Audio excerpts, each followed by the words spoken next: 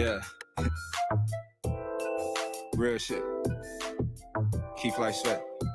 Look, man, I swear to God, my nigga Roach really made this in the whip. Off the hip, there's some pussy call him, so he had to dip. We some pimps, nah, we some players from the Himalayas. I don't trust you, bitch, I sleep with one eye open like a raider. What's next? You been on my line, face I'll never text, but that's sex, then that shit the best. Take away the stress, left your ex, now you breaking necks. Out here chasing checks, I respect Serena body, your pics be serving on the net. Like, damn girl, I just want you to know, you really bad as fuck, oh God, I see it glow. You know a nigga love it when you shake it to the flow. So is we on the high, we gon' keep it on the low, let me know.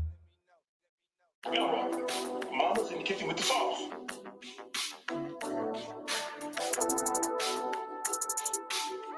Yeah.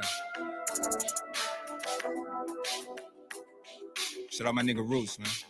Yeah, man. Keep Flight Sweat. TK.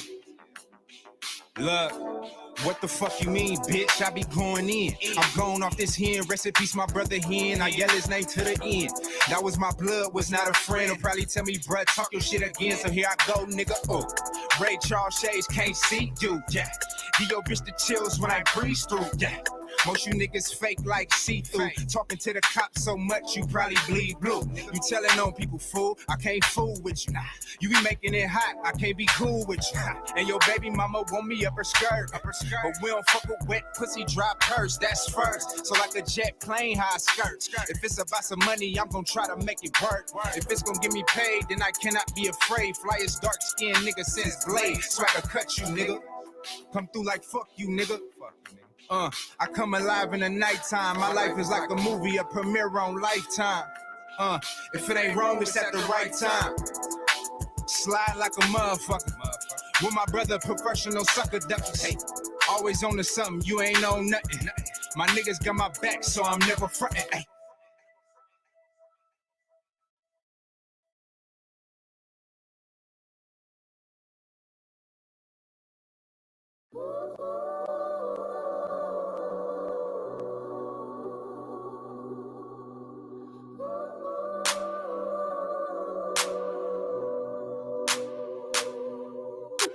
So much grams, unzip the bag, dip in my hand, then I palm trees. So when you throw shade, they could never.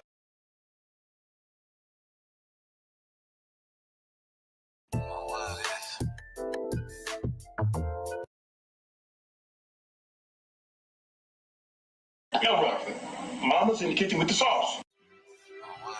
Living at the speed of light, it's hard to follow. Yeah.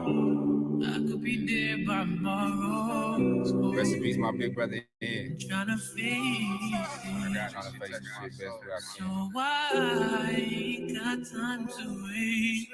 Get out, I've been down and out for too long. Niggas tongue and I'm so strong. Yeah. Living at the speed of light, it's hard to follow. I could be dead by tomorrow. Terrence Key. Shout out my nigga Roots. Keep like sweat. Yeah, Mark, what's happening?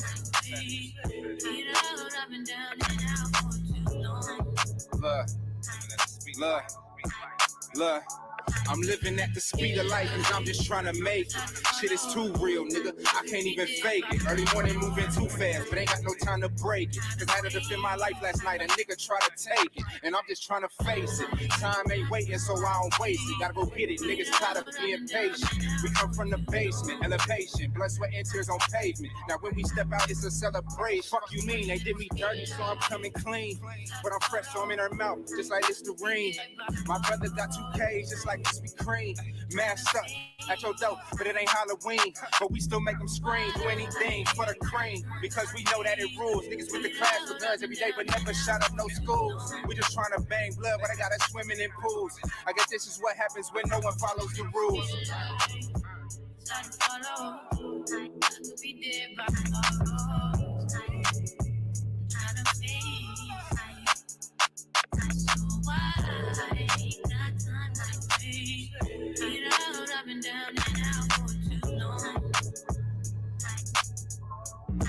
Look. Been a minute since Terrence got the pen. You a snitch, dog. We see your name on document. We on the go, you throwing shade like a great tent. And every time I shoot you straight, you get all bent. Out of shape, gotta skate, your body exercise. I need that shit organic. You be bringing up pesticides. You write a fiction book with your excessive lies. Me and in my bag like extra fries. I come from the bottom. She love my depth, my sweatsuits, and how a nigga rock 'em. Loving hip hop, how bitches jockey. Just touched down in Atlanta. A nigga feel like Julio, but he was raised around wolves. I'm Rubio. Still be on these hooks like Rufio. It's murder in the studio. Coming up, we ain't have Fruit Loops. We had Fruitios, nigga. You probably grew up spoiled brat, silver spoon. I remember walking in the back and seeing my dad light a spoon. Stop playing. Somebody tell me where these new niggas come from. I don't love them, don't trust them. Should we might as well rush them? If I get my little nigga something, he probably gon' bust him. But I don't want the crackers to come and cuff him. See, these days, if you white, you can murder a nigga on TV and still get off. It's the same, but it's different like a spin-off. Cause when we do it, we just animals killing our own kind. When they do it, mental health, something is wrong with their mind. Goddamn. See, that's the type of shit that sound crazy to me. They play dumb, but it's simple like 1, 2, 3. A B and one, a F, and I'm a letter A, B, C. Keep it 100, genuine. I'm the same old G. Yeah. Been down and out for too long. Nigga up too strong. I'm gon' move on. Swagger on the diamonds just Sakashi trying to pick my brain and judge me like a book. I don't got many likes, but I got a lot of looks. My picture on the news, they trying to label me a crook. They say I do too much, I say I'm off the hook. They ask me where I've been, I say I just came from the hood. Smelling loud off this good, the whole day out in Jug. These niggas wanna go to war, man, I wish they would. Oakland like Baghdad in my neck of the woods. Rest in peace, my nigga Lil E, man. RP, my big brother here. Shout out my nigga J Martin, just let him on. Speed of life. I love you, Daddy, and I love you, Uncle. And I like your songs. And I really love you singing in a song. Love you.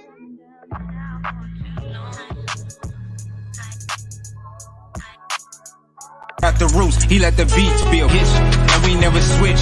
Even if I'm rich, I'll be broke like I'm Mitch. Niggas talking down, but that's headed in the wrong direction. But I knock that shit out like the boxing section. Cause they can't touch what they can't see. All I gotta do is be the same me. All I gotta do is keep it G. Always be the same me.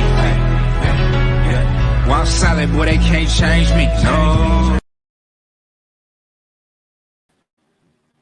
What's going on? What's going on, man? We live from the boxing section, man. What's going on? What is going down? Yes, sir. So, you know, it's gonna be a great night, man. We got Fred coming through here in a little while, so that's gonna be good. You know what I mean? Rob G Film, Taylor Bell, Brandon Washington, G Brown, Centos, PGH Big Dog. What's happening? What's going down? Yes, sir. Yes, sir. We in here, man. Jamar, salute to you, brother. Appreciate you for sliding through. Tone Brown, what's going down? Yes, sir. Listen, we got the man, the myth, the legend. You know what I'm saying? You know him. You know him. His wife called him the delivery man. We call him the cox. What's going on, Centos? What it do? DJ. Champion Heart, what's behind going on? Wheel. The coxman is behind the wheel. Yes, sir. Yes, sir. Hey, the coxman is in the cockpit. Yeah, the coxman's in the cockpit. And the coxman stole a little coochie tonight before he got in the cockpit. He stole some coochie tonight. Yes, sir. I'm like a thief in the night. Yeah, I see. I let my wife slide yesterday during the day, you understand, because I was a little tied up and busy. But I was still a little horny, you understand, from the day before. Got that cootie cat. I had to steal it. She tried to slide in the bed. before I got up, thinking that she gonna get a free ride tonight like normal. See, normally I don't say nothing. I said, no, I ain't gonna be riding around this truck. Wish I went on to go Man, get some coochie. hey, matter of fact, check this out, man. I didn't get no love in the cash up for my birthday. What's going on around here, man? Oh, real? Man, I didn't get no love in the cash. One person gave me some love. Shout out to my dog, the I forgot bird. to call.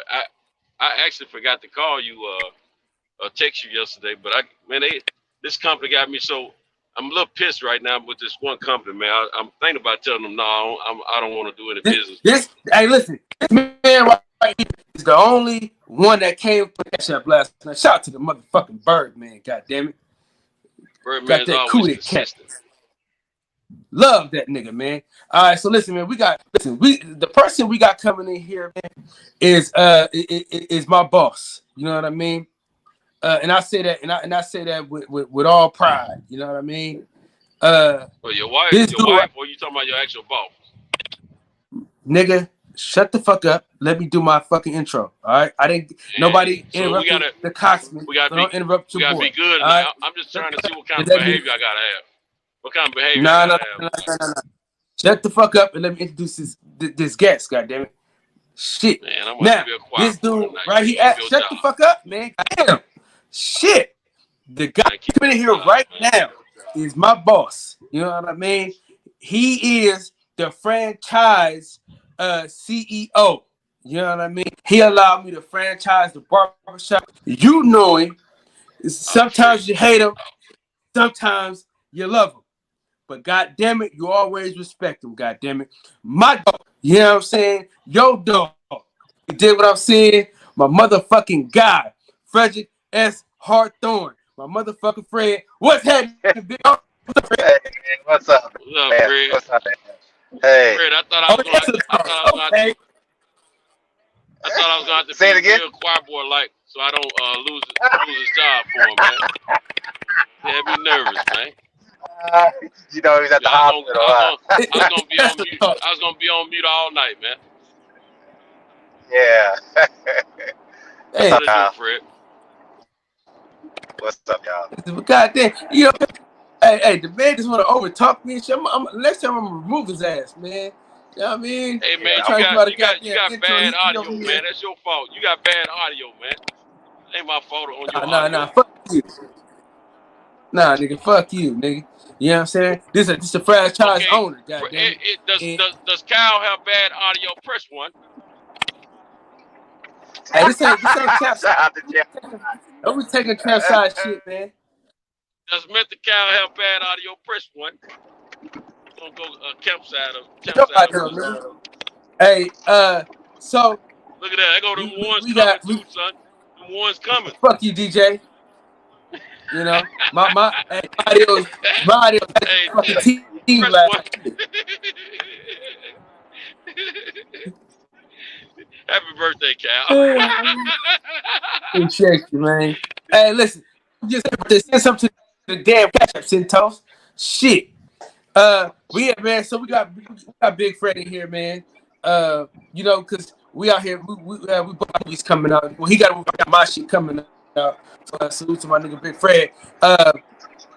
Now listen, shout out to the bird, man, because he's the only one that showed love to the goddamn Cash App last night. You know what I'm saying? All you other shit. But like I say, I got a movie coming out. Fred got his movie rocking and rolling. So of course, as the franchise owner, you know what I mean? I got to get in where I fits on in. So I got to ask you a few questions. Yeah, please. Now it might get a little personal, Fred, you know what I mean? Feel free to be like, I don't want to answer that. But yeah, it's just a talk. So you know, so we gotta be candid. So as it relates to the movie, right? Have you met your goal as far as what you put into it? No, I haven't. Not yet. No. Okay. Not at all. Now, Brandon, please. Shit, we ain't even talking about the movie. We only talking about the other shit that goes along with it. God damn, man, not today.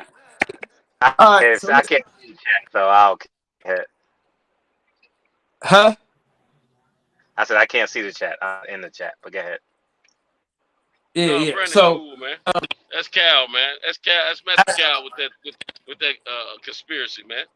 Brandon cool. He dead cool right now. listen, Brandon Brandon, on listen. I'm gonna point, let man. you in. Look, Brandon, I'm gonna let you in here. Don't come with that bullshit. Everybody was that fucked up. Hold on. Let me Brandon cool, add my man. other one to get the fuck up out of here. He's cool. We all had a nice chop up there after you went to sleep, man.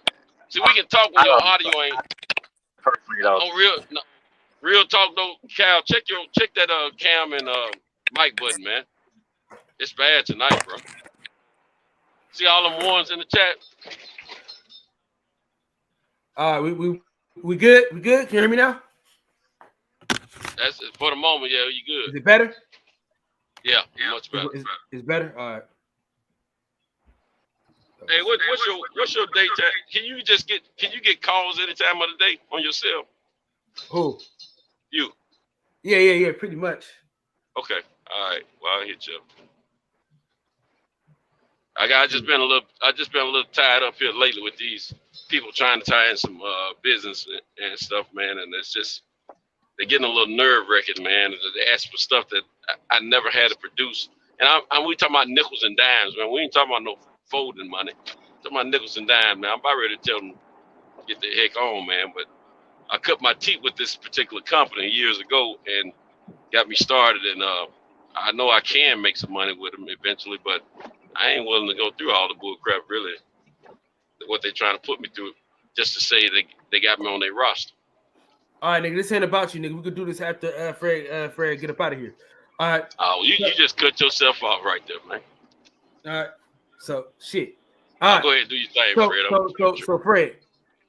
Go ahead. What's up? So if you so as far as like all the awards that you're getting, does that feel the same as the money that you put into it, or what's the So how it works? You want to know about the film festivals, right? yeah. So how it works is you have the option to submit, or they can request your film. We're in 16 film festivals, and 10 have requested the film. 6 I paid the registration fee to be in it, and it's simply for exposure, and there's different levels to film festivals. It's like some are average, some are great. It just varies. But my idea is to get it in different regions. I want to put it in different regions in the world, and the more awards I get, the more leverage I'll have when I look for a platform to put it on. Like I already was offered 6 figures for the movie already. Hold on one second.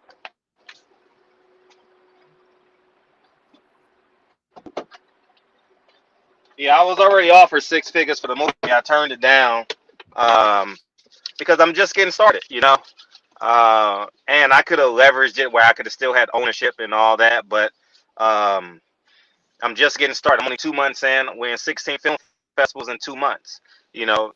This is on the verge of being my most successful film in terms of accolades. I currently have a film on Netflix now, and that does okay. And What film is that, if you can say? Or I don't want to talk about that. I'm not proud of that film, but I don't really talk about it. And so I mean, it's a great film. I got nominated for an Emmy and all that, but it's just not where I'm at in my life, so I don't promote it.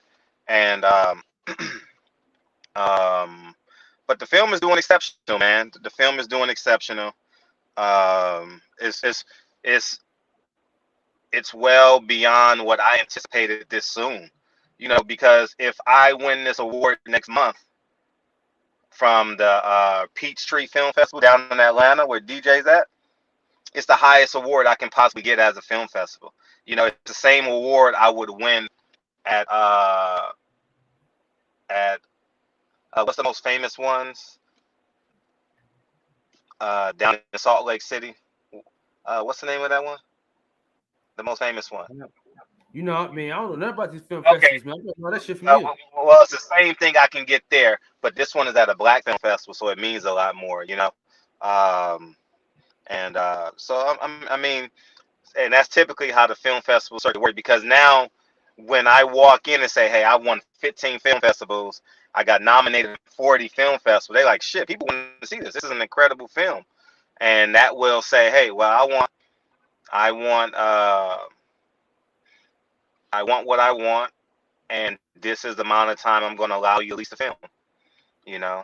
And when we do a partnership deal with my kids and them still owning the film, so that's ideally what I would want, you know, is a bigger platform and them leasing it from me, not owning it, you know, because I want my last name to make money off of it through perpetuity, and I want to own the rights to the long because it's either going to be a full length feature if I do a partnership, or it's gonna be a full length feature in 10 years when I fund it. So I'm I when Lincoln graduates from high school, Kennedy will be in the 10th grade, and by then I'll have an abundance of like expository income to do 3 to 4 films. You know, I'll be able to do a handful of $1 million projects. So at some point this is gonna be a full length feature whether I have partnership or not, and that's the end goal for these film festivals. Okay. so so basically, man, how see, because you already rich, so you can turn some shit down. Uh Uh-huh. what do you say to a younger filmmaker that isn't exactly there yet? Yeah, my mindset is different now, but sometimes you got to give up a larger piece of the pie to own your own pie. But also keep in mind, it's not the slice of the pie, it's who owns the knife. That's the most important part. You know, people always are fancy, you know, about what the pie tastes like, the table. Now I want the knife. I want to be able to control. I want to be able to dictate. You understand what I'm saying? And Mhm. um, I'm putting myself in position, not in terms of I'm not there in terms of my artistic. I'm definitely not there, but in terms of my life, I'm in control of that. And I would say that learn the art of negotiating. You know, it takes months to get a deal done. Sometimes it takes a day, but understand what you want. You understand? You got to go into a deal knowing what you want and what you're willing to negotiate. And that's important. And I know what I'm willing to negotiate. I'm willing to negotiate money over ownership. Whereas if you don't have the money, you're willing to negotiate money versus ownership, and you never have to look back ever again. Sometimes it happens that way. You know, so let's say you get a $500,000 for your project, you never got to look back again. You can own your next project, and then you can do the next project for 100,000 and put 50,000 in marketing. You're going to get a great return on that. You know, you got to be strategic in that, and that way you'll never be in position again. You know, and that's what I'm doing now. Like I'm totally introducing myself to y'all as a filmmaker. So that's the ideal situation. So you got to go into your film knowing, are you going to sell it or do you want to own it? You know, and For sure. and and that's the bottom line.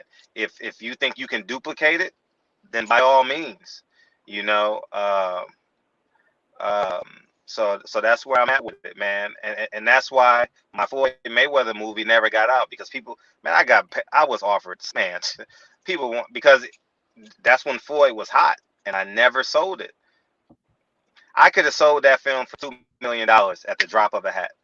I mean, I had to split the money, obviously, but at the drop of a hat, I could have made 3 phone calls and got $2 million for that film, easy.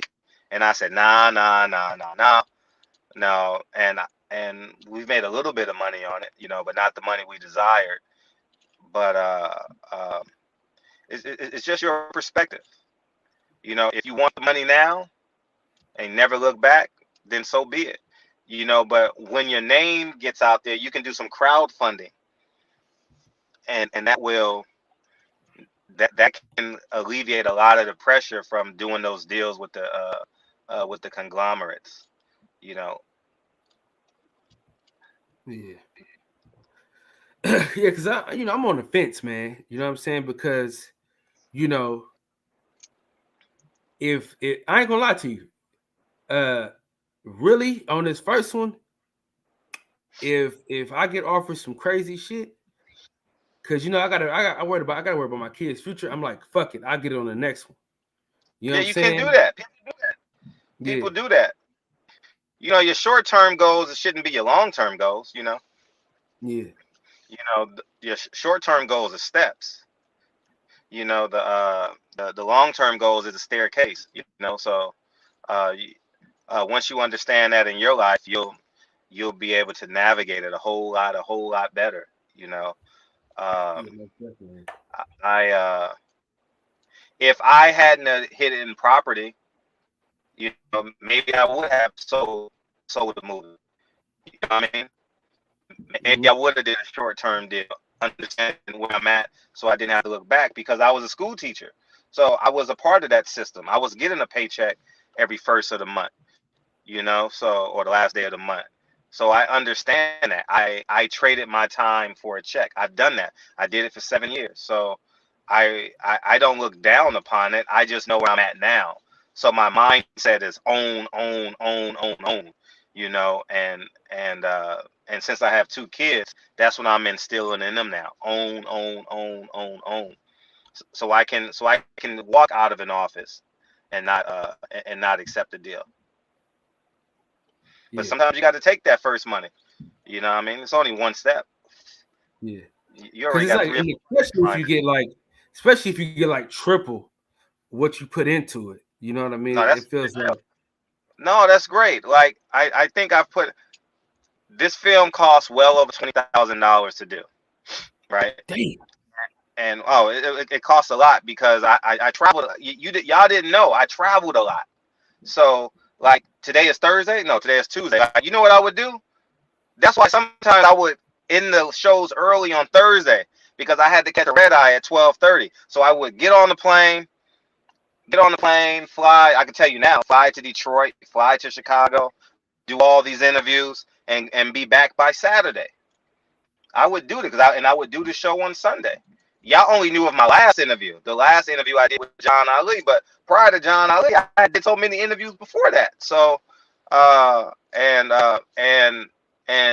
the subjects I wanted to interview wanted to keep it a secret, because of the relationships that they have with Louis Farrakhan and everything else. So I in turn, we signed an agreement, and in time I'll be able to do a big documentary on it, and I have to wait out of respect to the contracts that we conjured up, but the information that I got, I can share the information I got, and that's what led into the movie. Um, so that's where I'm at with it. Yeah, I spent well over 20,000 for this project because every time I left, it was $1,000, minimum, So between. what? I, What about the actual filming of the movie? Go ahead. No, I was saying like, what about the actual filming of the movie? Like, what I was the rented a price? studio. I rented a studio. It only took one day to do. It was a full 8 hours. It was a full 8 hours. Um, uh, and it was structured. So I knew what I was doing prior to me going in there. And since it was a monologue, it was real easy. Like it wasn't no interaction between actors and actresses. So it was a lot easier. So what we did was we knocked out those scenes, those edits, those cuts that you see. We did that the first 3 hours, first 3 or 4 hours. We did all of that. I mean, we did our shot list for that. And then Brianna, that took 4 hours to do. And we knocked it out all in one day. And the editing was just sensational. Though he did a great job with the intro, and um, and as you see the end of the movie, I use a soundbite from some of the interviews that I gotten, and it's it's an incredible piece of work. It's a really incredible piece of work because it's none of it is from me, and that's why I'm so proud of this project, because everything in this film is a quote from a primary source, not from a child, not from a person who knows Louis Farrakhan, not from a person who, everybody in this that I've gotten information from has touched Elijah Muhammad physically, has touched him physically, has been in his presence, and I I'm happy that I did it, and so like in 2 or 3 years, I'm gonna put out a documentary, and you're gonna hear the voices, and it's gonna be shattering, it's gonna be earthbreaking, so um and that's why I can say what I say, because I looked that person in the eye, what I mean, and I know their birth dates, what I mean, like I looked them and I know them, so it's it's it was cathartic. Like, I'll tell you an experience. I was working out. I was doing jump rope, right? I never told this story. I've never thought about sharing this story. And Khalila Ali helped me get a lot of interviews. Like, she was Muhammad Ali's wife from 1967 to 77. She was a great resource for me. And I remember she introduced me to somebody, I won't say their name, and I just started crying because you do so much research, right? You do so much research, and you're trying to get a hold of these people, and you like, oh my God, I'll be in Chicago tomorrow. And I flew to Chicago the next day, Chicago, got the interview, came right back. You understand what I'm saying? And it was like that, a person that's actually touched Malcolm X, touched Elijah Muhammad, and had dealings with him, and and the funny thing about this project, y'all, is it is right on a borderline of everybody dying. I say that respectfully, because they 70 and 80, and John Ali is 94. So between 70 and 95, most of the people I've interviewed is between the ages of 70 and 95. So, it's right there. So, it's gonna be. I hope I'm able to do this documentary in the next 5 years. I just gotta. They said I can share their stories. I just can't use their first person accounts yet. So, I mean, I can tell the story. I can speak as a matter of fact. That's why when people come to me, I'll be like, shit, in 3 years, y'all ain't gonna be able to say nothing to me. It is what it is. You make the decision now. So,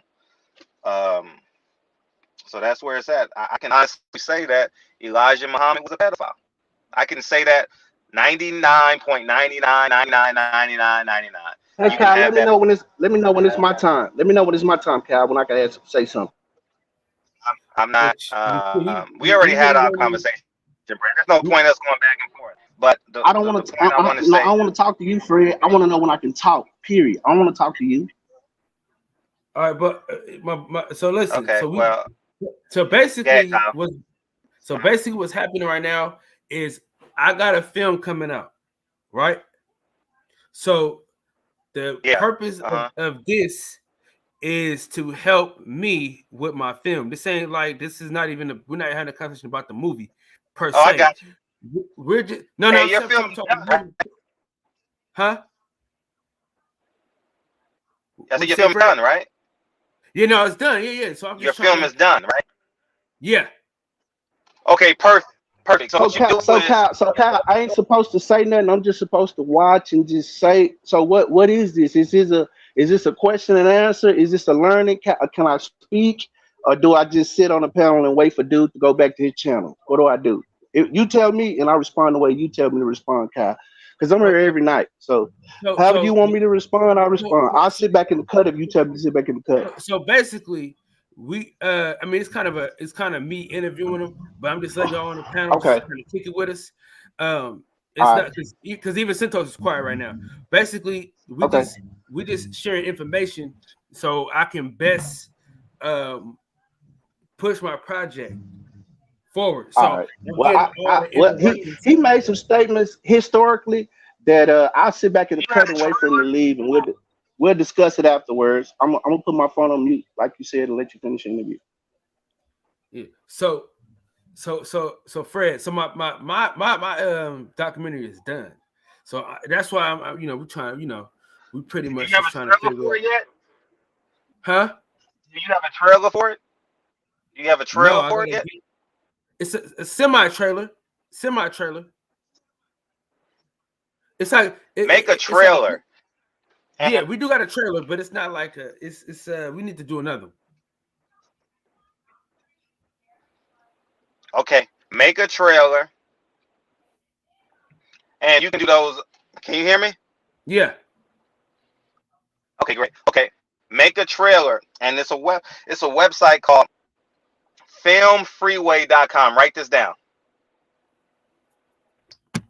FILMFREEWAY.com, and that will give you access to a lot of the film festivals that you need to apply to.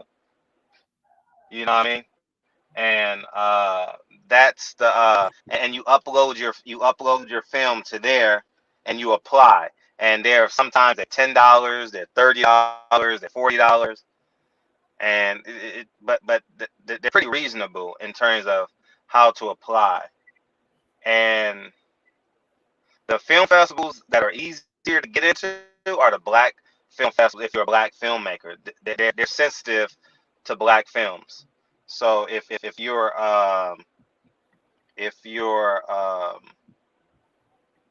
if you want to do that, then go that route. And but but make sure you get a trailer out. Make a teaser and a trailer. You know Okay. what I mean? Yeah, because we got a teaser, Make but a we don't have a teaser and a trailer. trailer. Yeah, make a teaser and a trailer, and and give it a release date so people can anticipate it. You know what I mean? Because it's going to build momentum. Don't just drop it. Give it a release date and put it on Vimeo, Vimeo, Uh-huh. Vimeo.com, and Yeah. have someone build a page for you where people can download it and watch it. Okay. All you need is one Yeah. page, the name of the movie, KyleDavisMovie.com. You get what I'm saying? And the movie will be Yeah. right there, or the name of the movie if you want to do the name of the movie. And when they pay they X amount of dollars, it'll pop up and they'll be able to watch the film. But it's pretty easy. You know, Vimeo costs about maybe it depends on what package you get, but since you only got one film and one trailer and one teaser, you can do like the $100 package. You know, and every year you got to pay, you got to re-upload it, and uh, and that will give you the what you need. Okay, most So, definitely. um, but Film Freeway is gonna be a great asset. It's Film Freeway is like YouTube. It's that easy. You just scroll through the film festivals and uh, you'll be solid. You know what I mean? And in the meantime, while you're doing your release date, you got to send it to every media outlet possible. Send the trailer. Send you can send a teaser or you can send a trailer. Email, Instagram, tag them, all that with with a synopsis and the trailer, and ask them to do a review on it if they're interested in watching it. You know what I mean? Like all the boxing channels, that's low hanging fruit. You know what I mean? But you want to go after if you want print work, you can do print. You know, you pay these bloggers which is pretty affordable. You can pay the bloggers, these influencers to post your stuff, and that's how you get the word out. You know what I mean? And like, and you reach out to like I didn't do this for this film, because I the reason why I didn't do it because I know I push come to shove I can always walk into Warner Brothers. You know what I mean? Like I have those relationships now where I can walk into Warner Brothers or Paramount Studios or Fox Studios and attempt to get a deal. But you want to reach out to like uh, um, directors, uh, uh, and everybody you could think of. You know what I mean? That wants to that may be interested in the film. You know, and you need some endorsement since it's a boxing. You need uh, all the fighters in Philadelphia to say, "Oh, this is a dope movie. You need to go watch it." Yada yada yada. You know, put that and cut it with the trailer. You understand what I'm saying?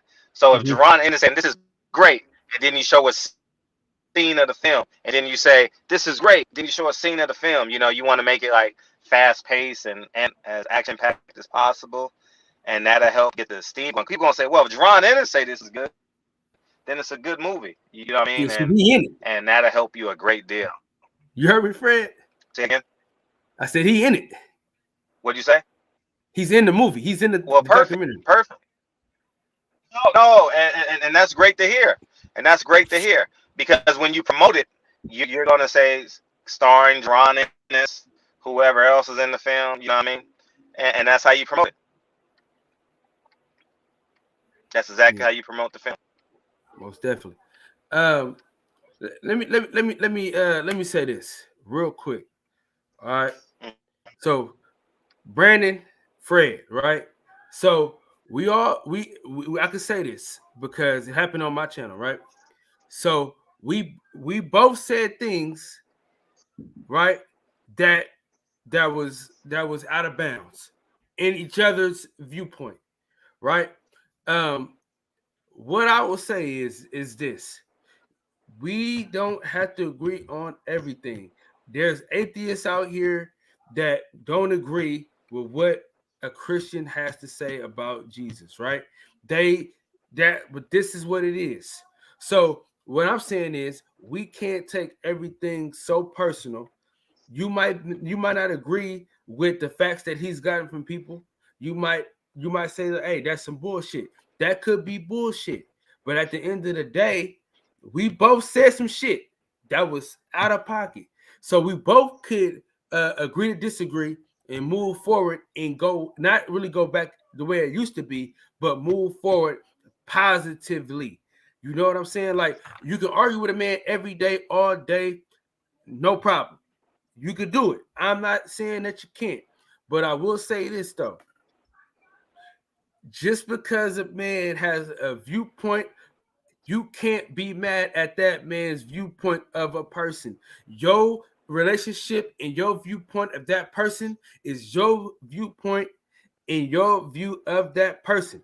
You know what I'm saying? Because the way somebody else might view your parent, you gonna view your parent in a different way.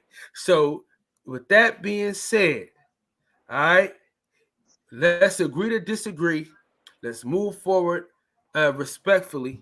You know what I'm saying? Because at the end of the day, bro, uh, we all Hey, Kyle, started. if you talking to me, let me address I'm that talking to when you. you I'm talking to finish, you and cause Fred because this is what I'm saying. Though. I'm talking to you and Fred because Fred has said some shit that you don't agree with, but you also said some shit too that was out of bounds. So I'm saying both y'all had said some out of bounds shit, but we I can don't think move I said forward nothing out of respectfully. bounds, Kyle. And not only that, I haven't said nothing about him on no other channel. I would never address him. I don't have nothing to say to that dude. The energy that he's putting out is the energy that got him slapped by Kenny Porter. And I don't want to participate in that. So I don't have nothing bad to say about that dude. He stay in his lane. I don't go on his channel. I don't talk about that dude. This the channel I've been on. Me and Centos ride every other night. I talked about this. I don't have nothing bad to say about that dude. The energy that he's putting out there is the energy that's gonna come back to him. I don't want nothing to do with that. I won't disrespect that man or nothing. When it comes to historical facts and non-historical facts, that's what I stand on. I don't have nothing to say about that dude, and that's it. As far as disagreeing and all that, I don't go on his channel. I would never disagree with him ever in my life. If I seen that dude, I'd have walked right past him. I don't have them kind of issues. But my thing is, we can't be biased when certain people come around just because we have affinity for them at that time. If I haven't violated the rules of this channel, then cool. But I didn't say nothing wrong, and I don't take nothing back I ever said to him. I meant every word to him that I said. And that's what I stand on, Kyle, and that's it. That's my view, bro. That's all. I don't want no problems with nobody in this piece. But I ain't got no issues with nobody. If he wasn't over here, we'll be laughing and joking right now. That's what I it is, mean, bro. That's where I'm at with it. we can still laugh and joke, but I'm just saying. Yeah, it's peace up. But it's peace over here, Kyle. I don't have no issues with no man. I just want you to know that. If I seen that man, I walk right past that man. The energy that's being put out here is the same energy that got physical one, and we saw that, and we're gonna see it again if this energy keeps happening. So that's the way I look at it. But I don't. But you don't ever have to worry about me disrespecting nobody. I ain't never called that man out his name ever in my life, ever. I ain't never cursed that man. I ain't never called that man a bad word. I don't carry myself like that. If we have a difference of opinion, let's debate the difference of opinion, and let's debate the points and leave it at that. And that's where I'm at. But all the other stuff, all the personal digs and the keep going and disrespectful stuff, that's a waste of my time, Kyle. So you don't have to worry about that coming from me on my end. And Santos and everybody who's watching me and been around me on this panel, they can tell you that's not about my behavior, and you don't have to worry about that at all. So no worries on my end, brother. All right.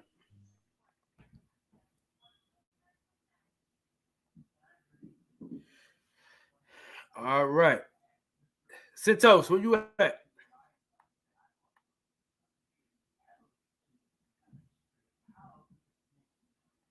No, I'm still in the corner. Can I come out? Yeah. Fred left.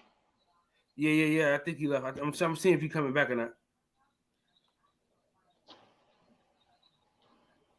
He ain't gonna come back.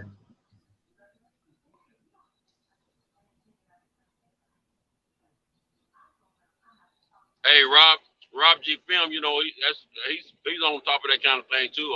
Cal, doing videos and Yeah. editing and all that kind of stuff. He was talking And about this that the being thing I more was and this the thing I was talking about the other night, Santos. Well, I didn't want to right. I divide or remember. have people feel like, and you see it's happening. You see the exact same thing that I was trying to avoid is happening. I stay away from where it's gonna be conflict, and then when I do what I normally do, it's still conflict, and it's a problem. And I didn't even say nothing.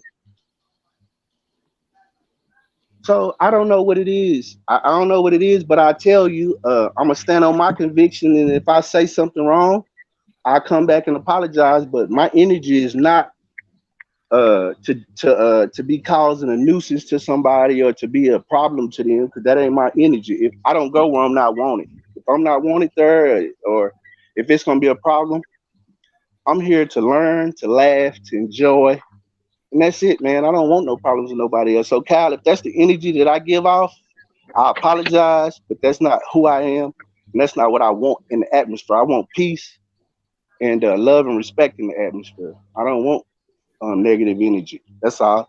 And you got to understand where I'm coming from too, Kyle. The man that he's talking about is the man that birthed Elijah Muhammad. I mean, birthed uh, Muhammad Ali Malcolm consciousness.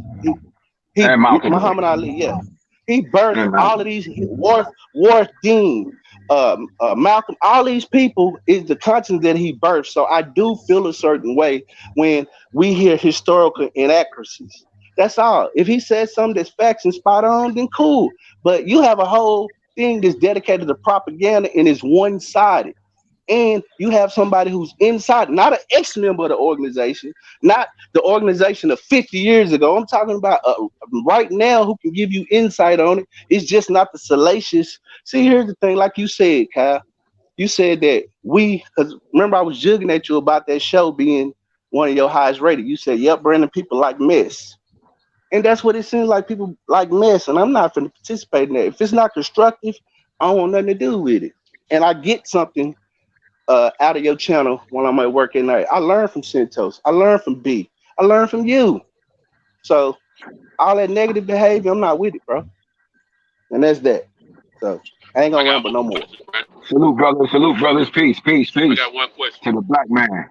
What's What's up, going Big? on with my guy, best pugilist? Hey, Brandon. What do you Yes, learn sir. from the Cosman? What do you learn What from did I the learn? Coxman? What From the Coxman. from?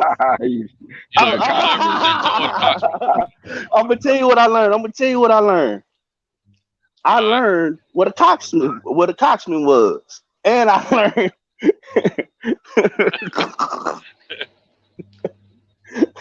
Oh, And I learned for what Kyle said. Don't walk up to ladies to my ma'am, ma'am, ma'am. oh, you remember that story? Yeah. so, Hey, listen, so I learned y'all know what's funny as hell, dude? When what. when the people at my job ain't listening when I'm telling them shit, like a lady try to walk, like you tell them like this place is closed, and they try to walk the anyway. I'd be like, ma'am, it's closed, ma'am. That shit is funny as hell, man.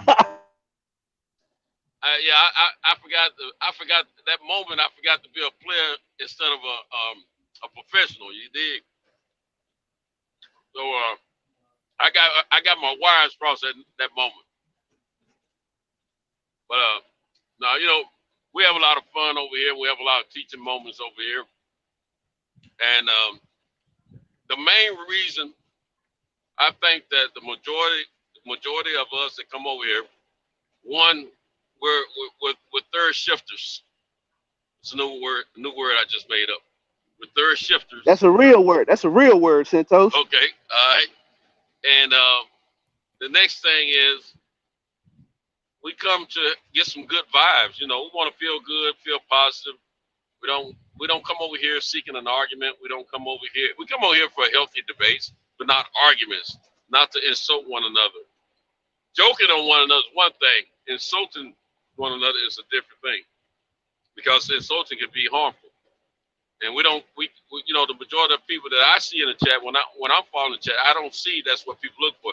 I see people laughing about what's being talked about on the live panel, and I see people conversing with one another in the chat, and it's all good vibe.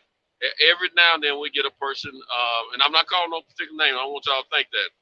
Every now and then I see in the chat we'll get a particular certain people that'll drop in that don't come over normally, and they'll say something, to get the spices flowing, to get people, fired up or whatever, because that's what they're accustomed to. We all know there's panels out here that's what they generate, and they get growth out of it. But for those of us that look for something a little bit different, we go over there and check it out for a minute. We don't really like all that. I don't like hearing people that look like me mostly talking about what they're gonna do to one another. I don't like that personally. And when I get upset to the point where I'm ready to get at somebody, it's time for me to shut down and leave, because I don't like that version of me. I do at the moment. You know what I'm saying? I think we all like who we are at the moment, but that ain't the guy I strive to be on a day-to-day basis. I'm a guy, if I can help you with something, I want to help you. If I can learn something from you, I want to learn something from you. If I can make you smile or laugh, I want to do that. You know what I'm saying? And just have enjoyable times. That has kept me alive out here on these streets at nighttime since I've been hanging out with you cats, and it means the world to me. So when somebody disturbs that, I do get upset. But at the same time, we own to something over here. I believe that in my heart. We're owning something. We're getting a little bit more buzz out there. And it's not because we're over here cutting each other's throats. It's over here because we're making people smile, laugh, have a good time, and we still can talk some expertise about the sports that we love, films or life or whatever it may be. So, that's what TBS is to me. And don't get it twisted. When I be messing with Cal, it's out of love. And I do appreciate him because it means a lot to me. And you see me, if you talk about how great of a father and husband he is, I mean that from my heart. I don't joke about that. I'm real silly most of the time because I like to laugh. That's just who I am. But at the same time, uh, I don't bite the hand that feed me. I don't take for granted the love that a person gives to me. It ain't just Cal. It's DJ. It's Pugilist. It's Brandon Washington. It's everybody in the chat. The Highwayman, the Rob G Films, everybody. You know, anybody that I didn't name. I mean, just I know certain names. I kind of expect certain names to be in the chats most nights. I put it that way because it's the family that I'm accustomed to.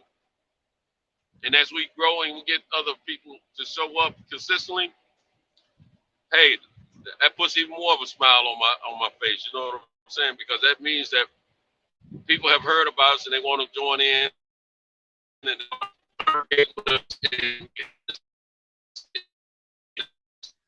Yeah, that's a fact, Santos. Because like we were saying the other night, man, I don't want no energy. I want to go to boxing matches. I want to go. I want to look over my shoulder. I want to enjoy all of y'all. When I see everybody, I want to smile and not have this enemy or this person I got to look out for.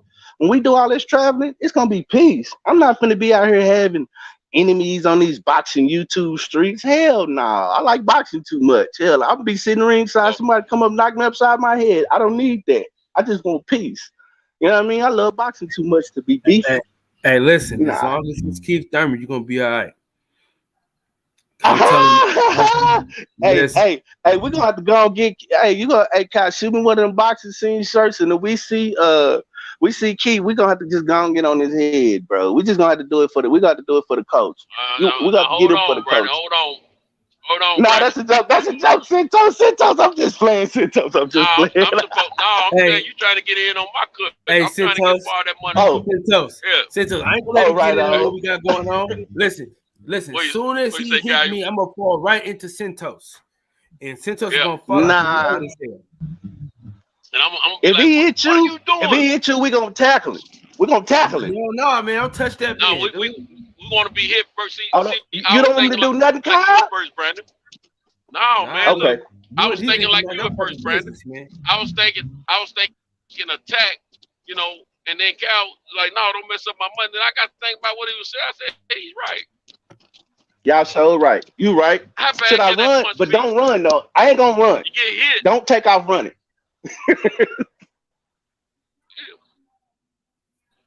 Yeah, man. Just let him just go ahead and let it go down. Because he got enough money to settle out of court. So, we just gonna settle out of court. I don't want to go all the way out. I don't want to do all that. Don't let hey, okay, 15,000, 150. We got just make sure a DJ 100 yards away.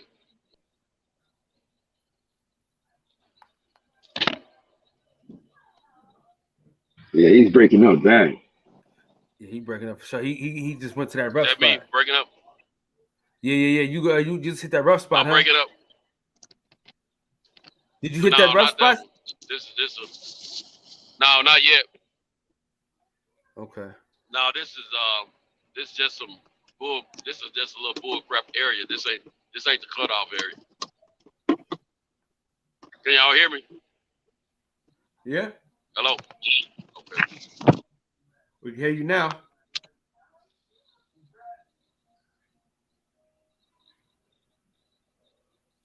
Man, dog, we almost at we 45 away, man, and we'll be at 1,000, man.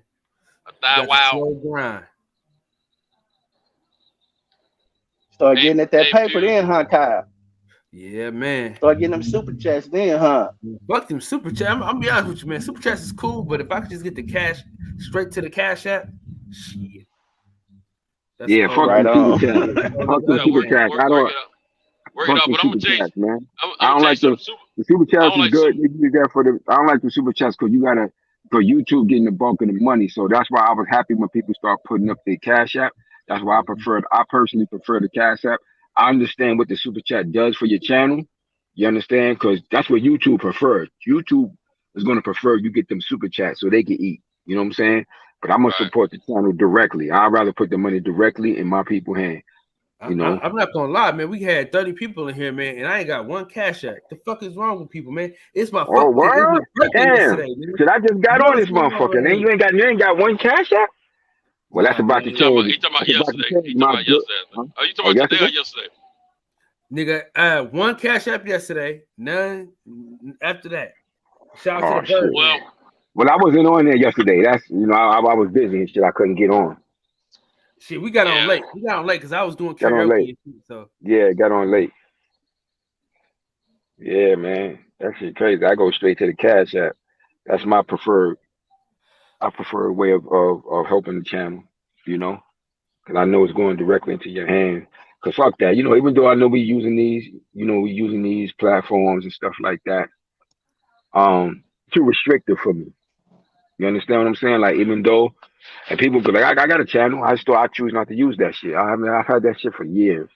And my ex-wife used to be like, "Yo, use your channel, do your box and stuff." It's now like I really want to do it because, like I said, the shit really too restrictive for me.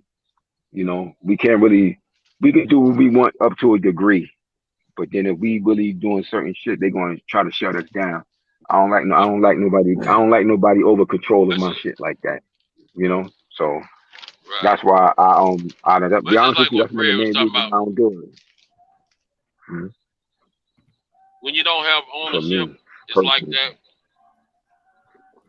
Can yeah. you hear me? So yeah. Go ahead. Yeah.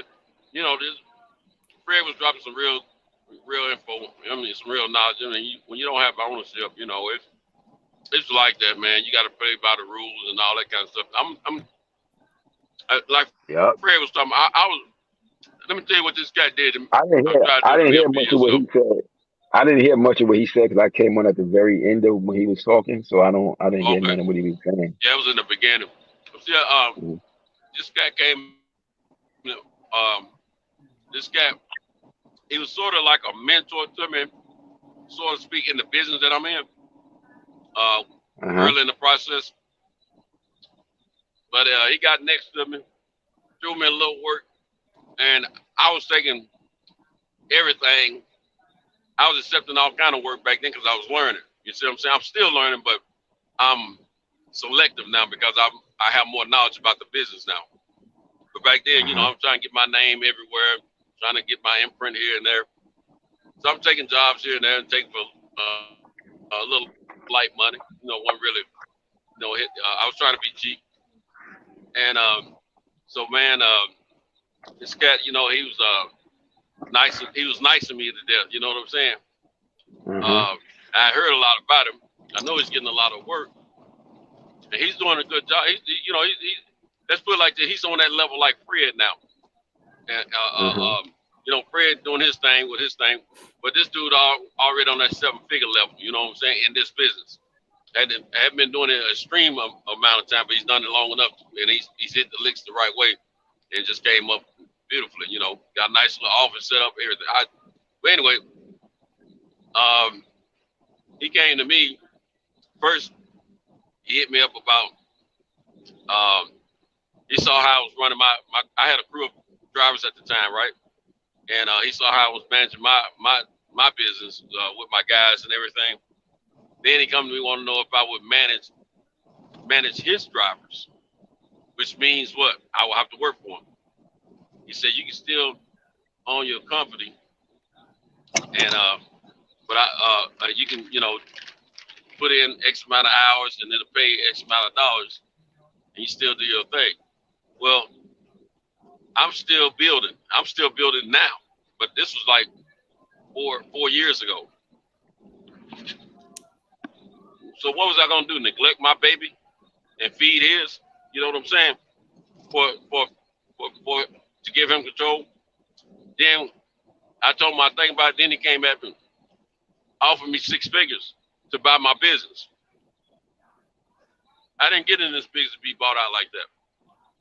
I got in this business to take me to my grave, along with other businesses that I plan to start up along the way. You know what I'm saying? I'm nowhere Mhm. near where I want to be right now. But what Fred is telling us, sometimes you gotta think of the short term. Sometimes you gotta think of the long term. Like Al was saying, if somebody came and offered him the right kind of money, he gonna do what he gotta do. You can't blame him for that. And like he said, he can reproduce later. But you got to think about what you got to do. Because, see, sometimes if it's enough money to get you to the next level, sacrifice that baby and take yourself to the next level. And then you can make it even better. But, you know, my situation at the time, I mean, for the past 6 years, I pretty much have been able to just call my own shots. And I'm going to tell you, I like Arcento. I like that guy a lot. So I like to listen to what he has to think about. And he gets it wrong a lot of times. Hey, look what Deuce Time said. Now that you said that. Yeah, I know, Deuce. But Deuce, ain't nobody, you ain't never been no coxman, Deuce. When you get the experience like being a coxman, or you learn how to be Dr. Phil or something like that, man, you have a lot to talk about yourself. You know what I'm saying?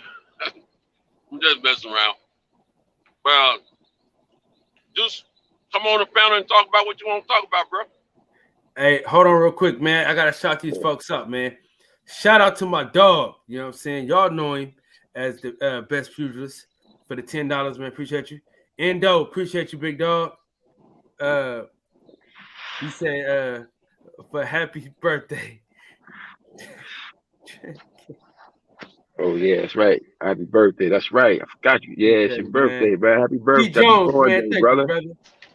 No doubt. Appreciate y'all, man. Yeah, man. Indeed.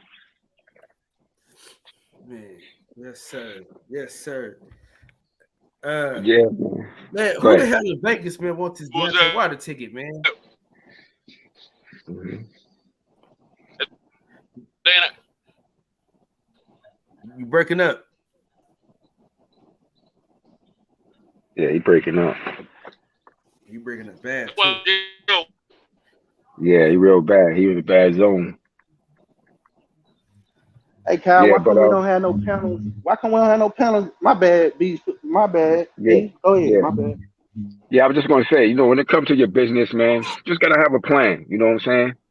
You have a plan. If you have a plan, you start with a plan from the beginning, and you go from there. If you have an intention, at some point you develop a little business, and it gets to a certain point, and you want somebody to take over that business. That was your plan. You sell it, then so be it. You're breaking up bad, Santos. Yeah, so that's what you do. But you gotta have a plan and a strategy from the beginning, and you make any necessary adjustments you need to make as the plan goes along, So if you going in there with the idea, well, eventually I want to sell this, then that's what you do. Or in the case of Santos, he said he want to use it to take him to his grave. Maybe it's something he could pass on to his children. So you just gotta set the plan, beforehand, either way. And just make the necessary adjustments according to the situation at the time, what you need to do. It's real simple. It's not rocket science. Yeah, I got something to talk about. Hey, what's happening, man? Where'd Kyle go? He dipped out already? I'm here, nigga. I ain't going nowhere. Go ahead, talk about the sorry-ass Cowboys. Go ahead. Nah, nigga, you was sitting there talking all that Cowboy hate. You talking bad about Dez on Fred's show. Yeah. Hell yeah, man. Dez got the right to up against. Dez deserved to be talked bad about. Dez deserved that shit, Kyle. No, you did right, Kyle. And I'm in Dallas. Kaepernick got a chance to. Kaepernick made his whole little spiel public. It's the same thing when motherfuckers want to do shit in the public and apologize in the back rooms. Talking about Kaepernick taking a knee with some motherfucking kids is a tangible. Fuck that shit, man. Giving out backpacks and turkeys and hot dogs. We way past that shit. All right. So what the fuck is we way past that shit. Wait.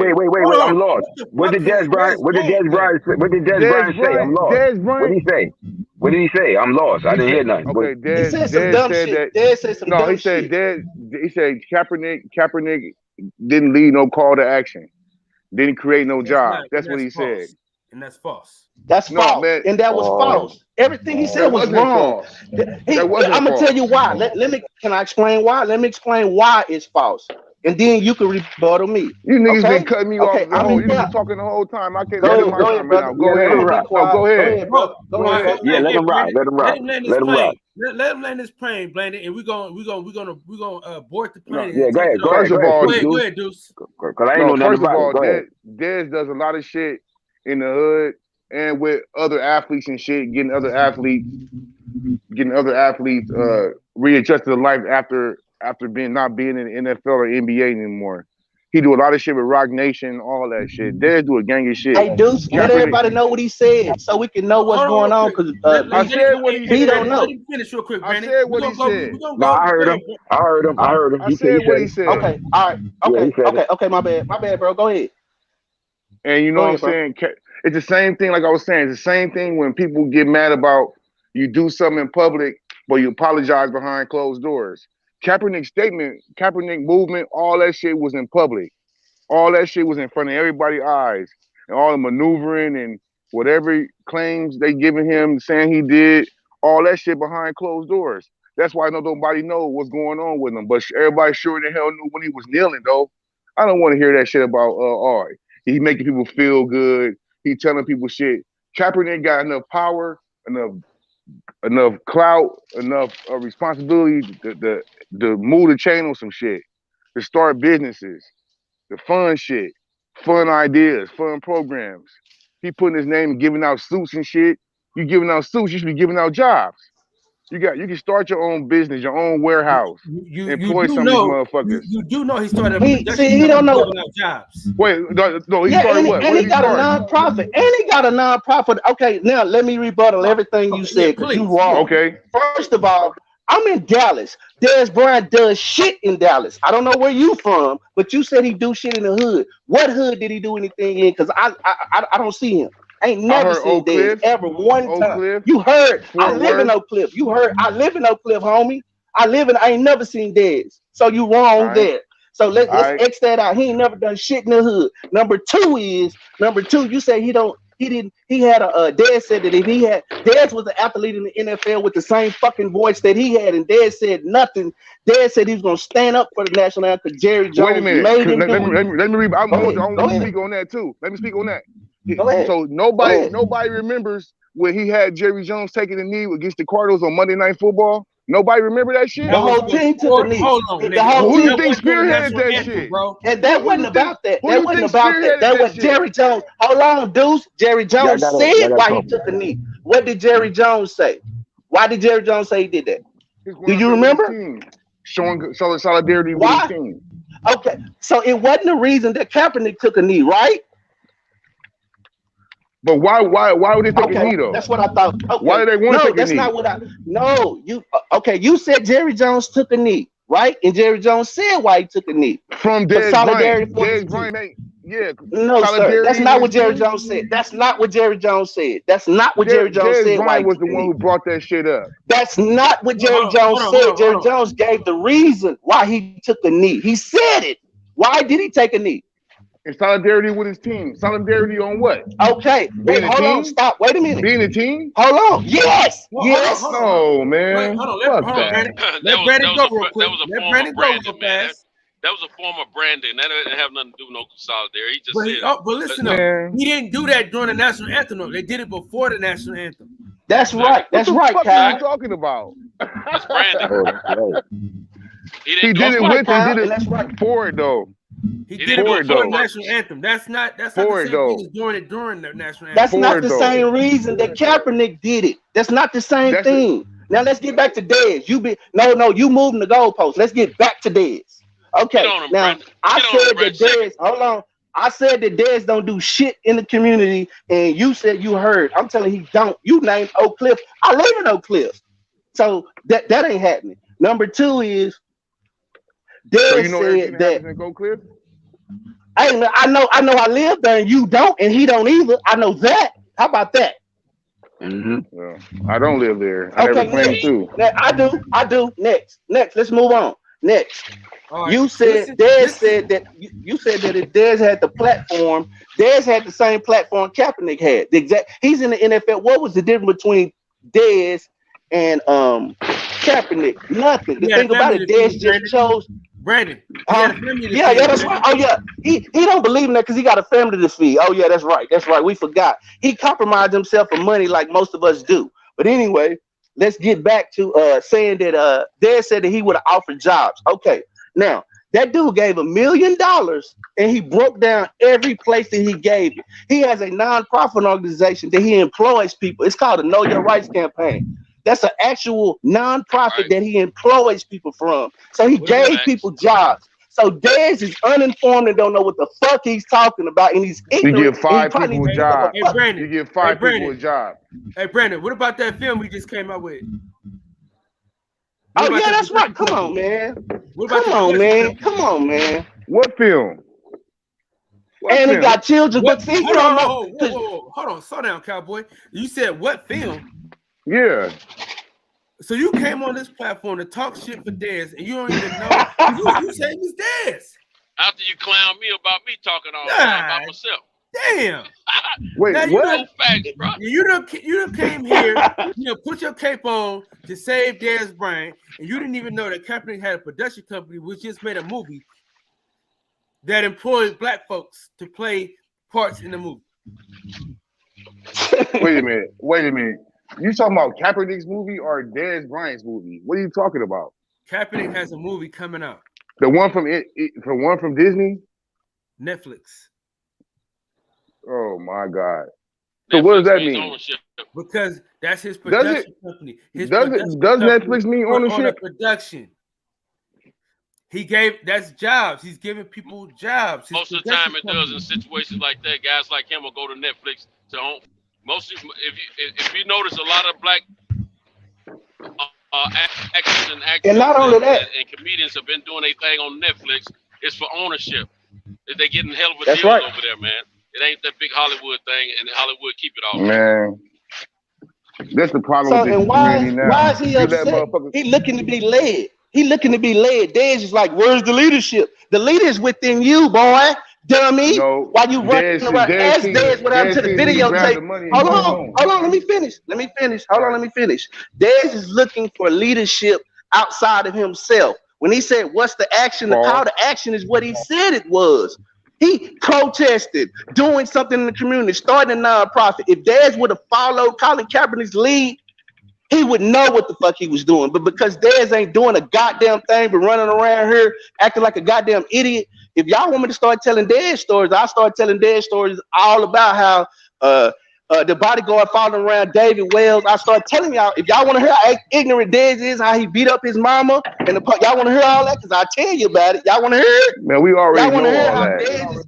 Y'all want to hear how Dez's stepfather is his real? Is it his mother? That was His enough, mother right? stepfather is his daddy. We know We don't want to about get into that. Dez. So let's We know not talk about about Enough, Dez. bro. Dez. Dez is not Right there. credible when it comes to leadership No, I and didn't. black I people. didn't. He's not. I didn't know that shit. Hold on. You said a whole bunch of Yeah, so I start telling you more about Dez. You want me to start telling the real Dez stories? So I that's tell him. him. I tell So you that's how his his mama. fault. I tell you how his mama. I tell you how his mama was in Lufkin selling dope and shit. His mama was a dyke and shit. I tell y'all that. Y'all want to hear it? Cause I tell you. People know that shit though, bro. You gonna sit there and talk about Oh, how his all mom was right, a okay. dyke, and that makes him a bad person? He's just like a No, nigga. what makes Just him like a what nigga. makes Know what I him mean? no, I'm gonna Just tell you what like a makes him a nigga. bad person. For him to no, he went on there talking about his mama. He went on there saying this shit. I didn't say this. This is public record. He said this. Jerry Yes, it's Jones them public asked record. him, was his mama a prostitute? It I didn't wasn't ask Jerry him Jones. that. It wasn't Jerry Jones. It was the fucking Dolphins. Don't say that. That's what I'm The talking other about. okay, It was the my bad, Dolphins. misspoke. Somebody but I didn't but did you get mad at the Dolphins or you gonna write the Dolphins and say they niggas for bringing that up? You not. They did. Did you Everybody's talking about the fucking Dolphins when they said that shit. did anything Everybody, nothing everybody had a happened? bad word to Nothing say happened. about the fucking. They did get reprimanded All for right, that bro. shit. Okay. Okay, what happened? They got reprimanded for that shit. Which Probably means nothing, what? but Which some means shit. It what? didn't happen to them. Which means what? Nothing. All right, here we Man, go. Here's the tweet right here. Here's the tweet. This is how you know he a bitter ass nigga. All right, read that real quick.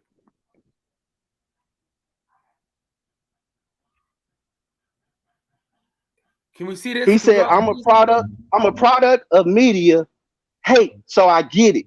At Jamel Hill. You could have called me and got a better understanding of what I was saying, but you have your own motive. I reached out to Cap for years and no response. Raising 300 mil would be easy if we had unity amongst the athletes. That's some hating ass shit to say, and it's ignorant. No, it's not. That's No, it's not. okay. That nigga Tell me why. Kaepernick, Tell me why. Listen, Tell me hold why. on. Listen what she said. Read that real quick, Brandon. Read on, brother. She said, I have zero motive at all, other than Oh, is that right? hating to see Miss. How long? Okay, go ahead. No, Go ahead. Read it. Hold on, read this real quick, Brandon. Go ahead. No, read it. Okay. I'm not saying nothing. Okay. I have zero motivation at all, other than hating to see misinformation spread about someone who has done extensive work for meaningful change. Maybe you didn't mean to disparage him, but your comments contributed to a false narrative. By the way, his call to action was just to do the work. That's a fact. That's what I just said. His call to action wasn't shit, but said let the liberals talk for him. That was his motherfucking call to action. What the fuck did Dez Bryant do though? Dez Bryant is the same nigga that said, listen, Dez Bryant is the same nigga that said I got a family to feed. That's what Dez Bryant said out of his own fucking mouth. He did not kneel for the anthem. He did nothing, bro. Now all of a sudden, see, Kaepernick ain't answering his call. That's what he mad about. See, he bitter. Yeah, right. Kaepernick nigga talking Jay-Z. So now he want to come out. Nigga talking Jay-Z, but he can't talk to Kaepernick. Give me a break. Don't run that shit to me, homie. Bro, run what to you, bro? We giving you straight facts. No, you can't tell me, he mad because he can't talk to Kaepernick. He can talk to Jay-Z, but he can't talk to Kaepernick. Fuck out of here. Bro. Salute. What does one have to do with the other, dog? All I'm telling you is this, bro. He's mad about Kaepernick. You know what I'm saying? He said that Kaepernick didn't do shit. And everybody is telling him that Kaepernick did do some shit. You know a lot of the motherfuckers saying Kaepernick took the money and ran. How do you he is the only one. He put the money back into the community. Tangibles, hot dogs and backpacks. Yeah. Bro, cool. That's more than what most niggas is doing. No, that shit ain't nothing, bro. All right. Where I'm from, homeless nigga turned down a hot dog. Believe that. Homie. That's because they own dope. Yeah. That's because them niggas own dope, nigga. If I'm homeless and off a hot dog, I'm taking that motherfucker. Grizzly. Yeah, I'm dope. What they call it? A gizzy? What they call most it? Of them, most of them I got a question since you said that wasn't nothing that the backpacks. What would you suggest he do? What do you think giving back is? I want to hear what you think. What should he do? Because he gave $1 million too. He gave cash. Build warehouses. That's what you want him to do? Build businesses where people can go work at. Invest in Dollar Trees and all kind of shit like that. You said Dollar Trees? Fuck no. Yeah, invest in them. Yeah. Family Dollars. What does Dollar Trees do? Family Dollars. Put people to work. Supply the people. Business. Hell no. You do know he put hold on, because I got to correct you where you're wrong at, brother. You do know hold on, brother. You do know that he put money into having black and brown kids go to Silicon Valley for Silicon training. Silicon Valley in Texas. Please don't cut me off, brother. Please. He put kids into Silicon Valley to learn how to do coding and things of that nature. Fuck a Family Dollar. If my kid can learn how to code and do some shit like that, that's way more money than a punk ass Family Dollar. Where you putting kids into the tech industry, fuck a Family Dollar. Now, if you could tell me anything that Dez Bryant did remotely close to that, then I'll ask you for forgiveness. But in no circumstances has Dez done any of this shit that you speak of. Dez is full of shit, and he need to pipe the fuck down and apologize. Apologize when you wrong at. Damn, I didn't even see. That's right, Kyle. That's right, Kyle. Man, that's for damn sure. Yo, salute to the panel, man. Oh, what's up, Rich? What's up? Yo, I agree with the whole notion that the nigga Cap, you feel me? He really ain't did nothing, but I won't say I won't say that he's any worse than anybody else that got cheese and shit and they ain't really doing shit for a community that they claim they give a fuck about type shit. But I also agree with the fact that the nigga Des Bryant ain't did shit either. And Kaepernick for surely done more than that nigga type shit. So he for surely shouldn't open his mouth. And my notion on saying that shit is because you feel me, nigga, the Black Panthers where I'm from type shit, they did a whole lot with nowhere near the resources that all these athletes got. You feel what I'm saying? They didn't have the money individually. Like one man wasn't making 10 million a year type shit. You feel me, to play a sport type shit, you know what I'm saying? In order to fund, you feel me, all these breakfast programs, that was the breakfast programs, you know, the just anything positive, the militancy, the whole changing of the mindset, like all that type of shit don't really cost no money. You feel what I'm saying? Like I mean, it costs money, of course it costs money, but to the motherfuckers is making hella money and shit like that, I feel like, bro, like, yeah, I feel like there's, if he not really doing tangible shit that he can point to about the whole shit, you know what I'm saying? I don't think he got the right to speak on it. But I also feel that these athletes, bro, I feel like, bro, a lot of these niggas, they say all this shit about them caring about the community type shit, but they literally got the wealth to come together and really do shit to help people, bro. You know what I'm saying? And I don't see nobody doing that shit today. Period. I ain't gonna lie. Can I say this? Can I say this? His program is in 3 different cities, right?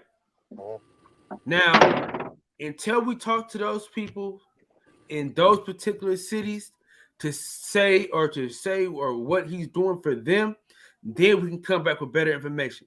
Now, I can say this though. He didn't even publicize this, bro. When he came to Castlemont, he didn't go everywhere and say, "Oh, I'm at Castlemont." He didn't do that. It got out because somebody took a picture and posted it. So just because somebody is moving silently, don't mean they're not moving at all. And I'm gonna tell you like this, like I said on Fred channel. Okay, my car break down. I need to jump, right? Rich, you got jumper cables, right? Yes, sir. But your battery ain't strong enough to get my car started up. So you said, hey, take these jumper cables, but the next nigga gonna have to help you jump this motherfucker, right? So you did your part. You did your part. You gave me the jumper cable. Now, good analogy, Kyle. Good analogy. I'm proud of you, Kyle. He came through with the F-150 that started my car all the way up for me to get to the destination in which I needed to get to. Now, am I gonna say fuck Rich because he couldn't get my car started up, or am I gonna say I fucks with Rich for at least allowing me the ability to charge my car with these jumper cables? You dig what I'm saying? Am I making sense? Great analogy, Kyle. Great analogy. Cause I mean, it's a vehicle. We can't.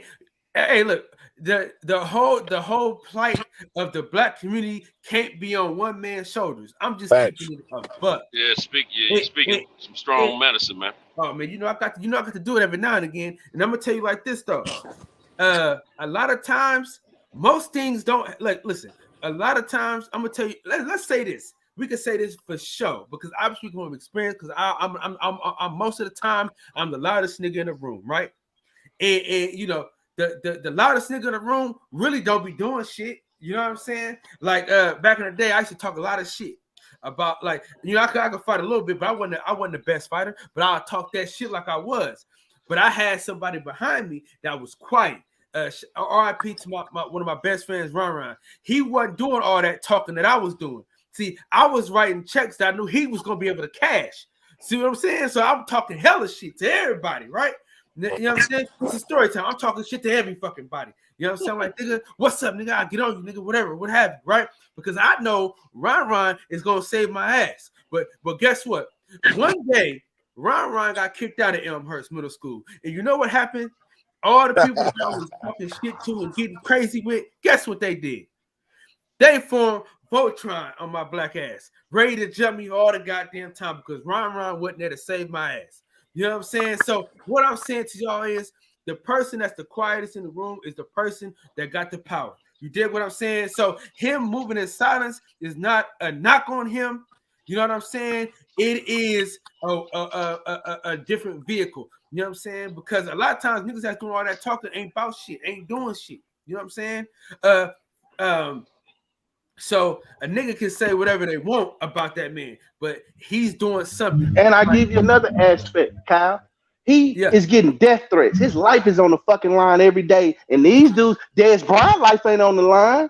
Dez Bryant ain't receiving death threats. This man receives death threats, thousands of them every day. He had to hire private security because of what was going on with him.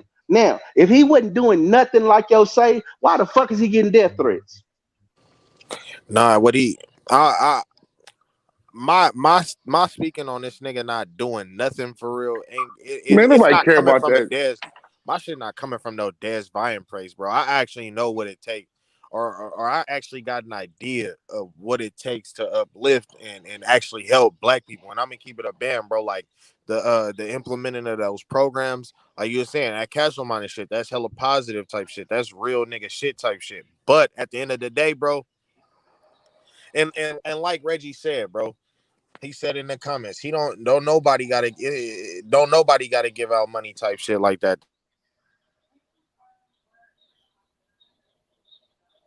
But hey, can I okay, For this them is this kids, but this that what I'm ain't gonna do though. really nothing on like a global scale. The reason why I brought up the Black Panthers is because like these niggas did shit all across the country type shit, and they was dirt poor.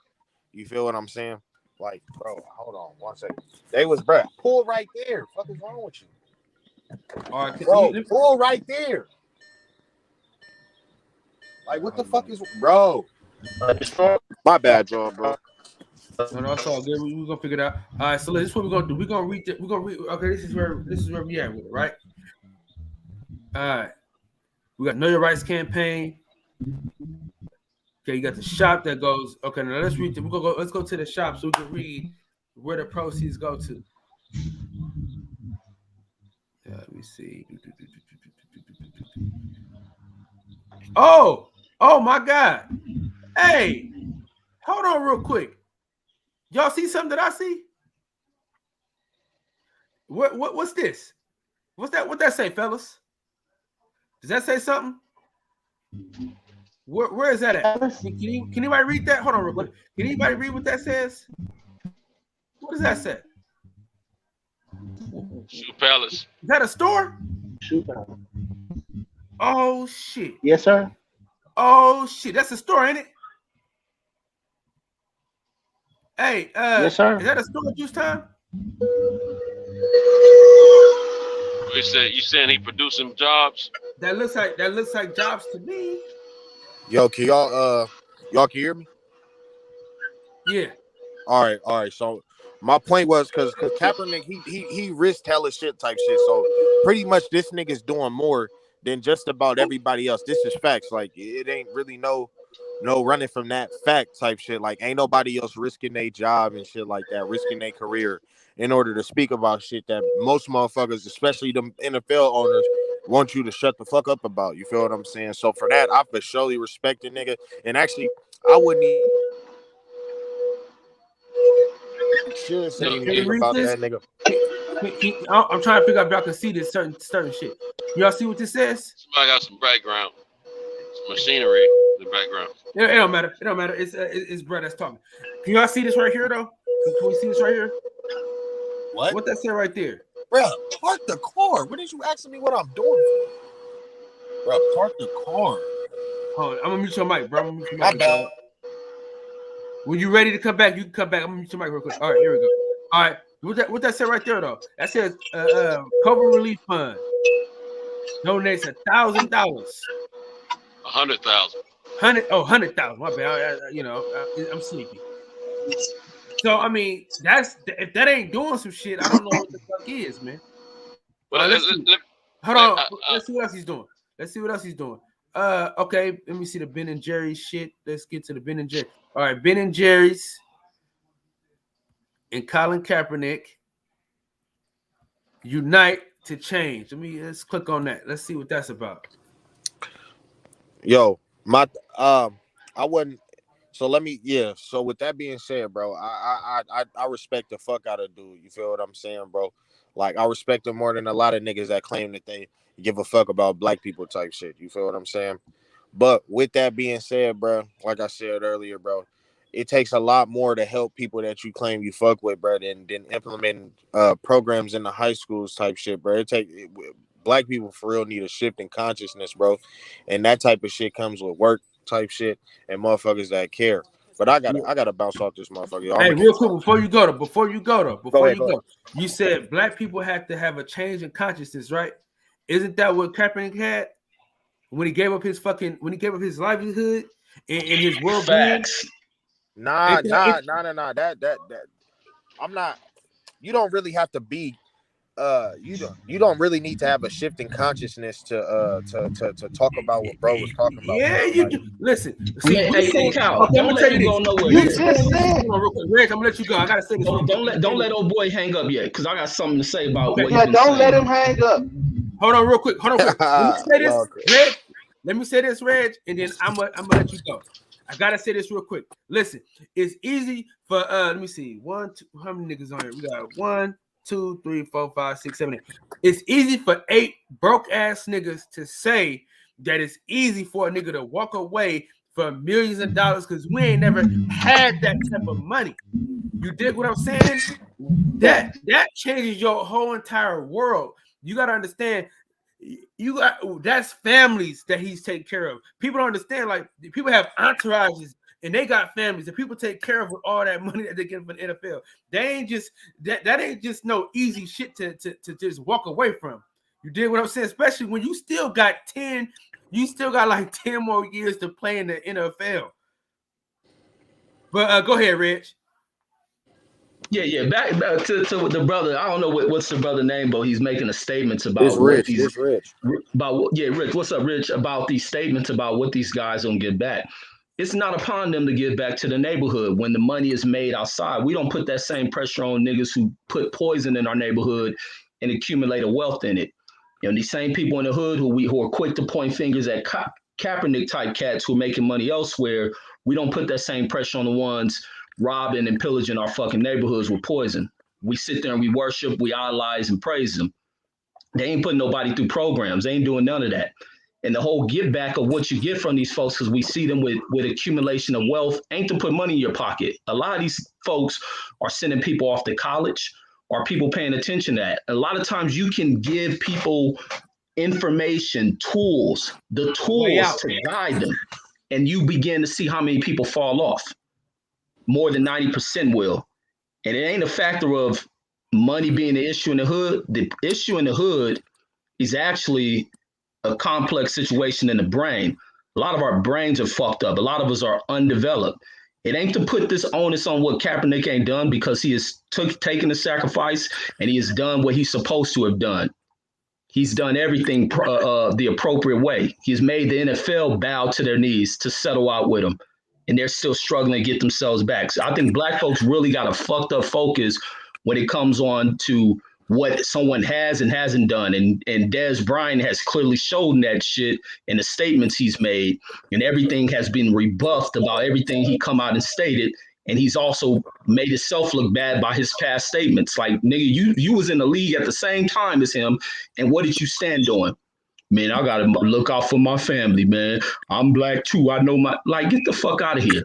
And this is a dude. Kaepernick comes from a different plight. He was an adopted kid by a white family. He could ignore every single black issue that's been going down, and not every black person goes through the same struggle and plight that many inner city black folks go through. But if we gonna put onus on people who don't give back to the community, I think it's niggas in the community who don't give back to the community, and they still live in that motherfucker. But This go is ahead. facts. That's Woo, that was well said, yo. okay. Can I get in real quick? Yo, Go ahead, go shit. ahead, go ahead, Yo, go ahead. Reg said it all right there. Like shit, that's one of the best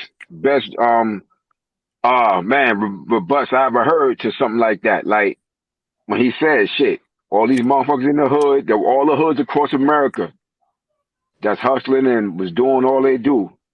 How many of them really invested in the communities that they getting that money from? None, really. You know what I'm saying? In that type of way. So damn, like that shit was woof. I just had to respond to that shit. That was well said. Yo, I'm out. Let me give y'all this analogy real quick, so we can something that y'all can relate to, right?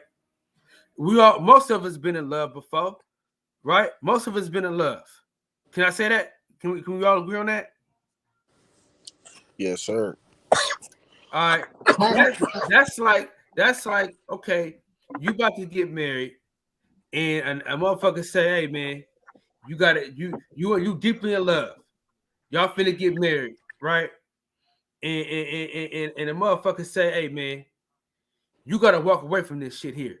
Y'all can't be together. You know what I'm saying? You got to leave you got to leave her at the altar. That's gonna be difficult for niggas to do. Am I right? Yeah. That's basically what he had to do. He had to give up something that he loved with his whole entire life. He worked his whole life to be in the NFL. He had to give it up. Nah, see, that's the real thing about it, bro. Fact. It's honorable because he didn't have to. He could have went about his day and shut the fuck up like they wanted him to, and he probably would have had a job. You feel what I'm saying? Like Absolutely. he did what he didn't have to do, and that's why you got to respect that shit. And that's why, like I said, a lot of these niggas who really not doing shit can't say, "Oh, Cap ain't really do shit." Like you can't really say that, especially if you wasn't putting that shit all out on the line, like the man did. And can I tell you all this though? Can I tell you all this though? I want y'all to ask my homeboy Ed what Kaepernick coming up to that fucking school did. You know what I'm saying? I want y'all to ask him that. I want y'all to see the you know the impact him coming up to that school had for everybody in the community at that time. That's what I want y'all to understand, and that's what I want y'all to see. You know what I'm saying? The head coach of that football team, his life was changed because of that moment. Yeah. You know what I'm saying? Listen, that school wasn't paying him shit. You talking about he wasn't getting paid nothing to coach them boys. After Kaepernick came, all the media attention that came to that school, he was able to come back to that school and get paid. Man, listen, dog, I could talk about this shit all day, no problem. But what I'm saying is this. Dez Bryant is out of pocket because at the height of his career, he tucked his tail between his fucking legs and went in the corner and went exactly what the nigga did. You know what I'm saying? Yeah. Jerry Jones told him to shit. He squatted, he grunted and asked what color. That's all he did. Jerry Jones said shit. He squatted, he grunted and said, Mr. Jerry, what color you want this shit to be? That's all he did. Before he told me to jump, he said, how high? He said, I'm going to the motherfucking moon. You know what I'm saying? So I ain't got shit to say to a motherfucker like that. And of course, he ain't call your black ass or respond to your black ass. You know what I'm saying? You don't deserve a response. You know what I'm saying? You ain't done shit for him to say, you know what? Let me return Dez Bryant's call after he shitted on me in the media at my lowest point. You know what I'm saying? When I did a fucking job. You know what I'm saying? Fuck him. You know what I'm saying? And the words of the great philosopher, Bernie Mac, father, fuck you. That shit is crazy. Yeah, man. And you bring up a good point, Cal, about the fact that he was well, one of y'all said about him being adopted and raised by a white family because he could have a total disconnect from the black community, but he still seems for some reason to have this connect because that circumstance alone can change a person. And they don't have they don't feel like they have no connect to that shit, but he does. He still recognizes his part as a part of his blackness, and you got to respect that man for that shit. You got to respect him, man, because he don't have to. He didn't have to. Hey, best futures, if y'all let's take this into an account. Most biracial dudes, they attend to go hard for the black shit. Side. That's right. Jesse, true. The dude that used to play my white favorite show, Grey's Anatomy. Yes. Mixed. Yeah, that's true. Mixed. So the plight is different. That's true. That's so true. You know what I'm saying? That nigga Dez Bryant black as my fucking cell phone case. You know what I'm saying? You know what I mean? Oh man. He can't relate to the struggle. He ain't putting his life on the line like that. So Yeah, my that shit thing is is, true. this is what I was saying on Fred's show. It's hard for us to have a leader like Malcolm X and Martin Luther King and all that shit, because we see now, like, it's like, dog, they did all this shit for black folks, and what they get in return. Yeah. Let's Little be to honest. nothing. Let's Nothing. just keep it Little to real. nothing. You know what I'm saying? Like, they did all this shit. You know what I mean? They martyrs and all that, but realistically, dog, Yeah, but shit, I'm what did sure Malcolm X family reap? benefit. Yeah, benefit from that shit. What Because benefit did they reap? yeah, what benefit? I just talked about this the other day with some people. I was like, damn, at some point when you look at the people, all the things that those individuals went through, let's say just in the 60s, and died for. And you take three men in specifically, Medgar Evers, Malcolm X, and Martin Luther King. They all left beautiful young wives with children. And then, so it's like, damn, but you had to give that shit up for this cause. And what did the people who you did it for really make happen after that shit? And I asked myself that question, me knowing what I know now. What are we willing to do that? Knowing what I know, like I'm gonna leave my kids and my lady for this shit, like, and that's a serious thing. Cause when you die for some shit, you know that what more can you do? You Hey, can't do nothing. Do Best nothing greater Future. than that. Yeah. Hey, Huge. Hmm. Check this out. Martin Luther King died and left. He left. He gave the baton to a nigga named Jesse fucking Jackson, and Jesse Yeah. Jackson ain't done shit but disappoint us. You know what I'm Yeah. saying? No doubt. And that's what I you can't got. That's argue what you got that. to realize. His Jesse Jackson was his Yeah. Protege. He's beneficiary. protege. He's protege. Yeah. He's top protege. His top protege. And we ain't really accomplished none. And that's serious, man. Cause like I said, the most you could What's do is up, when you y'all? sacrifice your life. When you sacrifice your life, you. What's up, Sheldon? Oh, gee, What's show up, what's Sheldon? up, baby? What's up, y'all? Yeah. What's going on with you? Bro, Man, we it's good, all bro. good. How you? How I'm you, chilling, bro? man. I'm on lunch break. What y'all cooking on tonight? Oh, we talking about how Dez Bryant is a fucking idiot, speaking on shit he ain't got no business speaking on. What did You know what I'm Dez saying? say Taking today? our What did time. Dez do? What's up, my brother? Hey, what's up, Santo? My All man. right. What Hey, did Dez Carl, do, man? I'll What be did Dez back. say? I'll be back, Hey, Carl. Champion Heart, my brother. What's happening with you? Hey, what's going on, my brother? How you doing? Man, you just trying to get this paper, man. All right. All right, all right. Somebody got to get it. They giving it away. It might as well be me. That's what's up. I'll be So back, man. I got to call dispatch. I'll be back. okay, just come on All back. right. just walked in and killed. You So just walked in and somebody killed tell off. me, hold on. Hey, You just that's my walked boy in and Hey, killed Reggie O. off Best Reggie O, what's happening, Pugilist. man? He was cooking. hey, You killed him off. Hey yo, let me cause I still gotta cut. Let me respond to Reggie right fast. What you Go ahead, said, bro. you had said that it's something in our head type shit that's really wrong with our community type shit. That's what I was saying. Like, what we really need as a community is a change in consciousness. You feel what I'm saying? And once that happens, you feel what I'm saying? Everything else fall into place. What the government wanted to stop was motherfuckers who wanted people or wanted our people to think differently. You feel what I'm saying? So if they not trying to kill you, I just assume that you want some shit that they is behind type shit. And that's what I had to say in regards to, you feel me, what my brother said about the about our problem type shit. But I gotta get up out of here. I gotta go. I'm gonna All right, catch Rich, that. man, we're gonna see you soon, brother. Yes, sir. Yes, sir. Hey, listen. All right, Rich. You already know, man. I know we having a deep conversation, man. But you already know, nigga. I got to be up at 4 a.m. So I got to. I mean, at 3 a.m. actually. So shit. So I you love it. should be able to let me back in when I get off work, right? Listen. For sure. Listen. We got Cameron here. You know what I'm saying? We're gonna figure that shit out. But listen. Hold it down until 3.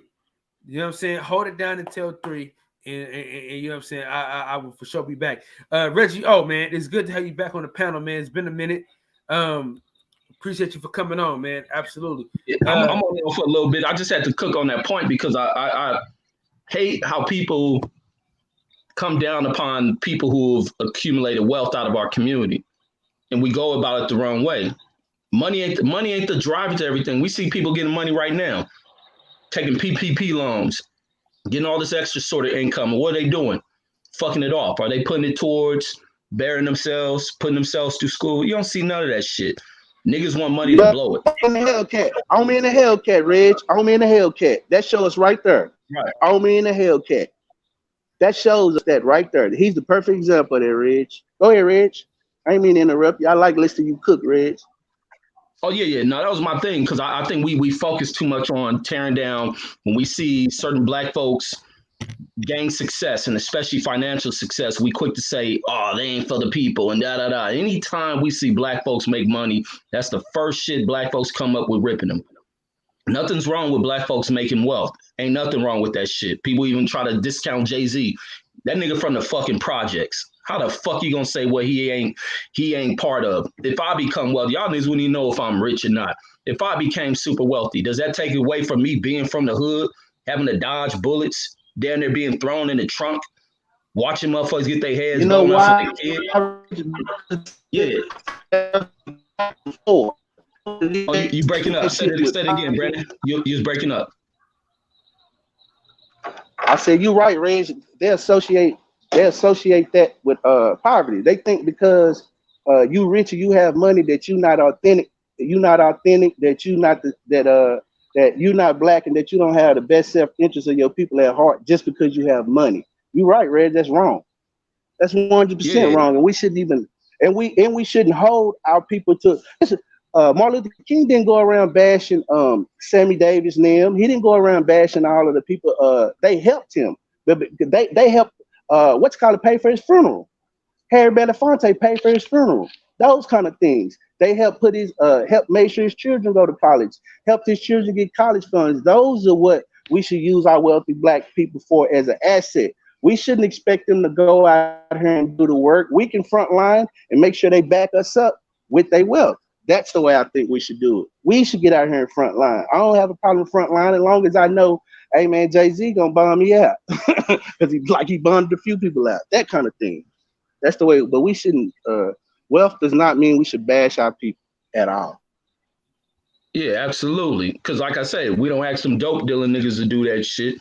We don't ask other motherfuckers who rob shit. And all they gonna do is throw it in the face of the next motherfucker next to them. That's why we can barely sit in our own neighborhoods. The one thing that's just always like bugged me is like when people, we have to speak about when we make it, is to get out the hood. Like, damn, have we ever taken the time to think about that shit? Have we ever thinking about how we got into what we consider the hood is now? We coming off of just barely generations of owning shit. Families moving about the South, getting out of real fucked up conditions to finally be able to put rules over people, over our families' heads to where we own shit. And then we take it for granted. And now we treat the damn hood, even with homes in it, like it's a fucking projects. We gotta live in dirt. And then people talking about segregation was the worst shit for us. Segregation wasn't the worst shit for us. It was niggas. Because segregation opened the doors for black folks. We moved into communities, turned them into black communities. And then over generations who have lost their ways, confusing shit, just running amok, they lost out of where they come from and began to fuck shit off. Black folks got a real fucked up sickness in it. And it ain't always got to do criminal behavior. Yeah, go ahead. No, I was saying we glorify criminal behavior. Think about it. Everybody up and on over this BMF movie. I mean, this BMF, fuck that BMF series. I don't want to see no more of that bullshit being made and glorified. Big Meech is in jail damn near for the rest of his life. They can say he getting out. They can say all of this shit. And look how many countless of people died during the BMF era. Look how many people, drugs that ravaged our fucking community. I ain't glorifying that. And I don't appreciate that we keep reveling in this fucking criminal culture, like to be black and to be gangster and to be all this shit. That's blackness. That's bullshit. And we got to get away from it. But like you said, go ahead, Rich. No, that wasn't me. That's America, though, man. You know what I'm saying? Whether it's a white gangster or a black gangster, people love gangster shit, man. People love violence, man. That's America. America is built on violence. America loves violence. You know what I'm saying? That's what America is. That's what America is about. Let's just keep it a buck. America loves violence. It ain't got nothing to do with black folks because they got white shows. You know, think about it. They got white shows that do the same shit. If you think about that, think about this. Sons of Anarchy, same shit as BMF. You know what I'm saying? So that's what Americans love. They love The Walking Dead. You know what I'm saying? They love that type of shit. It ain't just a black thing. That's an American thing.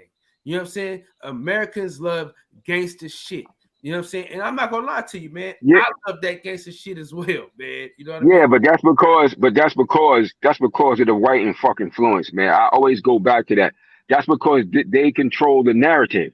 They push that shit. And they made you love that shit because that's all they giving to you. Because they control the narrative. So it's that, like I learned in school when I was in junior high school, that trickling down and shit. It's the shit that trickled down from them. The reason why you love that gangster shit is because that's their shit. They push that imagery. And they made everybody else in the country love it. That's why. But it's not black shit. That ain't no. You're right. Yes, American shit because the American ideology. That's why you always hear me use that terminology, Americanism.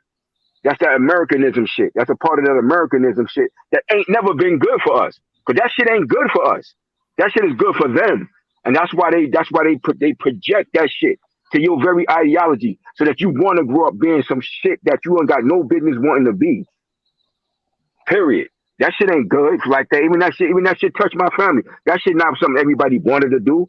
People don't necessarily want to do that shit, but that's that ideology that they push. The reason why Americans like that shit because that's that Americanism shit that they push, and the top group in here push that shit on everybody. Unfortunately, and then you start believing that shit is better than believing that shit is not good for. It never been good for us as a group. Never. That's why we on here discussing the shit we discussing now.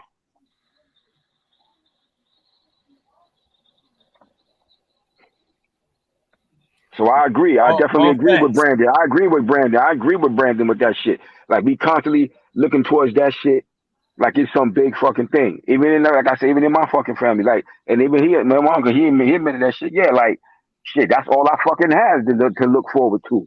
You know what I'm saying? It's not because people really, really want to do that shit. You don't want to be looking over your back and worrying about this and worrying about that and having to worry about your kids and stuff. Nah, that shit ain't the way to be. But yeah, I agree with you in that sense, Kyle. Yeah, that is the American way. But that shit, that's their way that they imposed on everybody else in this country that came here, trying to keep up with their asses. Yeah, it is. That's 100% true. But I yield. People don't. When you do what you have to do because that's what they made it to be, not necessarily because you would want it to be. Because given the question to any of you, would you rather? Would you rather be a baseball player making $100 million contract, or a drug dealer having to worry about some nigga coming to shoot you making 50 million? Hell no, you gonna want to be that baseball player. You ain't got to worry about that shit. Right. But that's the imagery that they push and shit like that. And he right. He absolutely right. American, they love violence. This is the imagery that they push. Absolutely. And they always have. They always have. But they control the narrative. We never have. They always have. That's why it's called his story. His version of shit. They control the narrative. And it's unfortunate, that we just have not been able to break that goddamn spell of Leviathan devil shit that's on us as a people to get out of this shit and be like, nah, we don't want to be a part of this shit no more, doing our shit for us, but we just cannot seem to do it as a whole. Let me take up an offer, man. Can I get 10 people to cash at me $2? You know nigga, stop begging for money on here. Nigga, keep doing the show. Shit. hey, man, listen. It was my birthday, man. Let me get my birthday out of here, man. You know what I'm saying? Nigga, go get a piece of cake and stop asking niggas for money, man. Fuck that money asking shit. Let's keep spreading knowledge, nigga. Stop. There be so many niggas on this YouTube shit begging for stop. Don't do this shit for money. That shit will come organically. Nigga, go get a piece of birthday cake, nigga. Hey, Reg. Hey, Reg, that shit ain't came organically yet. God damn it. Well, then fuck it. Hey, y'all. Hey, y'all. Hey, listen. I'm gonna get with y'all niggas in a minute, man. I'm about to try to lay it down for a quick second. I'm gonna get with y'all boys in a minute. For sure. Hey, all right, Cal. Hey, let me. You trying to get in, DJ? You on mute. All right, let me chime just a bit, if y'all don't mind. You guys are speaking 100% truth, man, and trust me, it's appreciated because you know we as a people from the hood, we do more tearing down in our neighborhoods than we do building up, and we got to start with self first.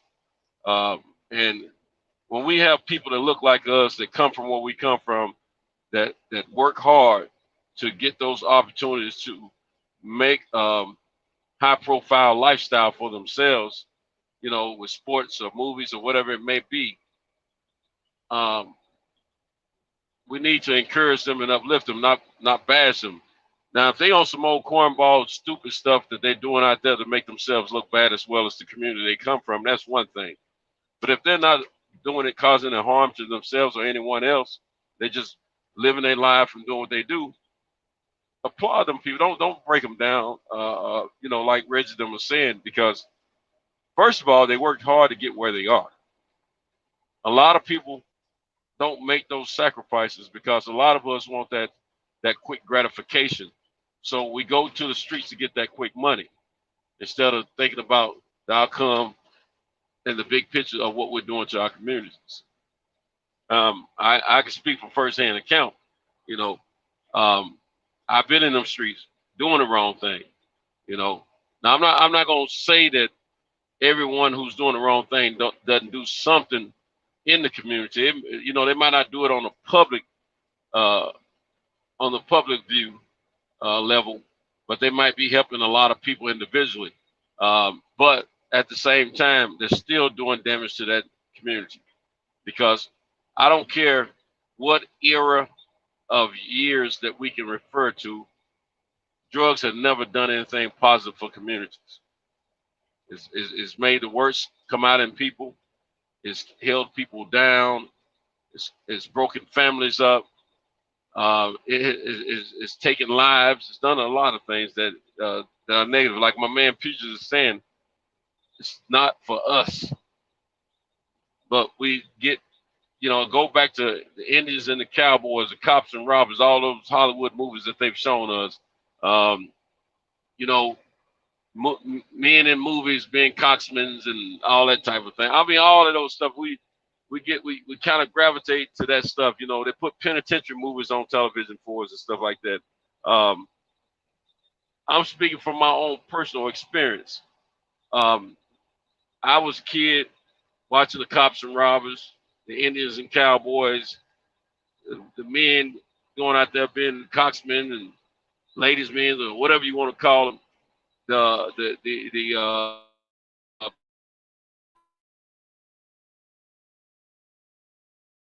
Theories about the mob, all this stuff, and we end up getting excited and intrigued by stuff like that. When normally we naturally as a people, we probably wouldn't put that on the screen for us to enjoy. We probably would put something more like comedy or life type of life, you know, serious life type of situations for us to learn from, you know, educational stuff. Naturally, that's probably what we would do as a people because you know, we love to laugh. We don't always sit around thinking about how to kill a mass amount of people. That's not what we normally do. You know, you might be into it with somebody, and you might want to do something to them. You know, but you know, normally we're thinking about how we should bet our situations. Um, but it's none of that stuff, none of that crime in our communities ever helped our communities. All it's done is put a black eye on our communities and give them something to talk about. It's made them treat us even worse than they were already treating us. And the plight just continues. Some of the stuff that we're doing, they want us to continue to do it because we help keep ourselves oppressed with a lot of that stuff, you know. And we just got to do better as a people, like Reggie and Brandon was saying, and like Peter is saying. We got to get back to the basics. You know, that was the time when I was a kid in my neighborhood. There was crime, just like everybody else's neighborhood. But there was always these group of people that cared about where they live. They dressed up you know, we're in the projects now. These folks trying to do the best they can for what they have and try to make the most of their home. You got flower beds, you know, you got little gardens and stuff like that. You know, they kept everything neat and clean and, you know, beautified their little area. You know what I'm saying? That's them really wanting something out of life, but they're doing the best they could do with what they have. And that's what they were teaching us about life by showing us, not just using their verbal vocal cords to tell us, but they were showing us also. And we didn't take heed of that. You know, guys like myself and a few others who want that quick dollar, wanted to make that money. Now, I have to say, I'm not going to sit here and say that every person grow up in the hood has fantasy of being the greatest drug dealer, the greatest lawbreaker, and things of that nature. Shoot, I never had those aspirations. I always wanted to be something positive and something that my mother could be proud of, as well as the rest of my family. But I've always had these aspirations and dreams of being a leader figure in my family and in my community and helping as many people as I can.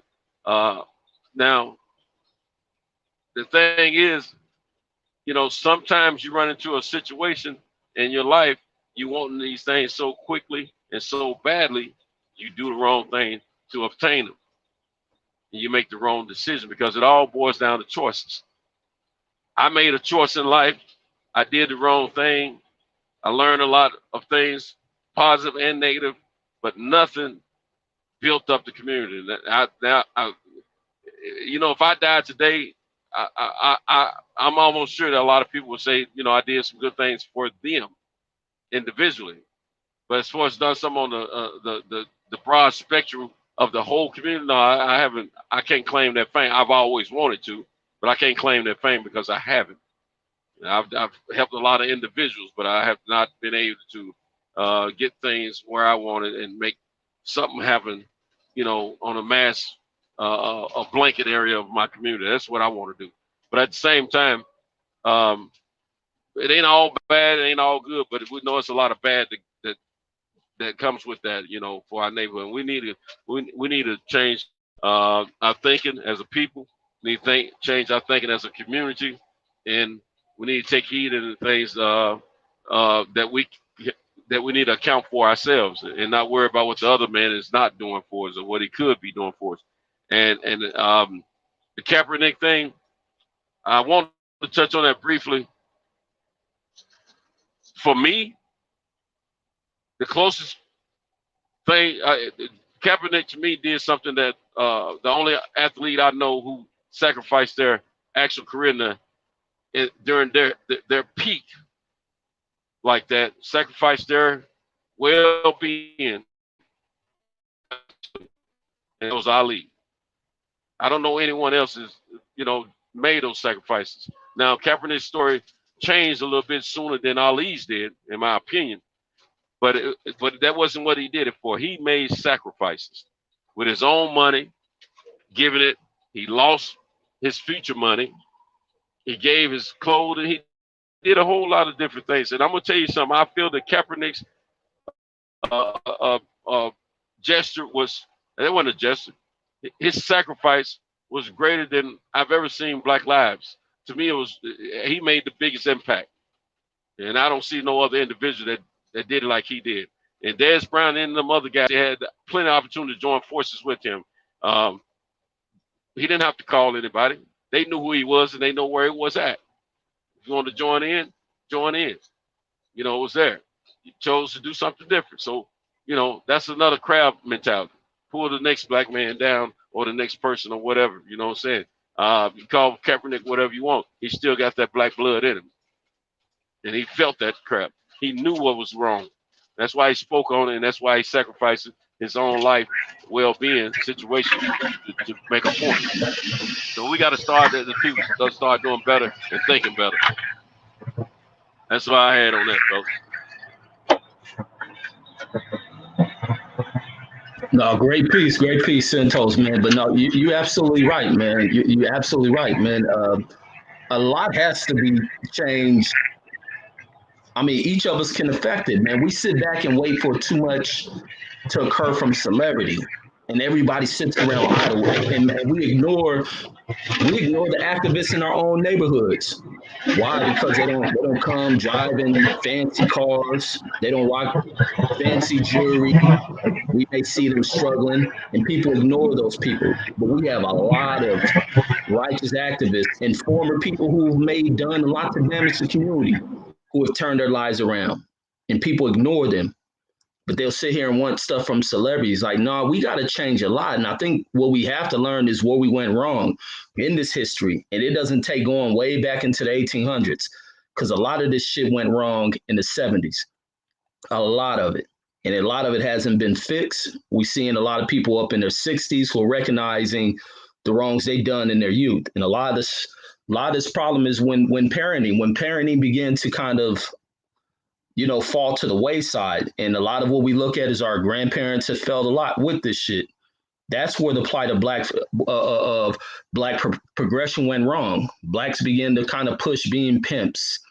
Then we start getting the gangsterism starting to fall into place. Then we begin to get drug kingpin shit pushed in. Then we have the influence of movies. They start to utilize Hollywood as a tool. People becoming influenced by the films like Scarface, other gangster films. Like, we got a lot to pick up on, and we have to recognize who the fuck we are and correct this stuff. The corrections is on us. These other folks, when we see black folks make it, you got to hold. I mean, I take pride in when I see black folks make it. I don't knock none of them.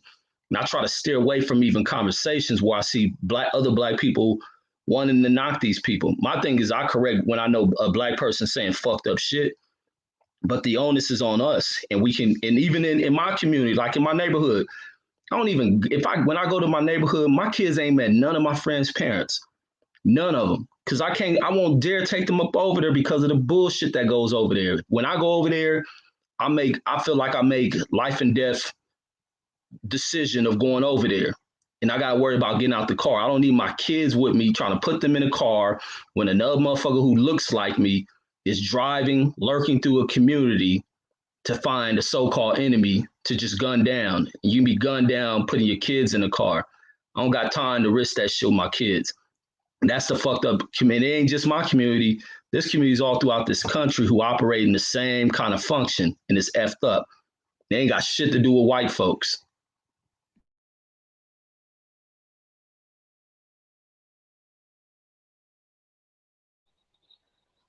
Yeah, that's a fact.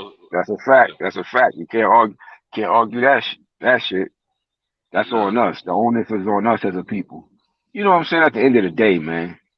You know what I'm saying? You want better, know better, you gotta do better. We got enough experience to do better by now. Simple as that. You know what's 2021. crazy? 2021. We should be able to do better. And you know what? We know what we need to do.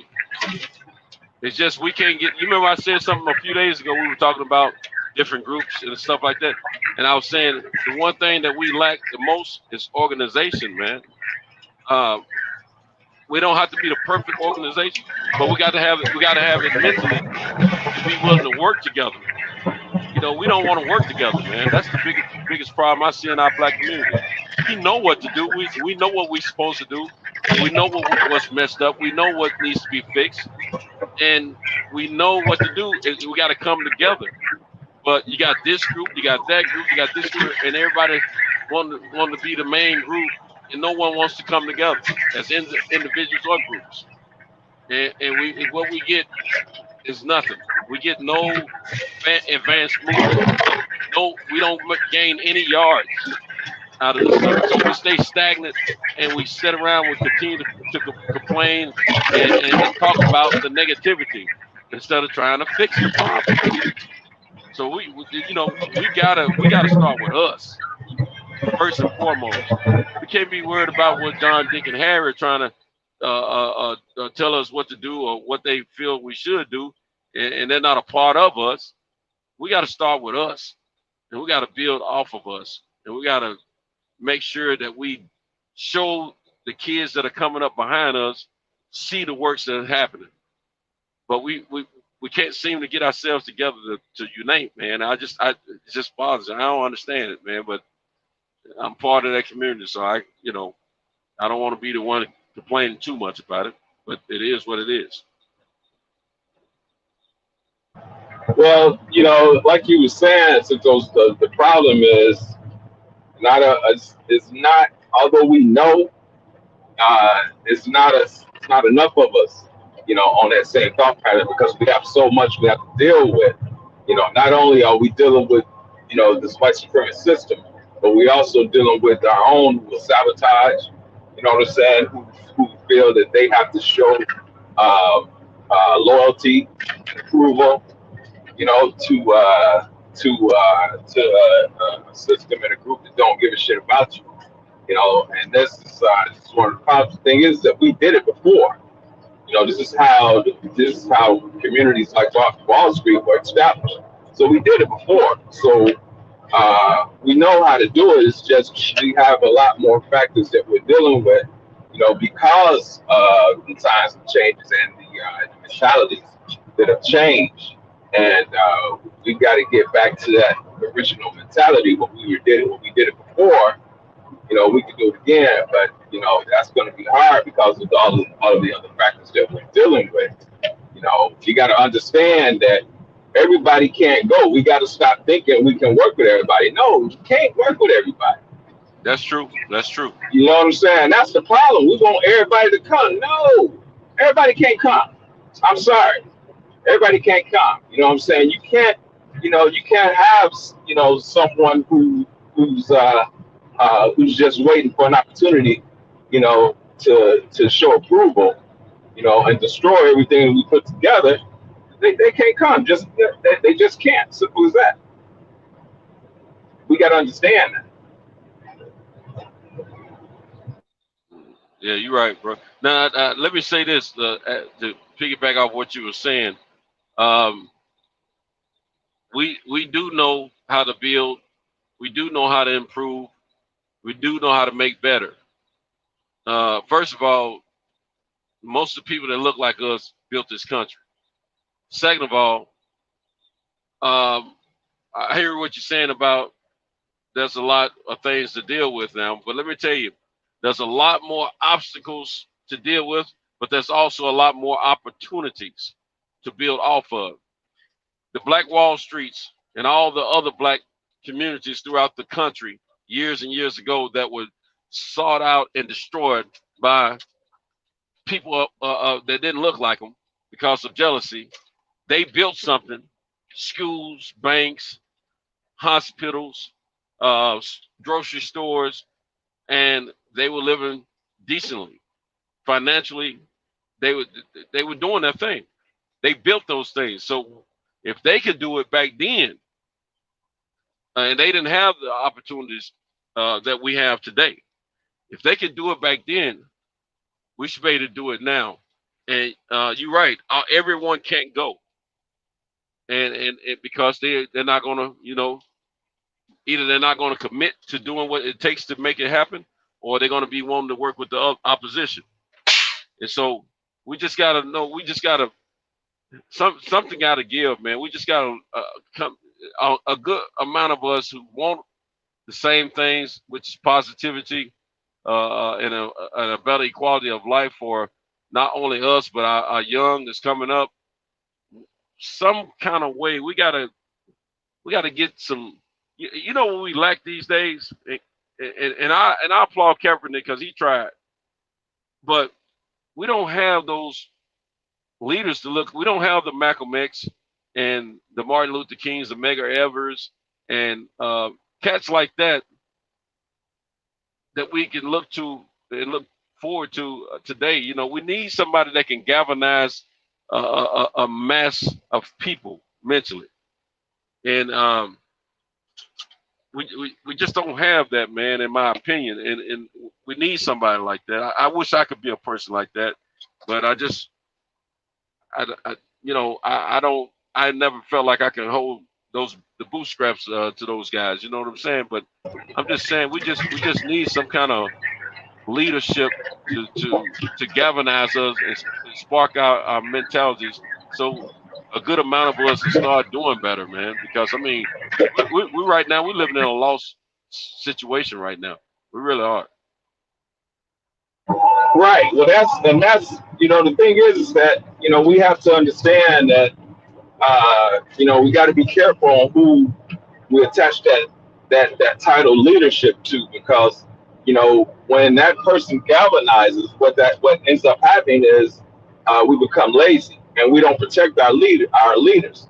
It's a shame that Malcolm had to die broke, and there wasn't enough people there to make sure that his family was going to be okay when something happened to him. You know what I'm saying? Everybody knew what was going on and what he was doing. There should have been some people there, man, to be sure that okay, brother, if something happens to you, your family's gonna be okay. It was a damn shame that he died with nothing. You know, but the thing is that, man, we it's too many self gratifying Negroes, and that's another problem. This is why we can't. This is why one of the reasons we don't have that mentality, of galvanized together. One of the things that I like when Wilder's crew was on Fred show, one of the brothers said that everybody, because I think Fred asked him how did they make it work, and he was saying everybody stays in their lane. And I thought, man, that's how you do it. That's how you do it. You have to do your part. In order to be able to bring certain things together, you have to do what you're good at, and that's the lane that you stay in, and that's what you contribute. And that's what I like. These guys, they have their own lives, but at the same time, they're able to contribute. You know what I'm saying, to this team and build it.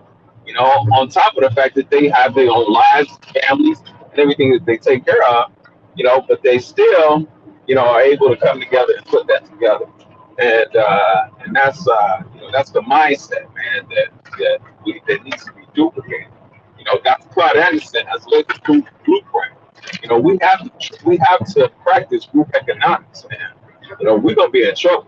I'm telling you, they've already they did that bullshit that was going on at the border with the Haitian immigrants. That was a distraction. And at the same time, they was flying 120,000 Afghans immigrants on fucking planes. So what do you think they're gonna do when they get here? They're gonna practice the same anti-hate, that these other groups, black anti-hate, that all these other groups practice against us. We're gonna be in trouble, man, if we don't start practicing group economics. Dr. Clyde Anderson has already laid the blueprint. People just not listening. I don't get it. Nah, we're not gonna be in trouble. We already in trouble, man. We've been in trouble. Yeah, Like that's true. I read Claude Anderson's Powernomics. I did the Powernomics back in 2002. I think I did it 2001, 2002. And he said back then, if by 2013 or 14 we haven't established an economic base in America, we was going to basically become a group that's going to fall from. At that time, we was in the number 2 position in America. And he said, we're going to fall behind. We're going to fall to the number 3. And he said, let's be realistic. They've never given us anything at number 2. So what do you want to expect to get at number 3 and 4? You know what I'm saying? So, shit, we already passed that deadline he said in that book. So we already messed up. Yeah. It's going to take a miracle, man, for us to get right, man. Yeah, and it's going to get worse before it gets better. It's about to get real bad for us, man. Oh yeah, it's about to, man, and that's why I was telling the sister on Fred's show, man. We have to start establishing some grassroots organizations, man. That's the only way we're gonna change shit. Because these so-called political parties, either one of them don't give a shit about us. So we're going to have to establish some grassroots organization. That's the only way.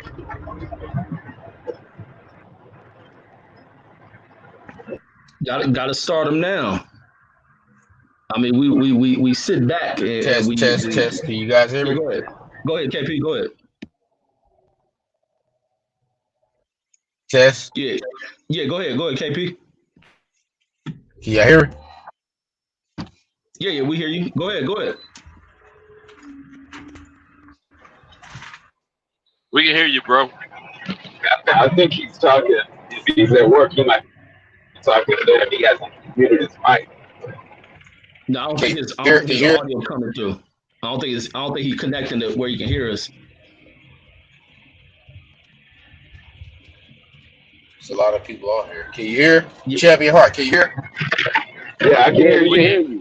We hear you. Oh, okay, this is KP from KC. It's very interesting because what you're talking about is very interesting, Champion Heart. This is what I pose, is that, like you talked about the Haitian border thing, right? Yeah. Black people, as far as in general, that's been here since, ADOS or FBA, whatever you call yourself, are going to be sympathetic to that situation and not realize that those people that are coming in are their competition. So they're going to use that situation to make the black people who are not taking the jobs right now, whoever's not taking those jobs that's available. Can you hear me? Can you hear me now? Yeah, you're breaking up, but go ahead, I'm listening. So whoever's not taking the jobs that are available, the Haitians, the Afghanistanians, Mexicans, whoever comes in is going to take those jobs and they're going to make it work for them as a group. And that same group is going to be the group that gets the benefits from the quote-unquote Democratic Party, because the Republican Party is against it. I'm not for the Republicans. I'm not for the Democrats. I know what you're saying, Champion Heart. Neither one does nothing for either one of us. But what I see is that they're going to use that event to get the black people emotional and sentimental about the Haitians conflict. And then what's going to happen is the Haitians come in and they get the jobs that the black people don't take anymore. Right. And they're going to work together as a group and as families. What black people don't realize, especially the women, is that they have to work with their men. Every other nationality does this, but black people. Right. So when they give all the trinkets to the women, as far as Section 8, whatever incentive they can give you to keep a man out of your house, they take it. And then they believe that they're doing okay when they don't own anything. So it's like an illusion to them. They believe they're doing okay, but in all actuality, they make $30,000 or $40,000, and they look their nose down on a man that makes more than them, that works pretty much twice as hard. Hey, I'm seeing the Champion Heart almost like every day when I go into neighborhoods as a truck driver, and I see people that are Arabian, Indian, Afghanistan. The husband and wife work together. The wife fully submits, and the husband and wife own a Subway. They may own a Mr. Goodsense.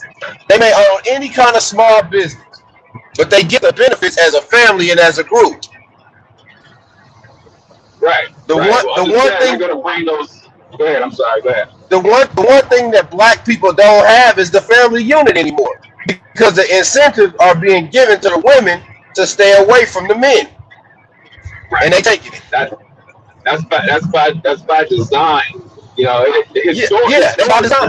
That's another form. That's another form of white supremacy. Go ahead. Yeah. Historically, it has always been easy. Historically, it has always been easy to compromise the black woman. They've always been able to compromise the black woman. So, we're caught up in this. They're caught up in this thinking there's a gender war. When there's not a gender war, they have to understand that black man is needed. and they don't get that, you know. But yeah, this is by design. Destroying the black family has been by design. It has been happening for years. So they know exactly, exactly what they're doing.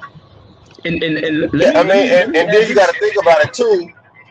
Very rarely now do you see anybody fight for the rights of the alphabet community more than the black woman. Right. That's the compromise. Exactly. Look. So it makes no sense for them to Hey, fight can for I the ask a right for question? Why, somebody. why, why, why are black women? Why do black women feel that way? If y'all saying Go, this, why do they feel this go way? ahead. And I will offer to say that they feel this way because they know that black men are powerless and we can't protect them. That's Boom. why. Hey, and Okay, I understand what you said, let me Mr. say this. Washington. Let me Let's say say if this. they feel that way that we're powerless, right? We And they go are. into the they go into the government to get the assistance, right? So in place, basically, they saying that the white man has power, right? Why don't other nationalities do the same to their men? Right. They do. Right. Other They do. They nationalities do. do. Y'all They got it do. twisted. They Other do. They nationalities I'm do. do. saying in They Brandon, do. They do the slow exact down, same thing. Brandon. I'm saying in mass though. I'm saying in mass. I'm not saying just I tell you exceptions why. to the I can rule. go I'm ahead, saying Reggie. in mass. Go ahead, Reggie. Go ahead, Brandon. Go I ahead, don't know if Brandon. he can hear me. I don't think KP can hear I'm me. gonna let Reg. But I'm gonna let Reg take it. but I think but Reggie no. wants to get in But on no. this. This Oh, okay, go ahead. situation, Go ahead. this black Go pride ahead, Reg. situation, and female situation in all groups. We're black, so I we don't hear focus him, on Brandon. Go black ahead, Brandon. and we focus on black Oh, there you go. situations. There you go. There you go. The Go ahead, thing, Reggie. the We can hear thing, you. yeah. The thing with what we come to about how our women have neglected us, you got to go into what was occurring before all this shit came about. We go back in the day, a lot of men treated women like shit. And I think a lot of onus on what we have arrived to today come from a lot of that shit.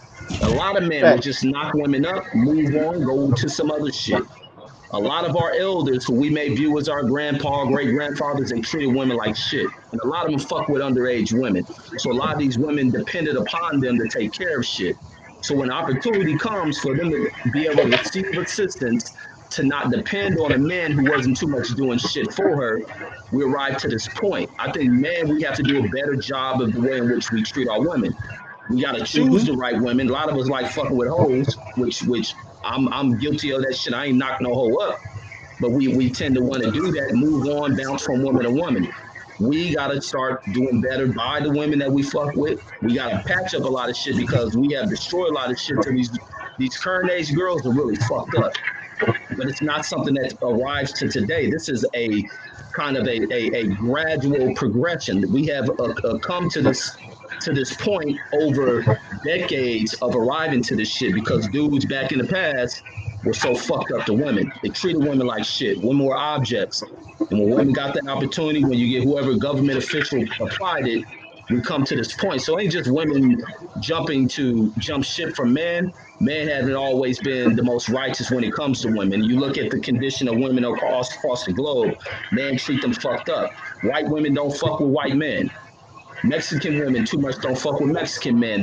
Mexican men are fucking very, very possessive of their women, controlling of their women. Those women who can escape from it, you best believe they'll be gone.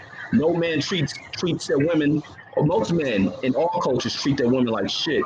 And when women can find the opportunity to escape, they escape. So we got to do better by our women as well, and fix a lot of these broads. Well, that can be said to a certain degree of men. I mean, that's not, what Casey was saying. That's not the majority. Yes, that is true, in a lot of cases. But I think that I'm looking at the masses of women that are compromised. That can't be the case for every woman. You understand what I'm saying? I mean, Yeah, they right. compromise for a reason, Captain Right, but Hart. It it's ain't just that they arrived to this shit today. This shit happened. Our grandfathers in them set this shit. Our uncles set this shit. They fucked the game right. up. They fucked these women up. Reggie, I believe Right. somewhat of that is true, but in Right. all conferences, it's not because I'm gonna say this, right? So Reggie, like you met me when I came to Vegas. I'm 37 years old. I got like 3 or 4 cousins, bro. Everybody that's on this panel that just recently had kids, and I never met the father. It's like an immaculate conception happened, bro. Next thing I know, they pregnant during Corona. Baby show up. I've never met the father.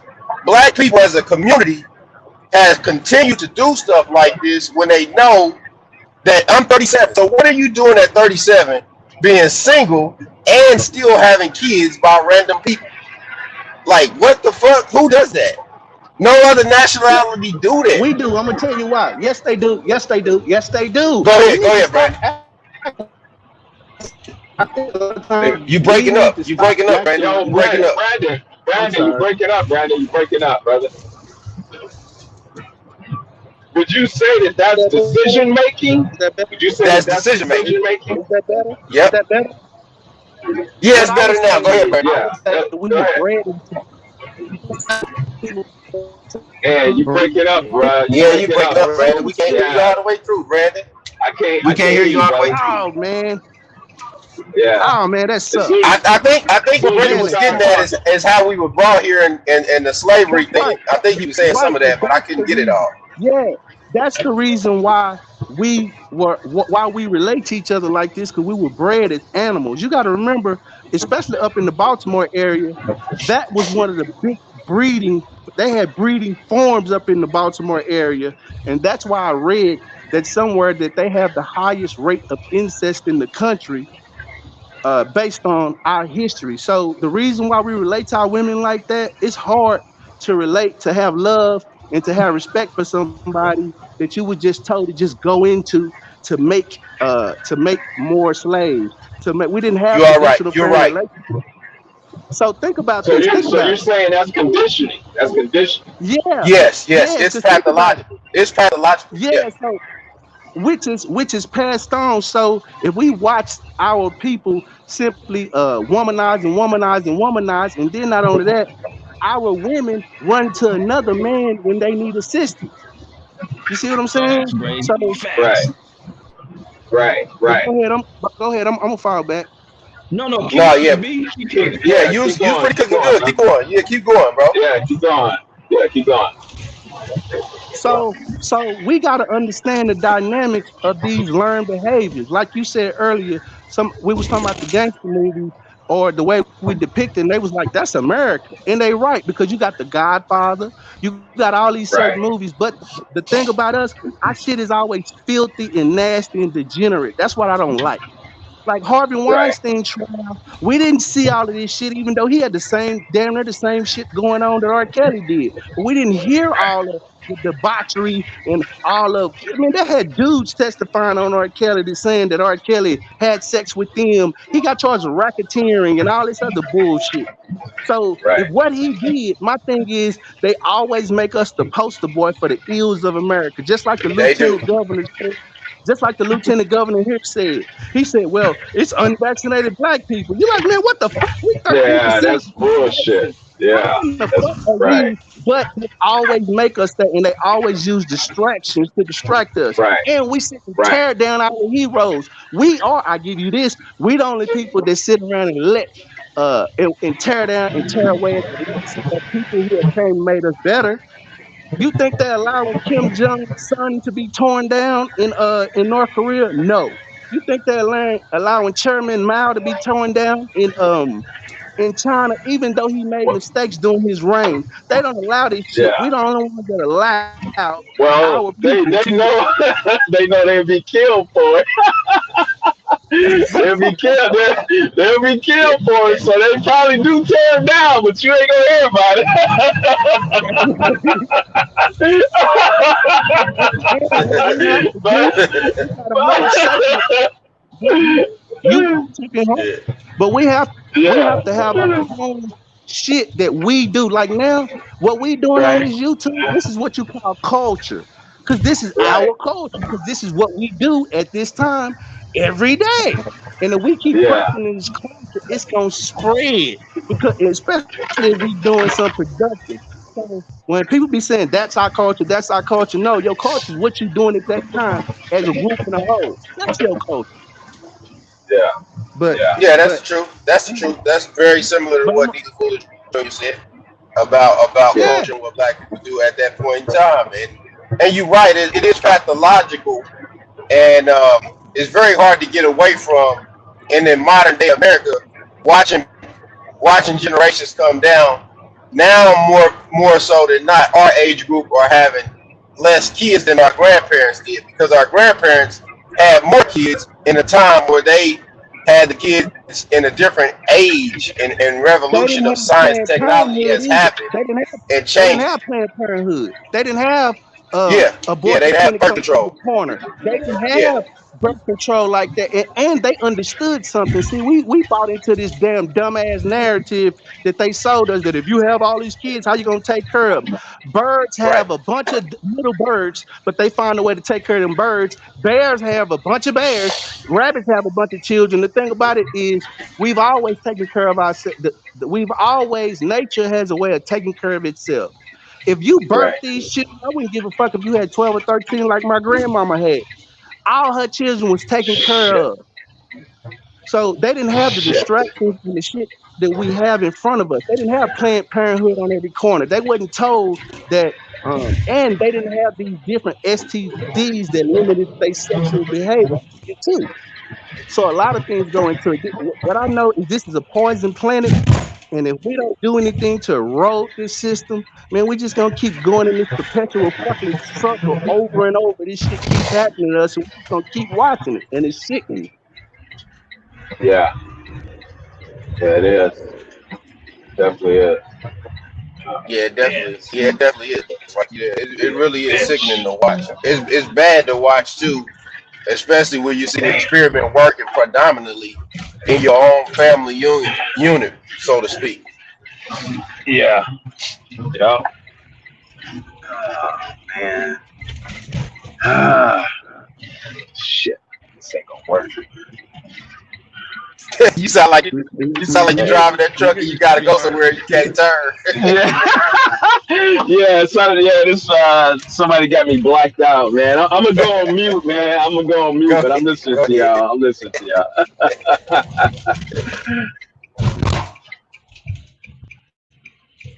Man, shit, y'all keep cooking. I'm gonna fall back. I'm gonna sit in the chat because Oh, I gotta okay, get up in the okay. morning.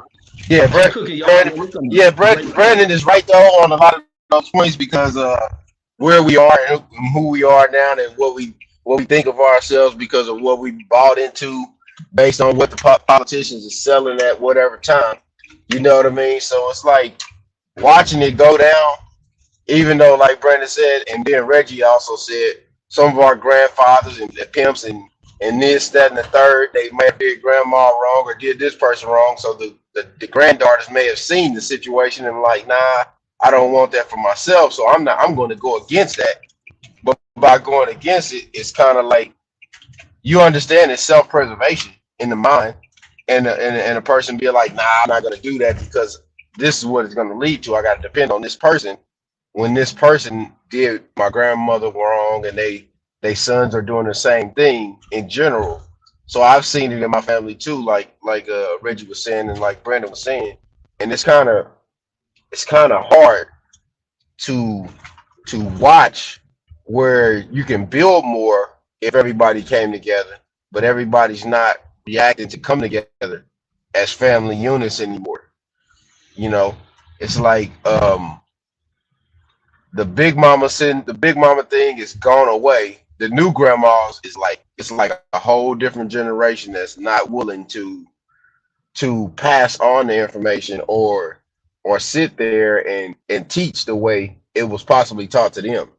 It's kind of what I see now too. So Yeah, because I can give you we an in a example. very unique situation. Go ahead, Brandon.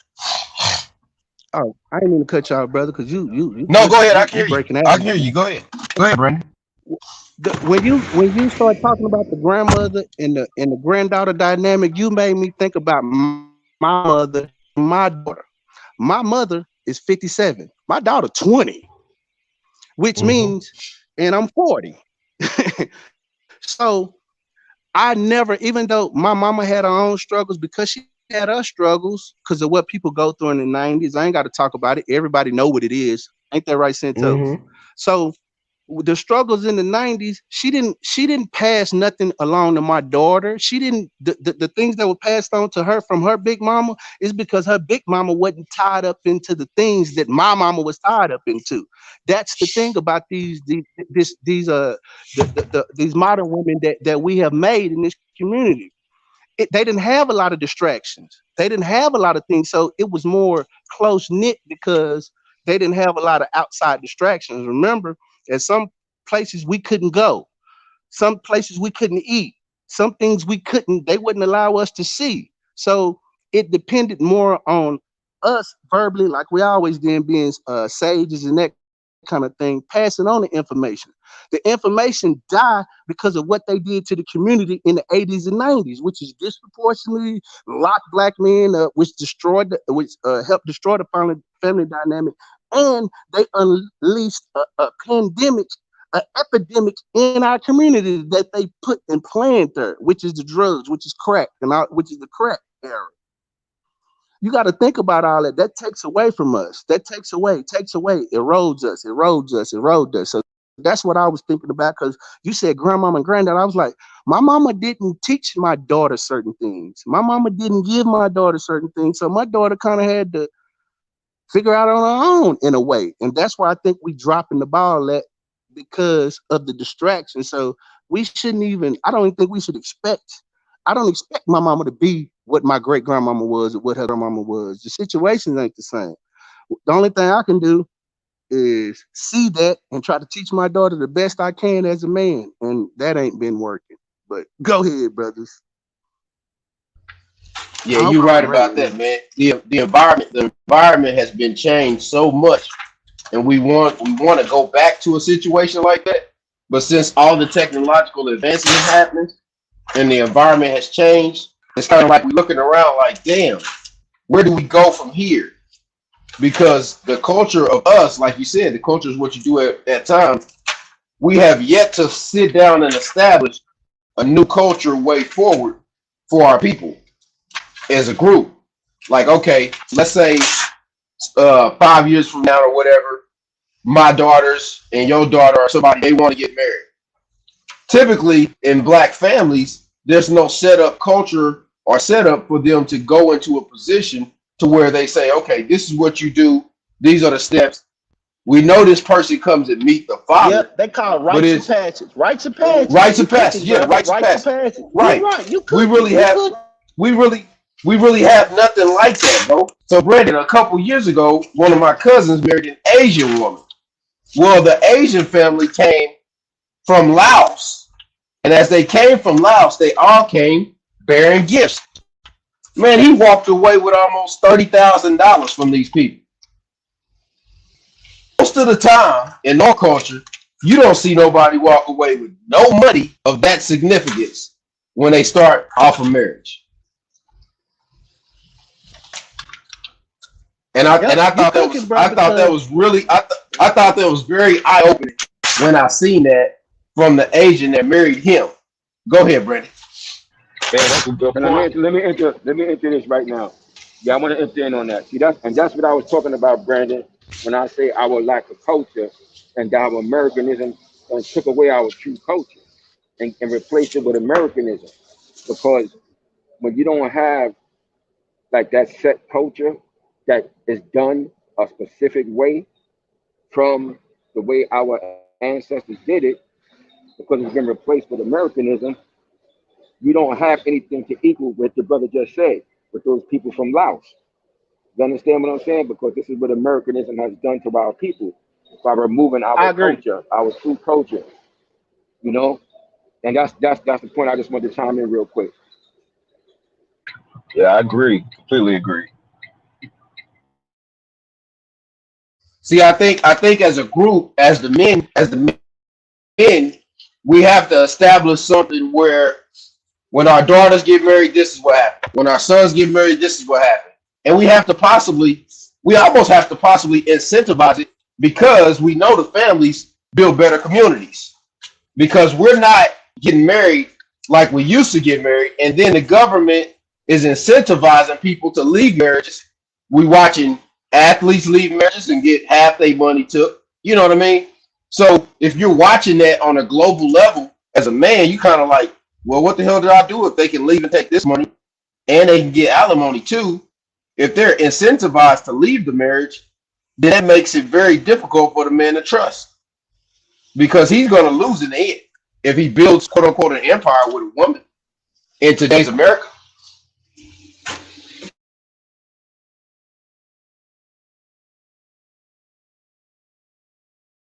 I agree wholeheartedly with what you said. Can y'all hear me? Am I breaking up? Or am I clear enough? Oh yeah, we can hear you. We can hear you. Yeah, you clear now. Okay. Um.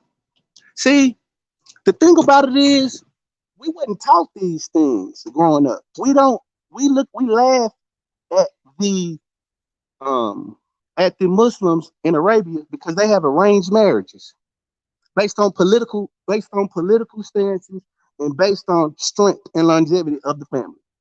Think about it. The Rockefellers. Well, I'm just using them as an example. I'm using them as an example, which means power. The Rockefeller don't marry somebody that's not of their same ilk because their family would shun them. I was reading Trump's niece book, Mary Trump, and she talked about how their grandfather, Trump's father, controlled all the family. Think about how they control their families, and we don't have this. She said that they all would work for the Trump company, and those that didn't, they would all have free insurance coverage, their whole family, even if they didn't work for the company. And if they did something that Fred Trump didn't like, he would pull the insurance from him. He would do certain things, and that's what helped him have a measure of control over his family. The reason we don't have that is because we don't have those mechanisms to push. So our families got to go somewhere and look outside, like you were just saying, got to look outside of themselves. Like my son, I should have a company for my son to run when he gets of age, right? And he should be groomed throughout. But I don't have that. So you know what's gonna happen if I don't do what I'm supposed to do? My son gonna have to go work for somebody else and deal with all of the bullshit that I have to deal with by working for somebody else. Those are the Yeah, things you're that right. we, and then not on that, when we get in positions, we people that look like us, we stay away from them. We're afraid of each other because of what it looks like. Oh, he might say something about me. He might try to undermine me. He might want my spot. Just like with the Haitians. Those Haitians are black people. White people Yeah. classified them as Haitians. They classified them. If they didn't open their mouth, we wouldn't know. They look like me. Them women look like my sister. The Oh, they men do. look like me and my brother.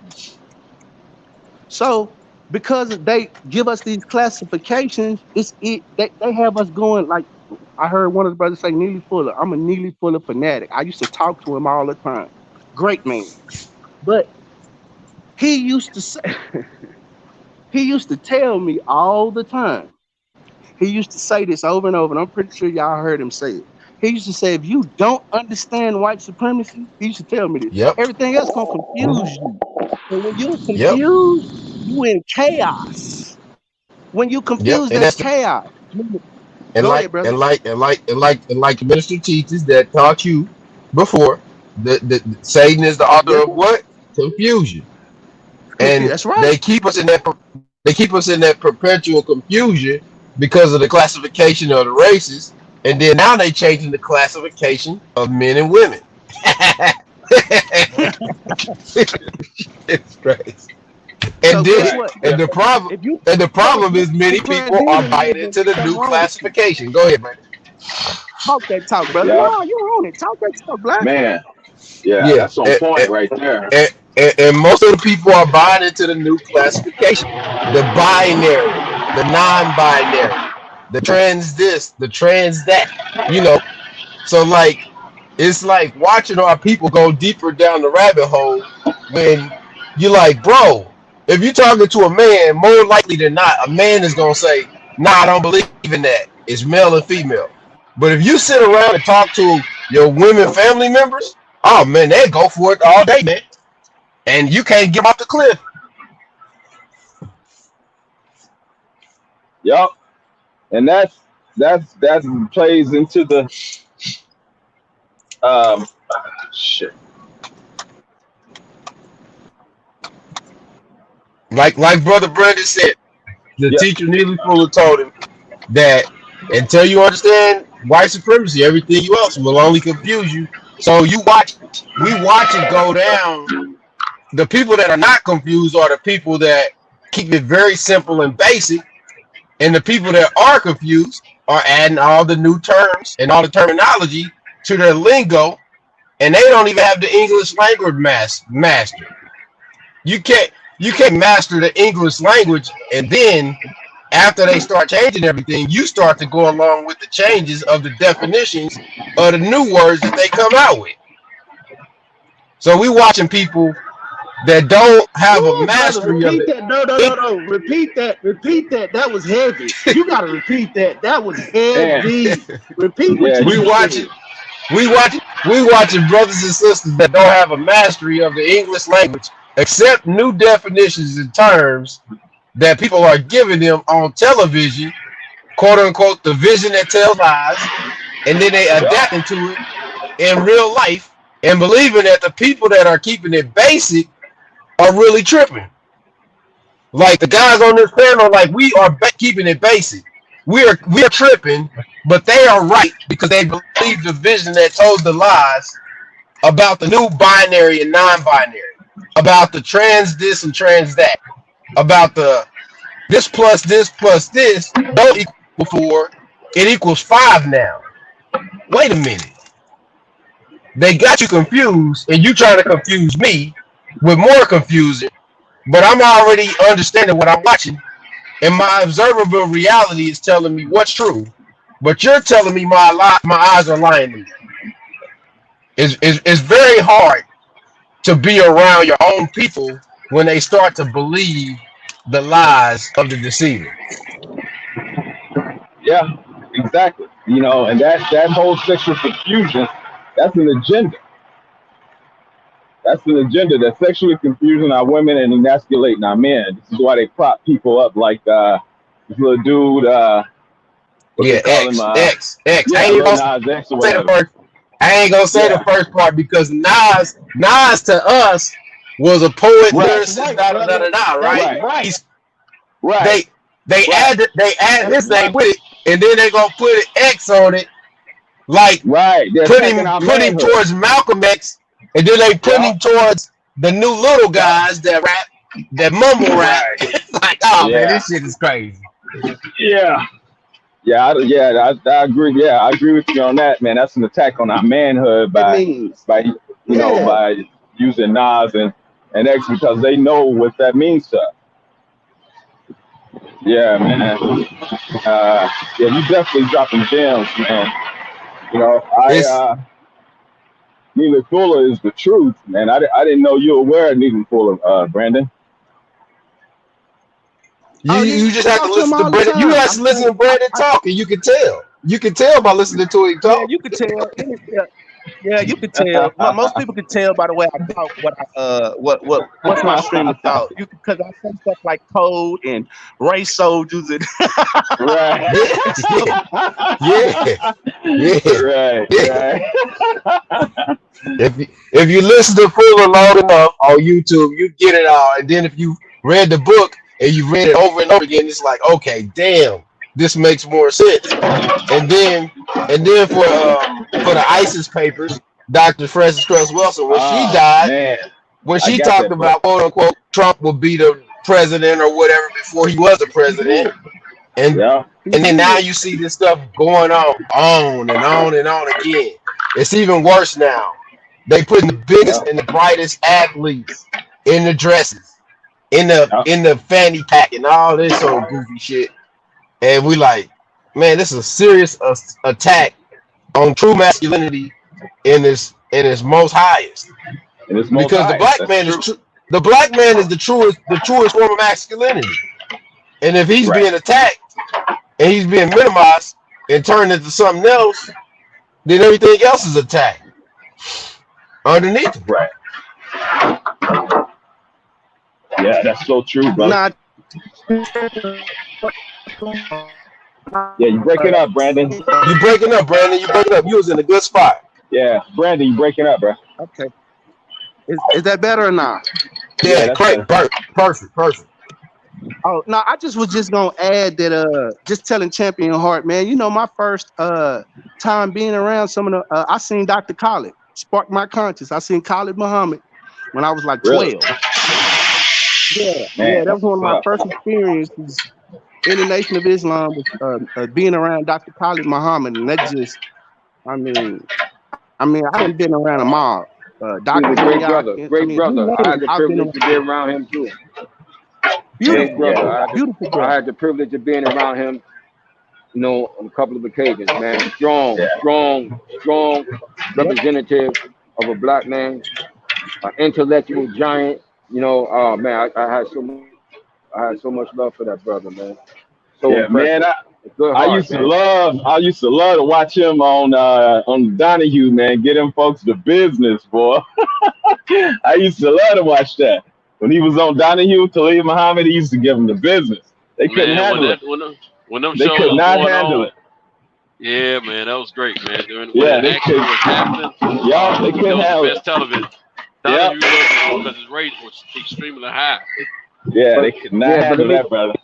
Yeah, he was a brilliant, brilliant brother. And the thing is, as much as if you had the opportunity to actually be around him, like even though he showed the strength and things, like you would see a absolute love for his people, and he was very respectful.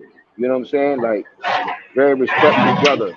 On top of that, when you actually was around him, brilliant, brilliant, brilliant brother, man. That was a terrible loss for us as a community, man. But luckily, he left a legacy with a lot of the work that he did for us to still follow up on. Matter of Yeah, fact, a lot of the conscious community in New York, he's basically the father of that. He's the father of all of them. All of them, Yeah, he's he the was very father of strong. them. Malik Zulu Shabazz to Sinetta to all of them. He's the father of them. So, also that's another remnant of the Elijah Muhammad. All of these people are people that Exactly. come off this tree. So we can't destroy the tree. Why you want to kill the tree?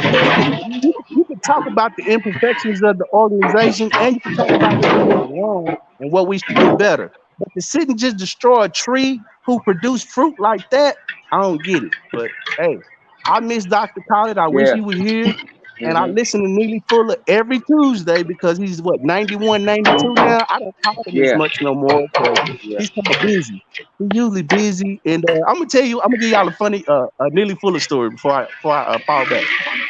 I called him one time, right? So we talking, and the way that he is, he's like that personable. He's really you can call him and ask him anything about the book. He'll go over it with you. But right before I got ready to get off the phone with him, I said, "Thank you, Mr. Fuller. This has been an honor, and I appreciate talking to you. And I can't wait to go to work to tell everybody that I talked to you." Man, he must have wore my backside out. He said, "Talk to me." You don't get excited talking to no man. I'm just a man. I have a feeling for me, but you don't get excited. We don't do that. He basically was like, man, you don't get too high on that. That's why he said he don't put himself in the public like that because he wanted his information to stand alone. He don't want the people to look at him. He wants the people to look at his information.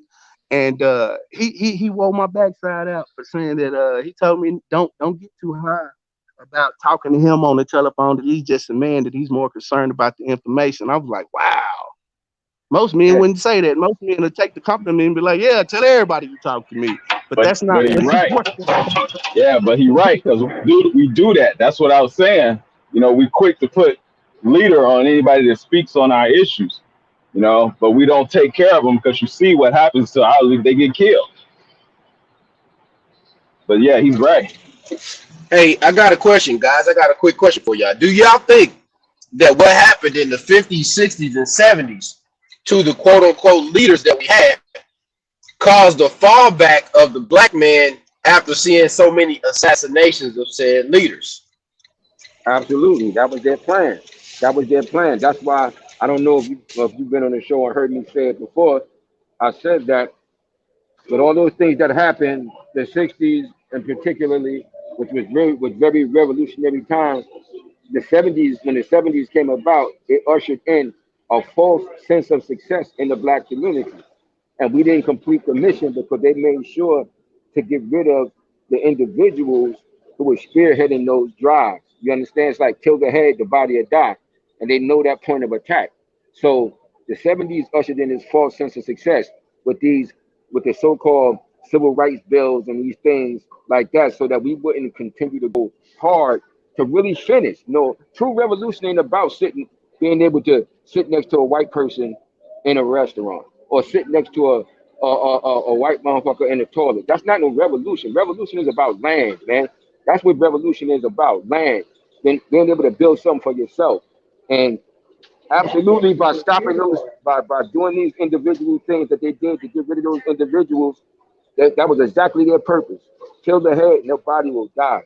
And it slowed us down and it stopped our movement for true progression.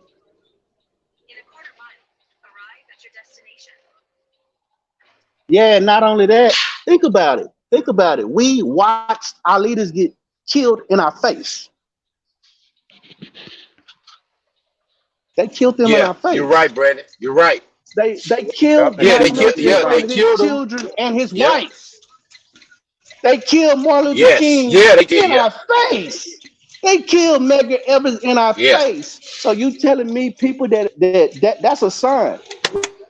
You aspire to this, just know this could be your demise. So your children are gonna grow up like Malcolm's children, which I hate to say, his children were a lot of his children got into a lot of trouble, and his grandson was killed in Mexico. Right? Yes. Your Yep. He was killed children in are gonna Mexico. grow Yep. up. Yeah, these children are gonna grow up lost, and these children are gonna grow up fatherless. That's what they want you to believe. So that's another hindrance. They put this shit on TV. You don't think they want us to see Jesse Jackson? I mean, not Jesse Jackson. Oh my God. You don't think they No, wanted us to see Martin Luther King head blown out?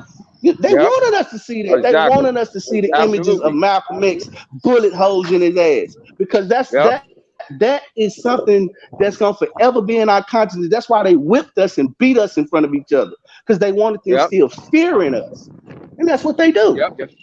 That's the trigger that, and that goes all the way back to the slavery, the chattel slavery, when they did those same things, and that was the trigger that to re-trigger that emotion in us of fear, and that's why they did these things to shut it down. And then when they implemented their little, I'm walking through this window, and when they implemented their little agenda with these plans during the civil rights movement, when they did this on purpose and giving us these little crumbs to bite off of, which they did with those programs to make us think we accomplished something we really didn't.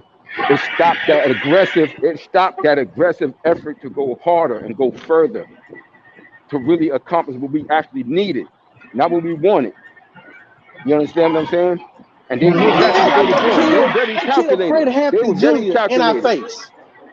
Yeah, they Yeah, killed Fred exactly. Hampton Jr. in our face. Exactly. They sent John Fort to prison, got him caught up in some Yep. Gaddafi shit and sent him to prison. Larry Yep. Hoover. Larry Hoover was in prison since 1979. They put him in the 80s. They put him as the head of a gang organization. Now he at ADX some damn work. I can guarantee you, matter of fact, I can damn near promise you that if Larry Hoover, the type of influence that John Ford and all these kind of men had, which had control over the streets, a certain we wouldn't be seeing lawlessness the way we see it now because ain't no code. Ain't no code. So they knew what they was doing. And they did it again in the 80s. They wrote these damn crime bills that just kept us up off the street at disproportionate rates. So bad so that the fucking sitting president right now call himself trying to apologize for what he did. Exactly. Yeah. They've One of my you know, mentors taught me. Go ahead, champion. Go ahead. uh I Reggie was talking about this, and I agree with what he's saying, that they are going to come with another crime bill. It's more of what you were saying, Brandon, with them constantly showing you, the degradation, showing you the crimes happening in these certain communities. I was telling Reggie that shit that's happening in Chicago, that's being allowed, and because the area is under 24-hour surveillance. You can see the fucking cameras, but that's only happening in a certain area. That's not happening all over Chicago. But people that don't know, think that that's happening all over Chicago. That's only happening in a certain area, and they know who's doing it because the area is under 24-hour surveillance. The sister that came on Fred's show, she confirmed exactly what I was saying. But that shit has been allowed, and that's being allowed for a reason. So now when they come with another crime bill, after they've constantly shown you this shit happening over and over again, like they did before, we're gonna say, yeah, we got to do something about this, and then like Biden does now, uses the Black Caucus as an scapegoat. You're gonna say, oh, well, they wanted this new crime bill. Yep, boy, you took the words out of my mouth, Champion Heart, because that's exactly what they say. They blame us. They say, "Oh, y'all preachers and y'all was asking for this. Yeah. We was asking for this because we didn't know no better. We didn't know that y'all was gonna lock our ass up for and give our children and our sons and our daughters and make these disproportionate. We didn't know that. We just knew that y'all was projecting crime and y'all put this drug in our neighborhood that ravaged the shit out of us, and we didn't know what to do. Yeah. Because we didn't put the drug there. We didn't know. But no. Yeah, you know what the unique thing about that too is that those crime bills typically only affect black males in general. Right. And those crime bills, we didn't know it was going to affect you like this. That's bullshit. Right. And those crime bills are. This is the thing about that. It's kind of jacked up, guys. Is that we're about to see, like you said, a new crime bill. Well, said crime bill will affect us as a group, as black men, more than anybody. Right. Nobody ever comes to black men during election time and asks us what we want. We're the only ones that nobody comes to. Everybody else, they get shit. Yeah. And it's kind of like watching it. It's like we got these political figures that are quote unquote black women mostly in all these other cities and mayors and all of this other stuff. And it's like they're being used and they don't know they're being used against us.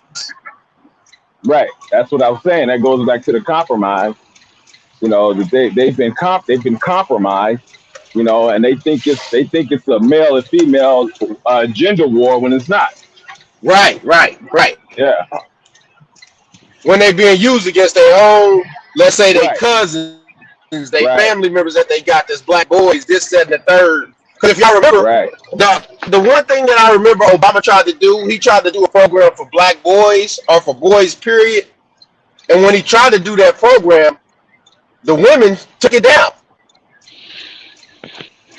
You talking about that? What program was that? You talking about the? I can't remember the name of it exactly. No Child Left Behind or something like that. No Child Left Behind. It was something else. It was something else, Champion Heart. My Brother's Keeper. Was that the one? Yeah, that's it. My Brother's Keeper. He tried to do that, which was going to be for men, and they basically shot the shit down. Yeah. Okay. I know which one you're talking about. They basically shot the shit down because they were saying, "What you gonna do for girls?" Yeah. Like, I understand. I mean, we got a lot of programs. I got girls as daughters. I got a son too. But I don't see many programs in our communities that's set up for boys. All I see is program for girls. I'm just telling you. Well, no, they can't do that because then the prison systems won't flourish. They got to keep that business. They got to keep that business going. Yeah, that's the only business they want us to go into. Right. Yeah. Go ahead. Yeah. Hey, y'all gotta understand this right here. There's always some kind of incentive for something. We under a big old umbrella, and that's the U.S. We're in the union, if you like it or not. But like I told you before, if you want to do something about it, you got to start creating something in the inside. It's just like a cellular activity going on inside of your body. One cell produces another cell and produces another cell over and over and over and over. And then you have cells on the other end that are collapsing and dying out. What we have to do is we have to create that engine within that engine system or whatever, and then make it work. And then from there, then you have your what you call it, the type, the promo type or whatever you want to call it, that you can go off the basis, and then keep on reproducing that until you become a bigger uh, part of that government. That's just it. We talking here and there. I hear us talking, and, and it seems like prison talk here and there, but because we're repeating ourselves, and we after we done said all this out here, the next tomorrow we're gonna be talking about the same thing over and over again, right? When what we need to do is if say what you got to say, and then come up with an answer or some progress tomorrow. After I mean, each one of y'all, I'm pretty sure y'all done said this over and over and over to where it's seeming getting there now.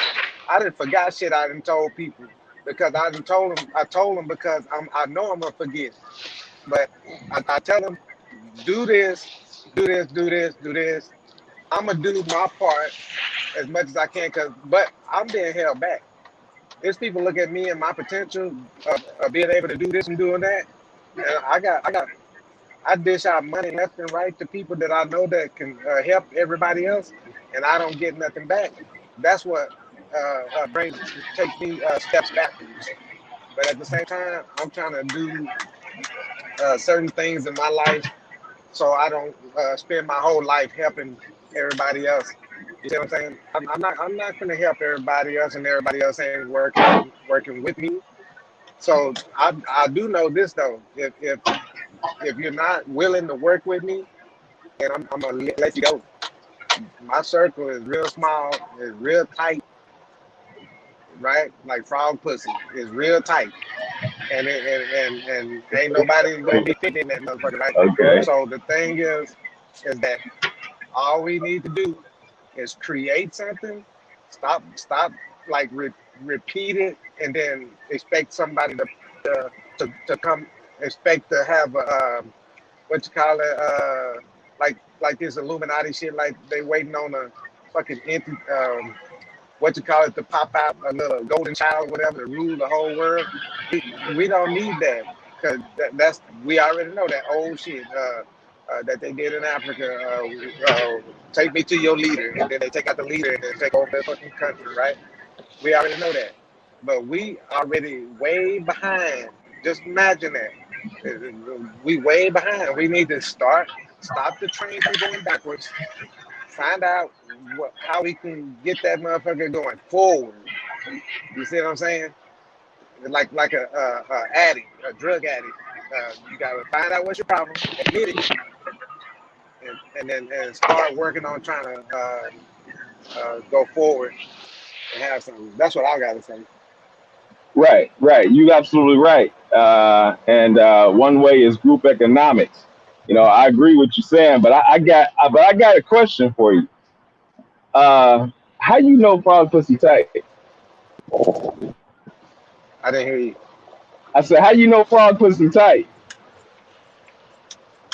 Oh, because I didn't have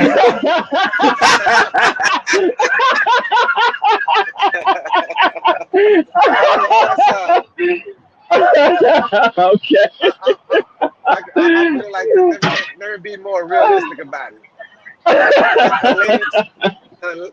She let her legs loose, and I got in the pussy while it was loose, and it was tight. Oh. It was froggy style. Hey. Yeah. Okay. All right.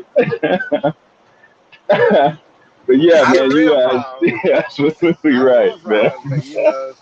Yeah. What Okay. is Now. Yeah, like you know what I really realized though, like this. If you really look at it, guys, like okay, as far as YouTube goes, it allows us to share information, share ideas, and also share things in our own personal lives that help each other Right. that you won't Right. get because some of these conversations that we're having, we can't have these conversations with everyday people that we know because they are Right. not in the know of what we know. Right. So the internet Yeah. has created a pathway for us to have conversations that we otherwise couldn't have because of everybody not thinking in our area. So it allows us to go global. Yeah, that's true. And things that I may know in the Kansas City area, you may not know, Champion Heart, because you live in another state. But in your state, if I come to your state, I know that you might be on the internet at this time, and I'm in your state. So I can Right. connect with you by this global connection that we got through the internet, and then I can get some things done in another state where somebody else may be. So even though we may have different quote unquote maybe religious beliefs, other things like that as far as political, at the end of the day, black men have to understand that even though you may believe differently on certain things, you're still a black man at the end of the Right. day. Like a lot of us in our local area have other men that we probably talk to and deal with, but a lot of black men in general cannot get past religious beliefs or political beliefs to do nothing together. Hmm. Yeah, that's a good point. They really That's a can't. fact. They That's a really fact. can't. Yep, that's a Yeah. fact. See, I'm They at that point where they will look back at the past and see a TV show like Godfather of Harlem where Malcolm X was working with Adam Clayton Powell and he was working with Bumpy Johnson and things like that, and they'll look at that and they won't put that in action in today's world where there is a Christian and a Muslim that could be working together and hand to hand. Instead of them doing it, they look at it like it can't happen. Yeah, that's that's true. true. Yep, They yep. did That's work Yep, it's crazy. a together at fact. one point. And what Muslim, happens is, Catholic, and Christian, yeah, and Jewish worked together. But I'm gonna put it like this: they stayed next door to each other at one point. You see what I'm saying? They had to expand at a certain point. They had to expand, and just like I was telling you when I was researching martial arts in Asia. Those Buddhists, they traveled because they wanted to spread the Buddhism. They got a that's their mission, to spread it out, and everybody else is on the same page. So one thing is trying to grow fast. As a matter of fact, that's what I put it like this: race. The word race. Everybody is in this race, right? And that's where I think the race came from. And everybody's trying to be on top. And what happened to the person on top? They always they're the target. They got a target on their back. They always get knocked out. At one point, some people were on top. They got knocked out. Now another one's gonna be on top. They're gonna get knocked out. So we go in this circle, but at the same time, at this present time, we're sitting right here. They trying to push us down to the bottom constantly, but we need to find a way to stay relevant and until we're able to uh, find a way to get on top. We just can't just get to a certain point and say, gamble everything all uh, on one road on the dice game, right? We can't do that. We got to learn how to network and invest and so talk to each other, communicate. So all these little things are going to work together, and that's supposed to be automatic. We don't supposed to put nothing else in front of our communicating with each other. Like what young man was talking about just now, when he said we let politics. Some people let the politics get in the way of communicating, and politics is one way of communicating. But the whole thing is, people go too far left or too far right. You don't want to even fucking balance the shit out. You know what I'm saying? Just balance it out in your damn head and work with somebody. But like I said, work with those who will willing to work with you. If like Champion Hart, if I didn't like something you doing, it ain't got nothing to well, it probably ain't got nothing to do with me or whatever. But I don't like what you're doing. I still want to work with you because you might have something that'll help me and the next person and the other person on the panel here. You might be doing something that you don't like Champion Hart doing, and I might not like something you're doing, but I still need to work with you because you might got something that'll work with me. That's how they're supposed to work. I don't give a damn what your religion is. As long as this is the thing about me. As long as you ain't running around here killing babies and fucking disrespecting women at a point where I mean you just fucking disrespecting women, but and then you can respect the next guy. If you can do that, I'm good with you. You see what I'm saying? Because I don't want to step on nobody's toes. I'm not the biggest person. I'm not the little person. I'm not the scariest person, or nothing like that. All I want to do is be relevant, be here, work with people that's willing to work with me and grow. That's all I need to do, grow. I'm not here to be my growth stunted or nothing like that. I'm not here to do the prison talk or anything like that. I just want to be able to, whatever I say, hopefully somebody got it and they take that and grow with it, because that's all I'm trying to do. I'm trying to grow. I started my little old business thing and I can't even get that shit off the ground. You know what I'm saying? So I'm in a struggle with myself doing shit, but I ain't sitting in one place. I'm trying to help people. I'm trying to help get to where I can help a lot of kids, because I can see a lot of kids being failed through these failed families. I had a failed family 2 times. I got married and I almost got married again, but I see now that I do better single. You see what I'm saying? I do more single, and I work for my. It used to be when I had a family, I would go work. I would work harder than anybody out there when I had a family, because I knew I had somebody to support. And then when I lost all of that, I just felt like I didn't have to work no more. I had evaluated myself and told myself, don't put yourself on the back burner for nobody. You see what I'm saying? You start networking, work with people that are willing to work with you, and do something, and get back to work. Because you have to take care of yourself first. If you can't take care of yourself, if you can't love yourself, everything about you. I'm talking about your scars, your all that. I don't even have tattoos.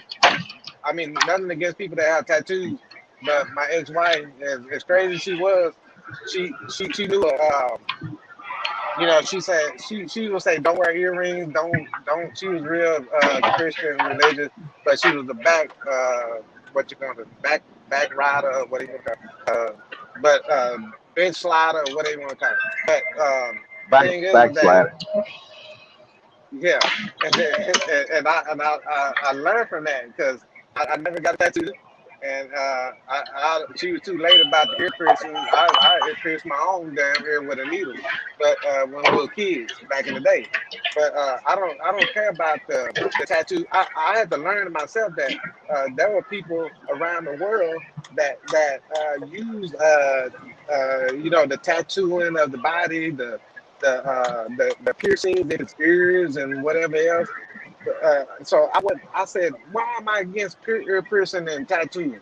I just don't do it, but I'm not against it, because I got ear piercing. I get another one, but I I'm it's just certain things that my preference. You see what I'm saying? So I'm not mad at I'm not against another person's preferences and stuff like that. But I do believe in it's a man and a woman. But if you want to be a dude, two dudes over there, then just don't let your hair down around me. You know what I'm saying? Trying to flirt with me and shit. 'Cause I see a lot of that shit going on. And people keep saying, don't say nothing about gay people, da da da. Tell gay people to keep that shit under control, because they like to get out here and flirt with people that ain't trying to. I tell you what, I'm telling you like this right here. If a dude trying to flirt with me half the time, I'll just gonna throw up right there, like you know, you know what I'm saying? 'Cause I can't. You know what I'm saying? I respect them, but I can't see it. But what I don't mind, and it ain't the freaky part of me, is two women. I don't mind two women, because if I could, and I was able to afford it, I would have some wives, to be honest with you. But I can't afford that, so I'm not gonna go on that, put myself on that level. I'm gonna work with what I can work with, and one, which I ain't got. So the thing is that All right, man. We getting off subject now, yeah, man. there you go. What the There you hell? go. No, what no, the no, no. what the hell?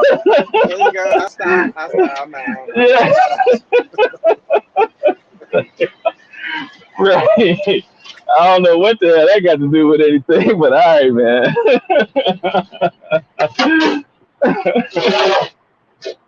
Man, we still got shit. We But still we got gotta. anybody on the panel? Oh, they left. Yeah, I'm still here. Oh, I'm still okay, here. all right. Yeah, I'm Yeah. here. I'm here. I'm just Nah. driving my So I truck. was I'm letting. driving my truck. Go ahead. Yeah, I was letting them. That's what I'm Oh, But doing. And yeah, it's finna man. storm over here. Yeah, okay. but at the end of the day, man, we just gotta, as a people, if we want to be able to compete and thrive in this particular situation we in, we just gonna have to strategize together as a group. But the time we living in now is gonna force certain groups of us to have to do what we need to do, and we either gonna get it done or we're gonna like just like Yeah, just like just like the Professor Core Anderson said, yo, we're gonna just become we're gonna become basically we're going to fall to a position where we're never going to be able to recover from in this right, country, you know. right. And we're heading there fast. Yeah, we We're headed there heading there fast. fast, Yep, better believe it. and you're going to still have individual success, but as a group, we're going to Right. hit a point of no return, you know. And we're heading there fast because we don't, like I said, we just have to come together, man. Like find the simple balance that's needed to be able to thrive as a group. And it's hard when like you said, we broke up into so many different factions. Right. You know, they done broke us up into so many different factions, and this is what happens when you have a group of people that get overtaken.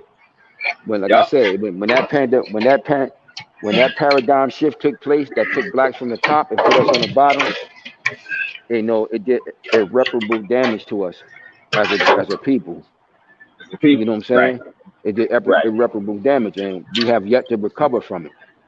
You know, because you're still Right. walking around here trying to be something other than yourself.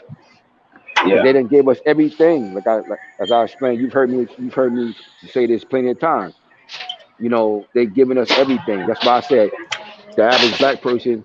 When you talk about thinking black, I was like, black is a social construct that they created. That they Human beings created. are from certain places. When you Yep. ask people where they're from, they'll tell you where they're from. Right. You should be connected to a land mass. You should be connected to a Facts. land mass as in terms of a country. So when you can't say that as a people, and particularly as it relates to our group here, we have a unique experience because you have Right. blacks in America that was native to this land mass when the Makasu Pale Man got here, and you Right. have blacks that was kidnapped and brought from West Africa too. Right. You understand? The majority of Right. them ended up in the Caribbean and in Central and South America. A few made it here, but and then you have the native blacks that was on this landmass that are mixed in together. So it was a lot of culture lost. It was a lot of culture lost. I mean, like I told you, where there is no language, there is no true culture, man. Everything else is a Yeah. subculture. Everything else is a subculture that those people created as a form of survival mode. But the true culture is lost when you don't have a language. That's why you heard me say that statement before about most black people don't know what it is to think black. And I'm using the black, knowing that the black is a color is a social construct. What is it is to really think from your ancestry, whether it's the Native American blacks, not Right. this false, not this false stereotype of an Indian Native American Right. that they gave you, because That they gave you. that's not the original.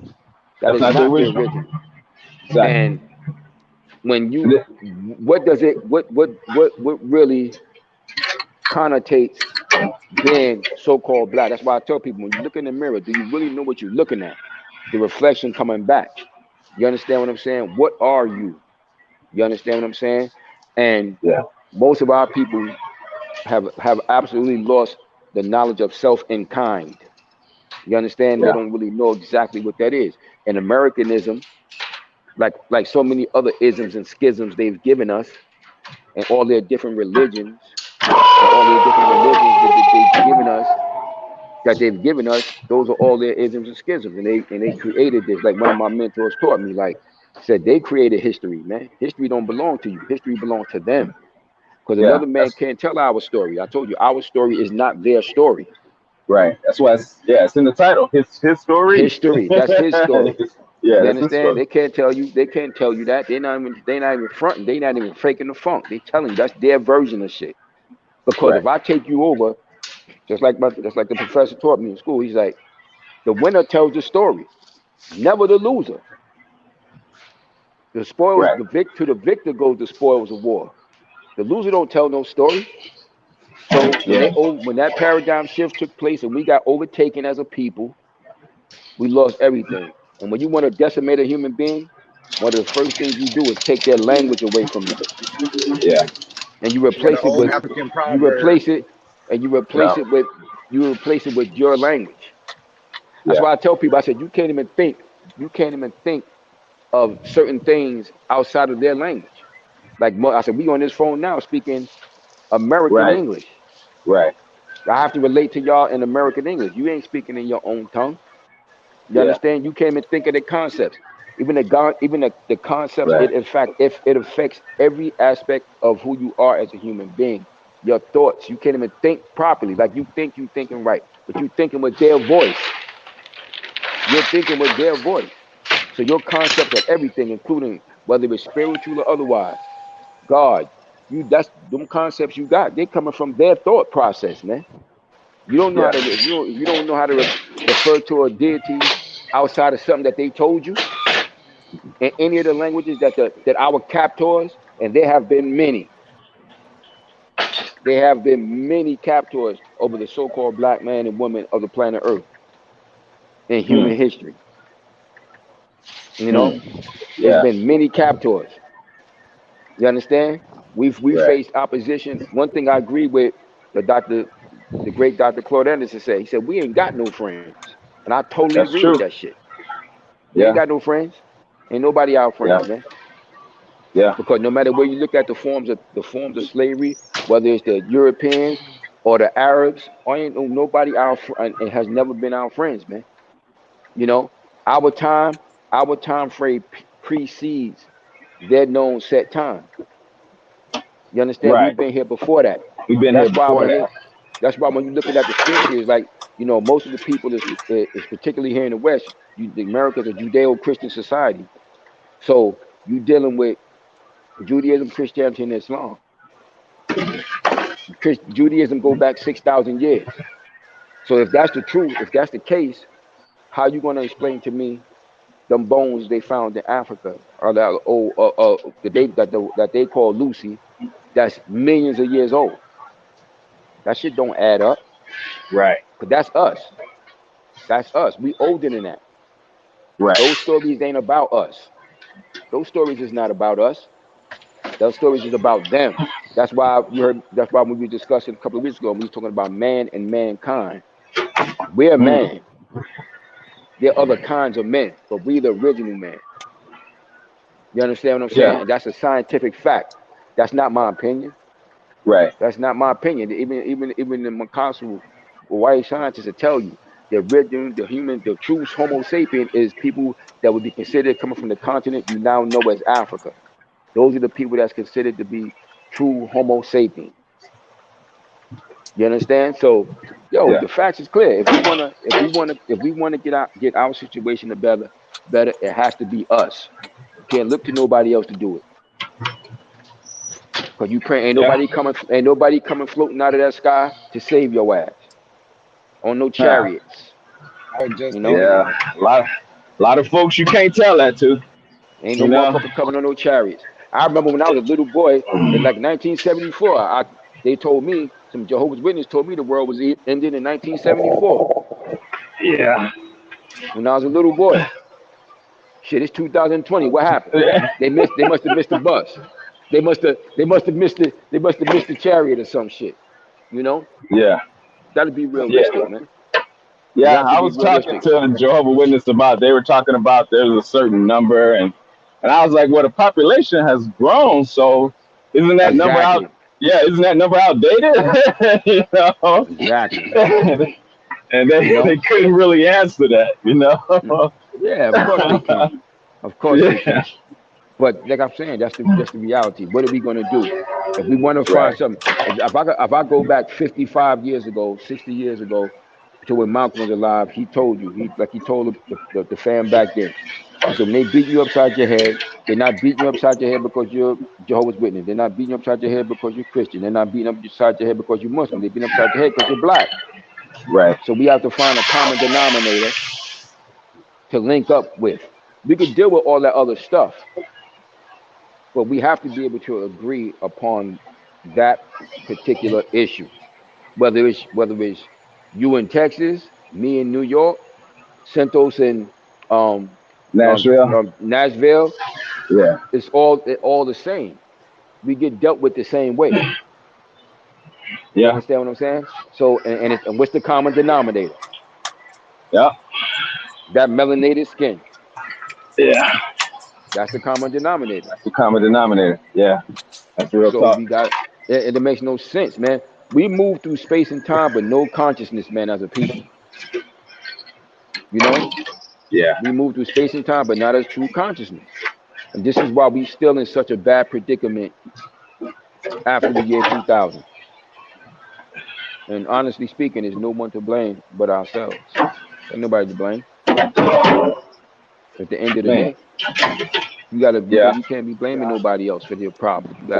You wanted things to get better, you gotta do what needs to be done. Period, point blank. Yeah. Yeah, Yeah. everybody is rocket scientists, and That's true. until you bring up the problems that we're looking at right now today, they act like they can figure that out. But then you got all these PhDs around here, and you know they experts on this and experts on that, but they ain't experts on figuring this problem out we got in the neighborhood. You know what I'm saying? Because they want that Yeah, there. It's absolutely. designed to be there. You see what I'm Yep. saying? Yo, Just I thought, imagine, think about what I'm yeah, saying here. We got yeah. all these people that went to college, paying big money, and then they come out smart, supposed to be smart as motherfucking rocket scientists and psychologists and all this this all this bullshit, right? And then they can't figure out a goddamn problem in the neighborhood. Really? And yo, I thought Reggie broke that shit down. One of the best I've ever heard it. Like he said, Oh think yeah. about it. You What asking, Reggie said yeah, tonight? That was on yeah. point, man. What he said about like asking these other people to bring out this money when you don't do that with those other groups like the Brooklyn Hustlers and shit like that. You Right. know, I was like, yo, that's a brilliant point. You Yeah. don't do that, but yet some athlete or some entertainer, or what are you doing for the community? But you don't say that when these individuals been in the hood doing what they doing, making money, Oh shit. you know? So I thought that was a brilliant statement, man, when he brought that point up. You know, we know all of these things. We hear it all the time. We end up having to repeat ourselves to people, thinking that they're not listening, and they're just ignoring us. But the thing is that the people that know what they're talking about and what they're doing, we got to start putting something forward. If you need help, we need to start asking each other, hey, what can I do? So, I mean, little stuff like there's certain things that don't even cost money.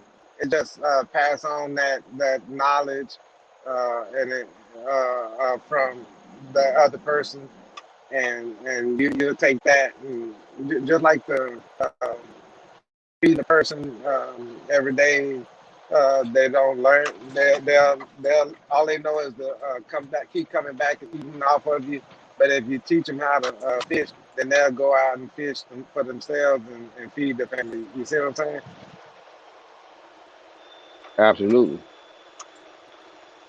The other thing you were talking about earlier, I was talking about that old African proverb, the hunter and the lion. The hunter gets to tell the story of the lion.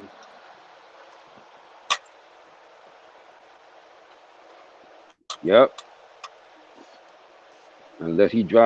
Unless he dropped that arrow or that gun.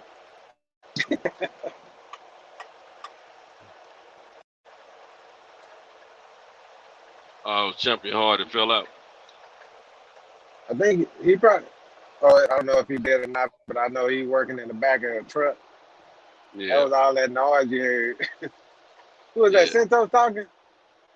yeah, man. I got busy, man, at this last stop, man. Pissed me off, man. And some I guns, heard that. they sending some stuff back, and they don't. The person that used to do it, they used to label everything that need to go back. I got to figure out of all these different pieces, which ones I'm supposed to take back. I got to read all these freaking numbers, man. They sending back 7 pieces and got all these these warehousing numbers on them and SKU numbers, and I don't, man, that ain't my. Hey, you better label your stuff. I wrote them a note. I said, yeah, I don't have 30 minutes to spare.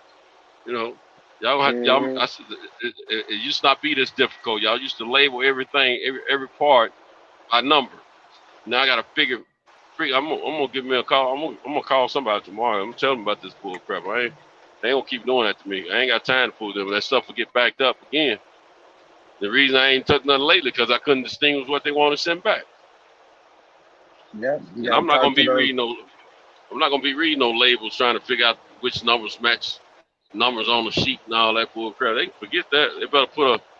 You know how some people take a clear sheet, a clear white sheet of paper and write down one of 3 or however many pieces they send back, 1 of 6, 2 of 6, so on. That's what they used to do, and it used to be real easy. It was easy for me to know what they were identified easily.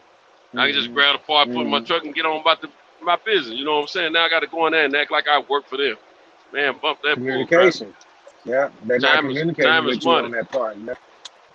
Time is money. I'm gonna let my folks know that I contract with. And I'm gonna Mm-hmm. call myself just to make sure, because you can't trust folks to call ahead, or they be worried about what the customer say. Bump that customer. Yeah, And then I your went to business. a new spot tonight. Well, I think it was on the second time I ever been in that place. It was another dealership. I went there almost 2 years ago, and but now when you go there, they got security sitting on the lot. Mm-hmm. You got to fill out all these forms. Man, I don't bump that bull crap. This ain't what, man. Look here, I drop stuff off and pick stuff up. That's it. I ain't got to do the only thinking I want to do is how to get there. That's it. Nothing else. You're not hauling cars, I are ain't, you? pay, I ain't on no clock. I don't get paid for all that. Say what now? You're not hauling cars, are you? No, no, Oh, okay. no. I do auto parts and body parts. Oh, I used to pick up those axles from uh, a place in Michigan, Marshall, Michigan, Mm, and bring them down to either Alabama at that Mercedes Benz or well, actually they were Ford parts, so axles. So we would bring them down south somewhere. mm. I don't know if that was part of that uh, contract. That was a long time ago though. I was with CFI at the time, back in '96. So that stuff too. Time is money, man. That holds you up on my. I supposed to be on my way to Muscle Shoals by now, man. Mm. I'm just now on my You're a way to business. shoot. I got an hour before I start hitting the Muscle Shoals now. Cause it's bull crap. I pulled up at that car lot at 4:30 a.m. Central Time. I didn't leave from there until a little bit after 5, man. Like 5:23 or 24 or something like that. Mm. I mean, no, it was 5:04 or something like that. See, that's why I don't like right now. I don't have to deal with nobody.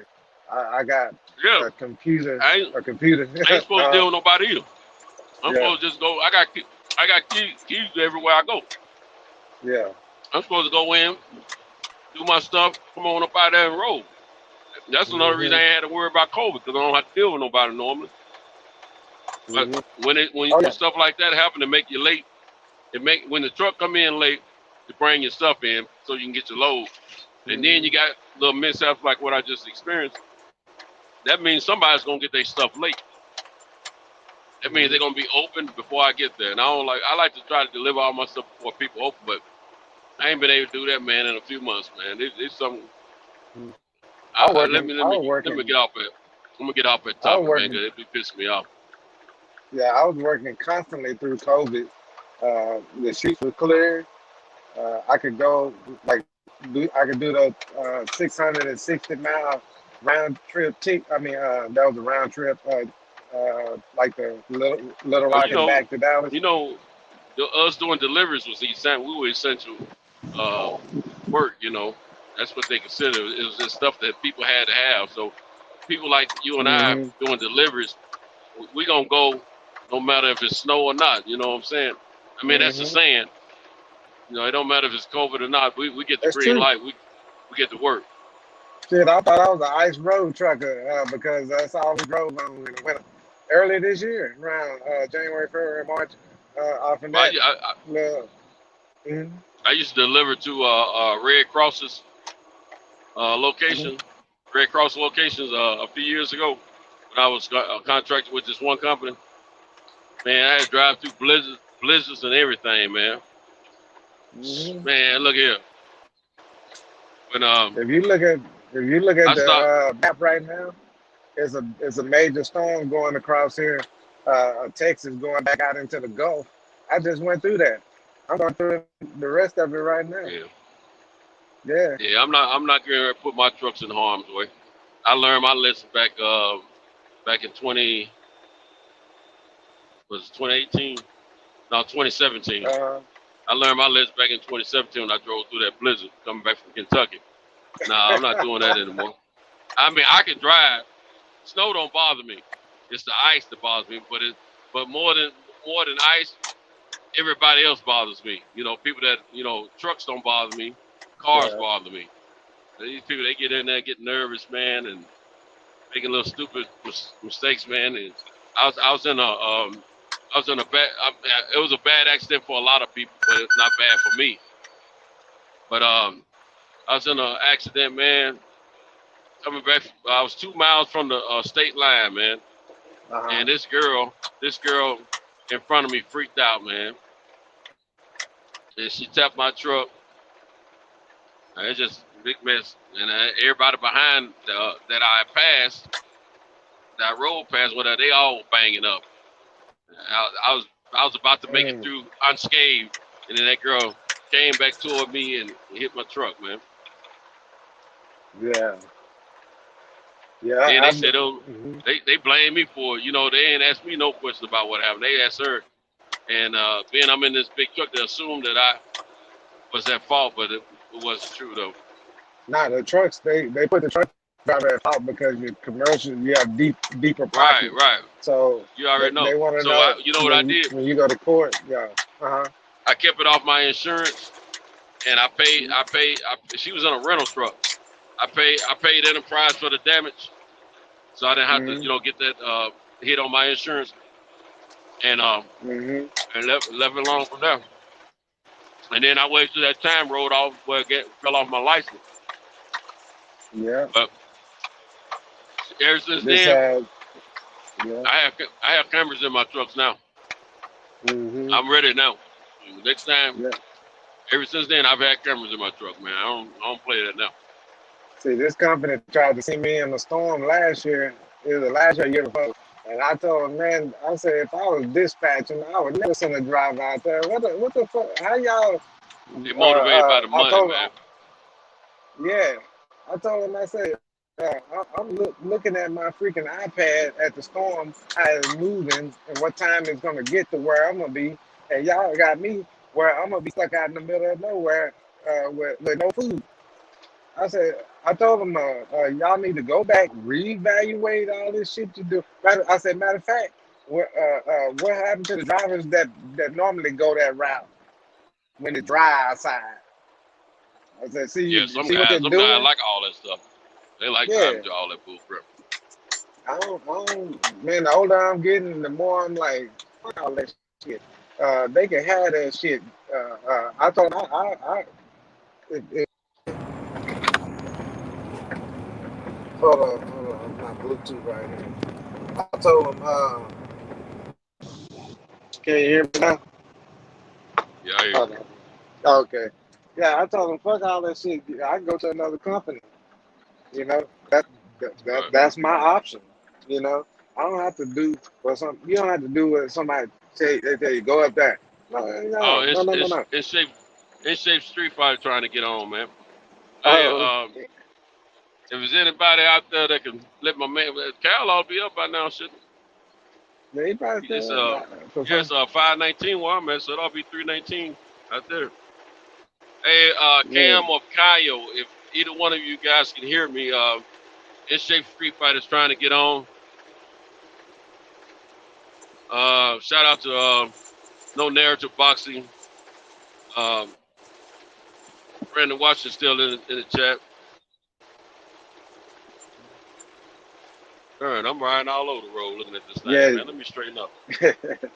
yeah. You got. Yeah, I'm going yeah, I through got folks. Austin. You can't go down in the belly right here. It's flooded. I'm on the Mm. top. Shout out to Reggie Owens too. Reggie Owens be staying What's up, that? don't he? Yeah. The people He are ain't going to gonna support sleep. the 2024 crime bill. The type of ill crimes happening now, society will support it. Now where will we be when the bill is being drafted?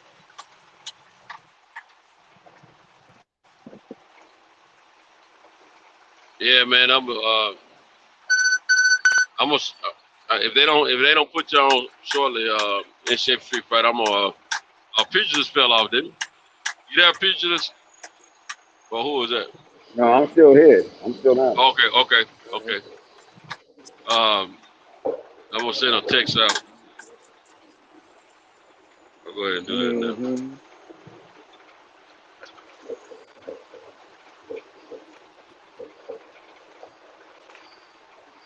Yeah.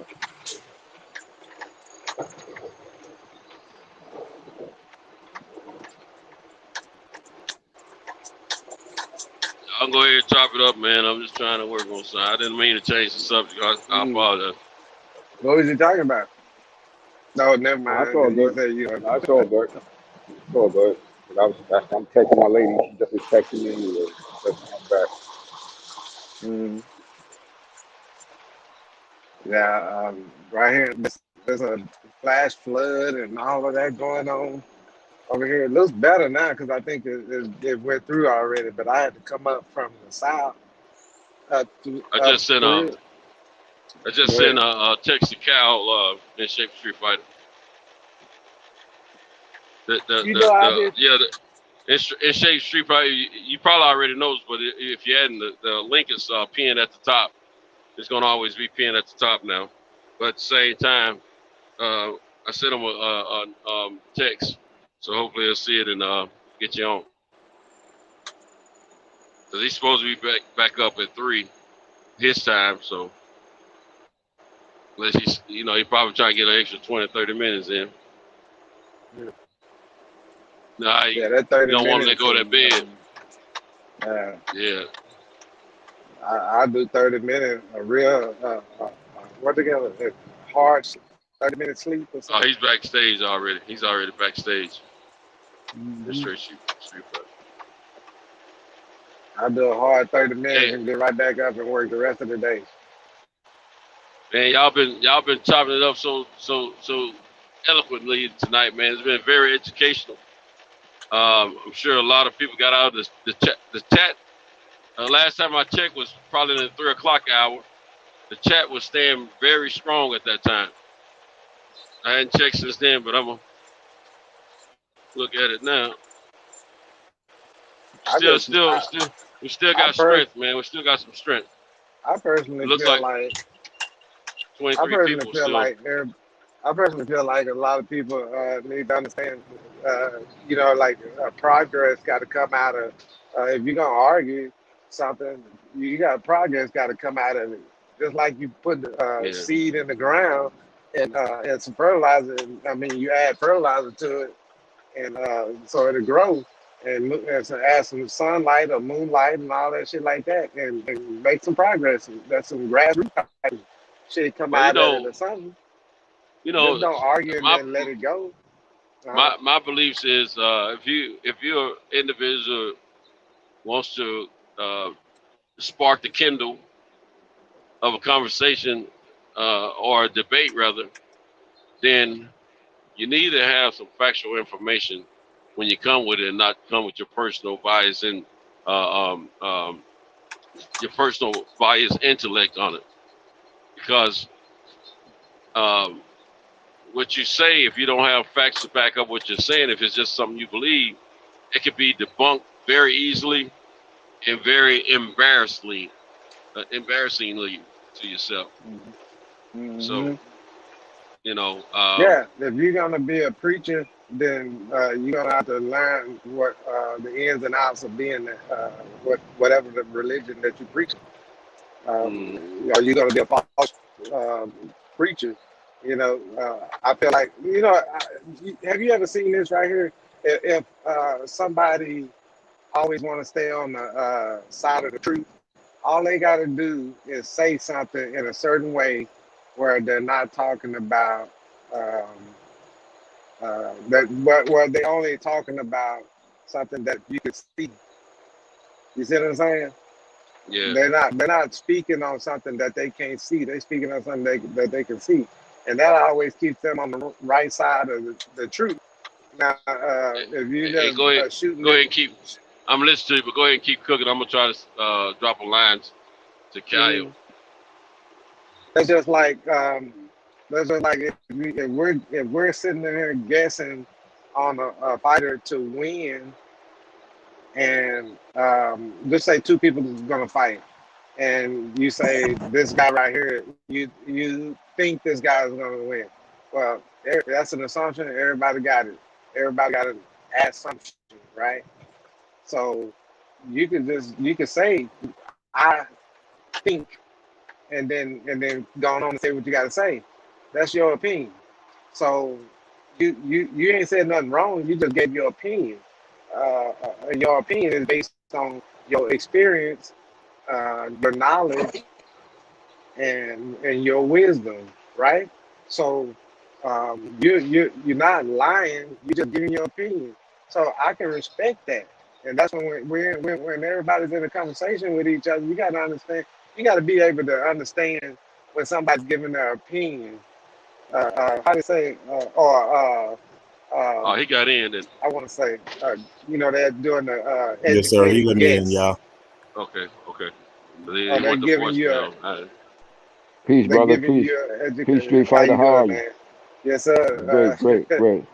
Glad Yes, to have sir. you I'm It's on your good. board. street I didn't want to speak fighter. over Picasso. I say yeah, but yeah, he got me in. And good morning, y'all. Yeah, man. Y'all been Greetings, cooking. I've greetings, Morning, been brother. greetings, sitting in the cheap seats, boy, listening. greetings, Y'all Let's greetings, on get on fire. in here. I feel greetings. like we're in the closet. Let's go. Closet. In the closet talking. We had to squeeze in the closet. Somebody turn the light on. Let's talk. Hmm. Yeah, I get a lot of flack normally Yeah. when I go places because they can tell when they're around me a little while that I love my people, regardless of Yeah, whatever, wherever they at in their life. You know what I'm saying? From the richest to the poor. So the reason Right, why right, y'all see me kind of get fired up with people because I always want to know what your intention is because we can always find fault with each other. And I right. didn't want to come absolutely. across as confrontational when I first started coming on it because, like I told you, this is like my character. I stay to myself. I'm real solo. Like I told the gentleman before when I had disagreements with him, I'm willing to go hungry behind what I believe in because you're not finna move me off my square. You know, I No watched doubt. my Right. family go too much when we were young, and I know how black folks are looked at. I know that even my people at times become, like I said earlier, they envy us of certain things. Because we still Yep. got a sickness in the community.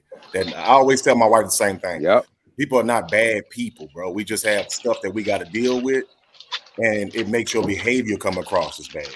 But all in all, everybody wants to be healthy. Everybody wants to feel safe. Everybody wants to be respected. You know what I'm saying? So when subjects like this come up, man, I try my best not to interject just my personal feelings, but what the real is. Because I said it earlier, there's just no relationships without intrigue. And what I mean by that is that people always have an agenda.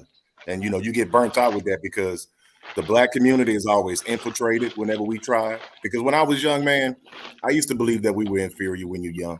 The way the television programs you, the way the Right. preacher at the house, at the churches and all this and that.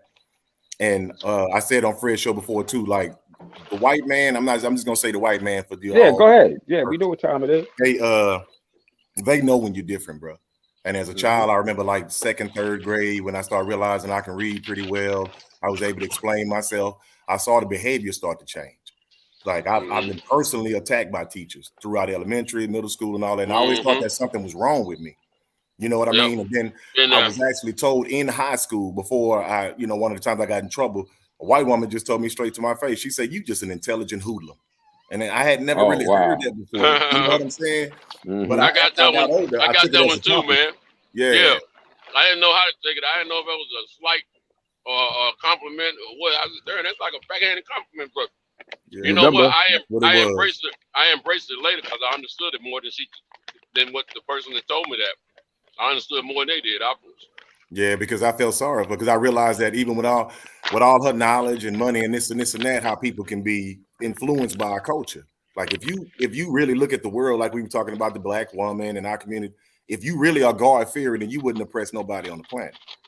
You know what I'm saying? That's the main thing that when I meet people, that's why I say the prophets talk to everybody. They talk to people who would right now we probably consider them gay or drug dealers or whatever, because they understood that it's just going to be people in the world that's just not going to go towards the good. But you still kind of got to go, you got to get along with them or you got to defend yourself from them. But the main way you find that out is you got to talk to people and you got to get bumped up aside the head. You got to go through stuff because my whole family is caregivers. I come from a background of caregivers. That's hospitality, that's medical, military, all this stuff like this here. So I've been left standing on jobs with my people who I stood up for. As I got older and I got into positions, they always want to pull you in because they want you to be the brother in between the black folks. They try to make me that guy. And I've done that, yep. Yeah, so when they realize how I really am and what I really am, of course, their behavior changes with me because once they see they can't use you, then you serve no purpose. Then, of course, you just fast in a hurry. Yeah, but I've seen them like standing over people and getting on them, and I walk up and be like, "Well, hey, yeah," you try to diffuse the situation, and then, like I said, later on, man, you thinking you and the brother might have. Yeah, the brother turned, man, won't you come over here talking to that white man? Like, whoa, wait, kinfolk. No, you right in this. Like, you have a right in this, bro. Like, you don't have to take, well, man, you know what I'm saying? I'm just trying to keep I say, brother, just listen to me. You legitimately have a right now. But they were just so angry. And I know that I started realizing that they became angry with me because they didn't have the strength to stand up for themselves. So they was embarrassed. They were embarrassed by me, normally a younger black guy, coming over here saying something. That's another reason why I said I had to start really learning when I was talking to people, because I would be misinterpreted. They were like, well, this nigga here trying to sound white. You know what I'm saying? You think he better than everybody. You know what I'm saying? Right. Yeah, that's always crazy. Right, that was always the craziest. That's always the craziest thing to me. That was you sounding white because you automatically equating sounding white with intelligence, like we ain't intelligent. That's what I say. That's what I say, Kim. I'm like, man. So it would make me go home sometimes, man. And I'm talking about like in my early 20s, because a couple of times, first time I'm on the job, just because I can communicate well, they just gonna pull you over there. And you more or less, like I say, to go between them and the black folks, because they don't really want to deal with you anyway. And as time went on, I started to understand a lot of my people are going to think that I'm a sellout because they see me on these different jobs. Now, most of them start to learn and they know that I'm cool. But what I meant by that is still jealousy. And I just couldn't get past that with people. And I told them, I don't need to beat you, bro. I don't need to be over you. I don't need to belittle you to feel better about me. The first thing I started learning when they said knowledge of self was to fix myself. So I try to stay away from certain things. I try not to say certain things. On here, I've cursed more. I've talked about worldly stuff more than I normally do. And I always say the same thing. I always try to preface everything with I'm not some, soapbox, self-righteous. I ain't never done wrong. Because me and Picasso had good conversations. I come from broken homes. I've tried to fix stuff. So when I say that this stuff goes on in the community, I'm talking about in my own house with a woman. Whenever I start to better myself, better my station. No, I don't want to drink. No, I want to work out. No, I don't want to gossip. No, I don't want to go over here and fight. No, I don't want to go to the club. So, they start thinking like, well, you think you better than everybody. It's like, no, I start to understand I got to start from here first. Before I start talking about you and pointing finger. Yeah, man, I heard she be, sleeping around on her man. That ain't my business. Little stuff like that is what I was saying, because as a people, since we are so bitter and broken hurt, that's why we got all this reality TV and we focus on all this. But I didn't want to just be another person jumping on the internet bashing black folks. Just like when Anthony Joshua lost, certain things I'm on, but I watch the white man because he likes to pile on. And I don't pile on brothers. We're going to criticize each other. We're going to say certain things. We're going to hold each other accountable to what we say. And you're not going to waffle out of it. But I'm not just going to keep bashing you so he can sit back and smile and rub his hands together. Because like you say, they love the infight. That's why when I was talking about the other brother, I'm not going to go to him, but you inciting. You're trying to infiltrate us. You know what I'm saying? You're trying to always disrupt something. So anytime you see unity, what's the first thing they say? Best people say, "Oh, y'all racist. We racist? How am I racist?" Okay, so we less than. You call me less than. You see that I have less than, and then you tell me that I'm not even capable of doing better. But then when I start to do all these things, now I'm a racist. So you know I'm coming from a position of not having. So any person, just like when you can't pay your light bill, you can't do certain things, it bothers these people. Y'all want to be in power because you don't want to feel less than. So now you're going to sit here and hold me for being a human, basically. So just because your skin is brighter than mine, that's your rationale. So whenever you start to bump up against what they believe, like I was saying, that's when it became a problem. I told you on the job, hell, you just a regular Barack Obama, huh? Malcolm Farrakhan, stuff like that. And you feel comfortable enough to tell me that to my face because you feel like I'm just supposed to be even appreciative to be in your presence, And I've told them that. That's why every time I say something and we go along something, because I'm a safety manager, they be operations manager. I'll be like, well, such is gonna go. And they be like, that's fine. I'm like, I'm not asking you, I'm telling you. So even little things like that, I let them know where we're at. That's another reason why I say in the midst of the argument about boxing with the young man the other day, it's like, dude, I know what you're doing. I know how you speak, and that's how the white man does. Since I was a child, I've listened to this. My grandmother is a Southern woman from Louisiana that gave me the game. She ain't here no more, but she always said that look them in the eye and listen to what they tell you. And when I say listen to what you tell, don't follow instructions, say just really listen to them because they always contradict themselves. Because in the end, racism is irrational. Like we know that, like from us, we want to get scientific and this and that. It's irrational. You have a sickness in you, a fear in you. So you must know something I don't know. And that's when I started researching and getting knowledge yourself. And then you realize you're the original person. Then you realize that y'all people then you realize that everything stems from your mother's womb, So y'all know this. So y'all have hidden this. So that gave you a sense of inferiority right there. What your brother said, Timbuktu a while back. And she's like, that's not a real thing. Come on. Yes, it's a real thing. But how do you tell a group of people who've been feeling like they're superior for so long that in actuality, they're not the original people? The first people to have the stars mapped and did surgeries and all this other stuff is that black guy over in the corner that you can't stand. The big lips, the big nose, him or her. I understand what that would do to their psyche. I mean, you vicious towards us. Why do you hang us and then castrate us? Like, what is that? Why do you cut a person's genitalia off when you hang them? Man, that's a special kind of hate. Eat it. Yes. They would eat it too. They would take different parts of our bodies and this and that. That's a savagery.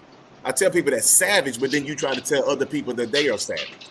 So when I started seeing all these contradictions, it made my backbone go straight. It made my shoulder square. You know what I'm saying? So now when I go places, I'm never looking for problems, y'all, but you're not going to put me in the bracket.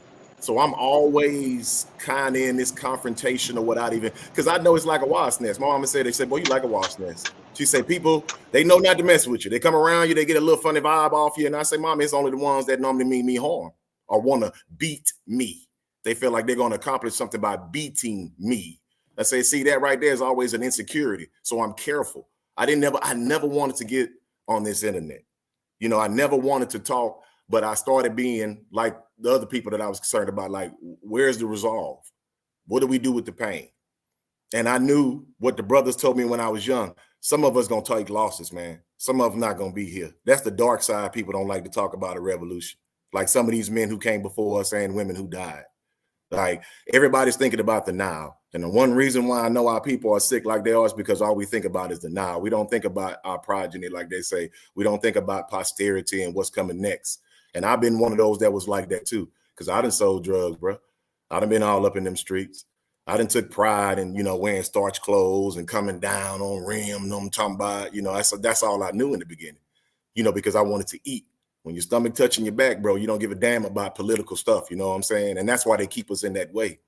It's going to really be education of self, like the brothers be saying. And then you're going to have to take some L's, man. And that's hard for people that's already taking L's. So as I get older and I'm a grandfather and all that, I'm willing to, I already know in my mind, that's what's been going on. Because every job that I've had since I've traveled, and I keep using my jobs as experience, so people don't think that I'm just some bitter guy. No, this happens on the job. Like I've had checks mailed to another state out of passive aggressiveness. You know what I'm saying? People you don't even know you got problems with. Because at the end of the job, when everything goes down, you come to realize they never liked you. They never liked you because you can express yourself. I hear little stuff like, yeah, he likes to run his mouth. And I'm like, dude, I don't even talk to y'all. And like, literally, I don't. If it's not about the job, I don't talk to people. So I know that's game. And once I can check my own behavior and I know myself, all that old psychological stuff, that ain't working on me because I'm not insecure because I know what I am. So whenever you try to come to me and belittle me or make little rude comments or in a roundabout way, make these insinuations and all that, I can call you out on it because I look at myself every morning and I know what my intentions are. I don't need to beat you. I keep saying that. That was the first time when I was on Fred's show and I kept saying that to folks like, I don't measure myself by what I can do to you. You know what I'm saying? My character is the same when the lights go out, period. And it took me a while to get to that. You know what I'm saying? Like, I really have to sit down sometime and go hungry, just like I said, because I'm just not willing to go do certain things. So I try to be better with everything because I listen to you, Centos, and I listen to y'all different business, man. Y'all don't know how much I admire y'all, man. Like when I came on here and I hear brothers doing stuff and they shocking and rocking and all that, that always gives me that hope, man. Because they pretend like we don't do nothing, like we don't have nothing, like the children ain't gonna never see nothing.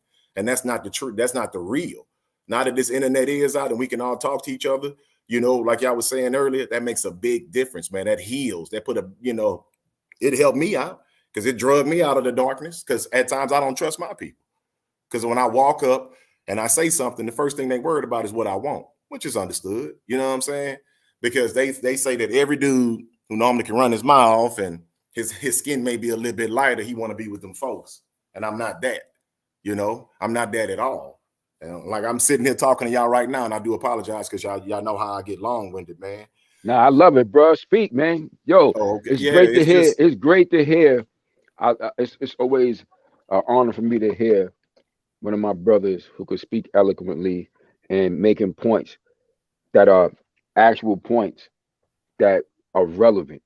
You understand? It's not like you're not just up here talking and you're talking something useless. You're talking some very relevant and true points, and you adding on to what we was already discussing in a very good way. Man, I was laying in here listening to y'all, man, and I started to get a little teary-eyed here and there because I think about the times that I've hurt women in my life. You understand what I'm saying? Like I've done stuff to hurt the black woman. Like my mom is 20 years in the game now. She still trip on me. Oh, you just so different from when you were young. I said, because mama, I understand now. I understand. Exactly. I'll never understand what you went through in labor. I'll never understand them days that my mind wouldn't even, develop enough to know what you were doing. So I think about all the times up until the time I was a toddler, like, man, I could have been dead. And she just looked at me. I was like, yeah, you didn't have to feed me. You could have won. You could have been strung out on drugs. You know what I'm saying? You could have sold me on the black market if you wanted to. My life would have been completely different. But I was always so focused on what we didn't have in the beginning. I didn't understand what I did have. And then when you start having friends come over and they like, man, your mama take care of y'all, man. You got TV in every room. I'm like, what? Yeah, and you don't appreciate it. You stay with a haircut. You start hearing little stuff like that. You like, yeah. Then I start seeing her laying on going to sleep because she's so tired. You start going, man, I'm tripping. I'm worrying about what this white man say on the TV and going over here on vacation and get the new, not realizing that your mama may have had you early. She had maybe had a lot of stuff, but she's still a good person that's trying to take care of you. And here you are shooting her down because of what somebody that ain't even in your house telling you what you should and shouldn't be. But like you said, that's all part of the game. And then when you get older, you crave those things and you're willing to sell your soul for them. Because like y'all said, we associate everything with materialism. I'm better than you because my car is a 2020. It ain't about, when you go to the man's house and you see all his kids is, protected and fed and they look at him with admiration in their eyes, even though he riding around on a bicycle. You're going to talk about his neighbor who balling out of control, but in reality, he beat the hell out of his wife and he's strung out on drugs. But he got a nice car though. You know what I'm saying? So that's like you say, the sickness, but it's just hard to tell people because when you're hungry, man, you're hungry, bro. You just hungry. You don't hear no self-righteous brother. Yeah, bro, we need to get together and this and that. So when I said I learned that I had to learn about myself first, now when I go places that I'm older, they do admire you because they see how you carry yourself. I stay quiet when I need to be, and I speak up when I need to be. They know that my intentions are true. When I was around kids helping them, you know what I'm saying? A couple of times they said that. They always tell me that when they come back around and be like, man, you know, Street Fighter, I thought you was kind of weird at first. I said, I understand, because the norm is always chaos. I said, I didn't want to come here and be like, yes, I'm going to do this, this, and that. I say, all I do is just walk to walk.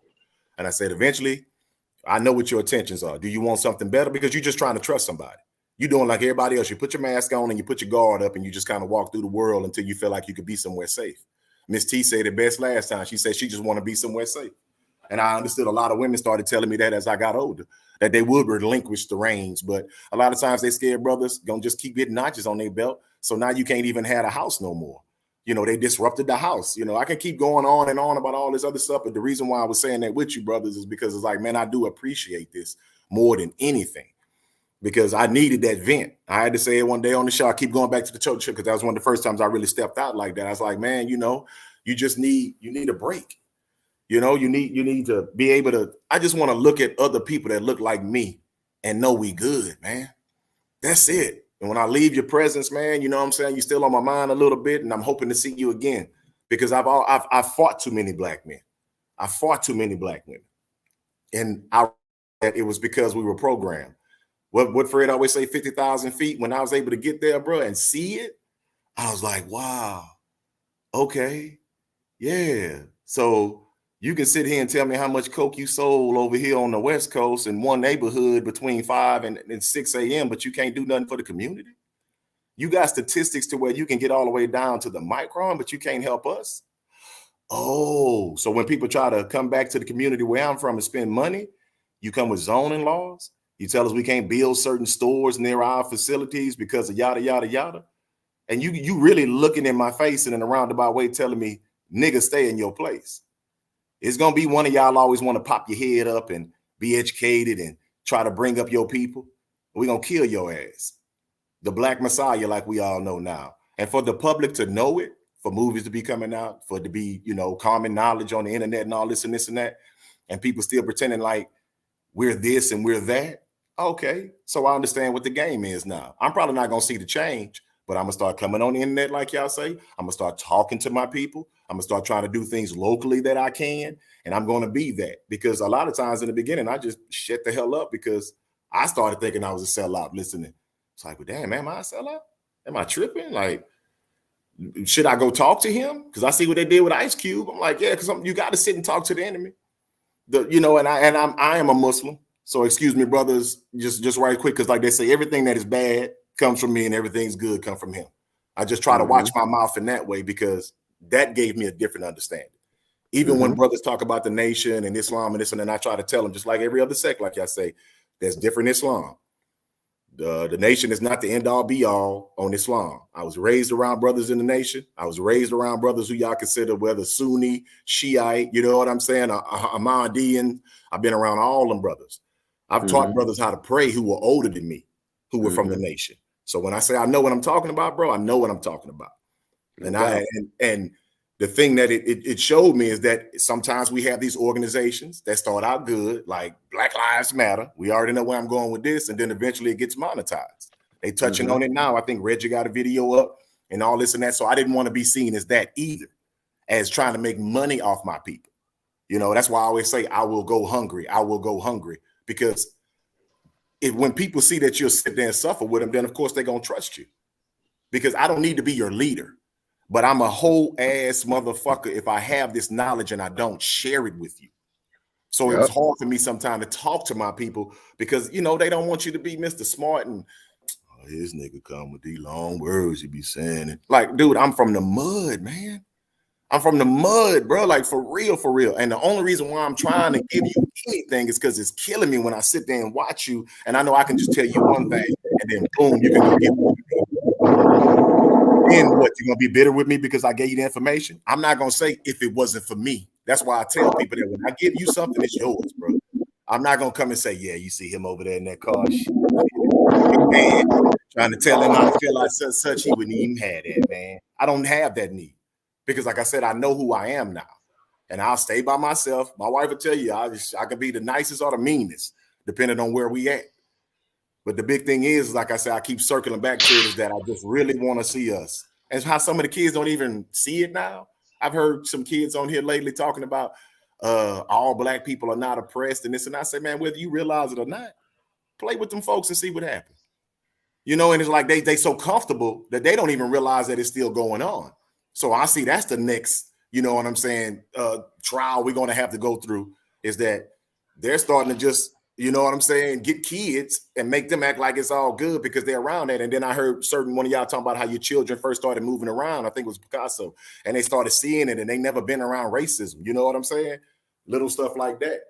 So in the end, man, I'm going to stop. Like I said, I just really want to know what the resolve is. I wanted to get on here and just kind of say my piece, man, because I know sometimes I get to rambling, you know, but I just wanted folks to be able to know me more too. Like I'm really going to keep coming on here and trying to, you know, stay more focused whenever I'm trying to get my point across, because like I say, a lot of times it's just a bunch of emotions flooding out of me because I've held stuff in for so long, to be quite honest. Even my kids are doing well, you know, so I can't complain about that. My health is good. So I don't want to come on here like I'm just doing bad and stuff is that, this and that. No, I just don't want to be another black guy standing here complaining about the world, but he ain't doing nothing. And all the work I put in that I just took for granted. I didn't think that I was intelligent. Still don't really think that. Not to the level that some people kind of get that, you know, it's not like that with me. It's really not. But I'm trying my best not to come across as self-righteous because, you know, as soon as you do that, people start trying to find fault with you. Yeah, he getting on here preaching about this and yeah, because I got a history, bro. Like I said, drug usage, drug selling. You know what I'm talking about? Family issues. I mean, gang relations. You say it, but the thing is, they can forgive their people and they become multimillionaires, but not us. We become a multimillionaire, feed the community, and then they got some gossip panel talking about what I did when I was 19 years old. So do we think we can trust this person with our children? I mean, I know it's 20 years later, but what do you guys think about that? Please write in and let us know in the comments section what you, and you're like, what the hell, bro? So nobody ever is going to be getting forgiveness? And it's that bitterness. It's that seeing that black face up there and be like, that should be me. Instead of saying, that is me. You know what I'm saying? Like, you need to understand, just like they put the black folks in the news all the time for robbing, killing, and stealing. If they put you in the news all the time for getting food to your community and doing the right things, that make other children who you don't even know look at that and get some self, you know what I'm saying, where some self-pride. So that's why I said, as long as somebody's making ripples in the pond, as we say, man, I'm happy. I don't have to beat you. What is it that you have inside you to where your self-esteem is so low? Because like you said, we'll stab each other quickly, but let that white man pull up, boy, your head go down, you get to looking around, and you pass through the white neighborhood, you ain't chucking no bottles out there, but shit, you'll bust a bottle on the corner in your own neighborhood, and then be mad when your tire on flat. You know what I'm saying? It's like little stuff like that, and I understand that that's the mentality, because some of us are still living, you know, we live in savage, because like I said, I came up like it, man, the bricks, baby, barefooted, looking crazy, powdered milk, you know what I'm talking about, blocks of cheese. Remember them throwback days, paper food stamps. You know, always Medicaid, Medicare, and all that stuff like that. So, like I said, on that, man, I'm gonna go ahead and end it because I'm starting to, like I said, getting emotional again, man, just to keep it a book. And I'm starting to ramble. Good, brother. It's all good, brother, man. It was well said, man. It's good to hear, man. It's great to hear the experiences, you know, of the brothers, man. You know, all across this country, man. It just shows the link that connects us all. And one thing I will correct you on, you know, is that you are intelligent just by the fact that you're a human being. So you're intelligent. You know, you're not there's levels to intelligence. You're a human being. So yeah, you are intelligent. You know, now there are different levels of people being smart, but you are indeed intelligent just by the fact that you are a human being. So you don't ever think that you anything other than that. Can you open a door? Yes, sir. I understand what you mean. Your ass intelligent then. But you know what I'm saying, for the sake of not being arrogant. So don't ever shoot yourself down. Forget being arrogant. You got a right, though. You got a right to be that sometime when you got it. You can't be it when you don't got it. Shit, when Muhammad Ali was saying he was the greatest, for that time period, for that short period in his career, he was arrogant, but he had a right to say it because it was true for a little while. Yeah, it ain't You bragging if you understand? can So back it up. Yeah, that's what they yeah, talking about. so you could back it up. Yo, your experience is just that, your experience. That's what's making you a complete human being. Your experience is unique to you, but it connects us all. You understand what I'm saying? Oh, So most definitely, yeah. And I yeah, know, so yeah, yeah, go my ahead. bad. Go ahead, go, speak. No, I was finna say, yeah, that's my bad because Yeah. you know how some people they like the confrontation on here. So a couple of times I first started getting known just in the Mm-hmm. past, I was like, damn, I'm gonna be known as the confrontational guy, you know, and that just totally Shit, took ain't me nothing wrong with that. sideways because I had to stop. I had to stop for a That second, but that yeah, ain't because you something. see Ain't that nothing sickness. wrong with You that see certain sometimes. brothers that come over here working Yeah. for the ops, and then they try Mm-hmm. to pretend, and it's like, man, why are you doing? Okay, just tell me to my face like the white man do. You know what I'm Yeah. saying? Like just Mm-hmm. let's just do that. And like I said, I don't want to keep circling back. Straight There up. were other platforms that was like that too. And the brothers was Straight happy up. that I came in and I was able to, like you say, eloquently put it what was going Mm-hmm. on. Because it started with Wilder. I'm gonna tell you the Mm-hmm. truth. I hadn't been watching boxing because it just broke my heart, man. As a young Mm-hmm. man, and you know what I'm saying, best. You just keep seeing it over and over. And I told you about Wilford Sippian and a few other brothers, man. I Yeah, seen them yeah. walking around in the hood, man, just Mm-hmm. and they, what's up, champ? But he just, man, I'm about to tear up now. Like you see him and you're Yeah. like, damn, I watched this man on TV, bro. He was Yeah. shining, he was beautiful. You know what I'm Mm-hmm. saying? And now he just out here like, hey man, let me get a little 50 cent, youngster. And you like, how that Mm-hmm. happen? How you go from what Yeah. we think is the big thing in the hood, well, he on TV. You know how we are, Yep. oh, they on TV. You know, the Mm-hmm. kids ain't big like that now because the internet is out. But yeah, and Mm-hmm. things like that was just bothering me, man. I was like, how does that happen? And then you see all the retired white boxers, you know what I'm talking about? They doing Got commercials. homes and Come got on down and buy commercials. a car, such Mm-hmm. a knockout car, Brody. At Prices. knockout, we sell the best. And it's like, how Mm-hmm. the hell? You know, and his record wasn't even as good as his. And This one, so yeah, as he we wasn't started even getting there, I wanted to half fight. the fighter. Half the fighter. Man, I'm gonna get off on that. Yeah.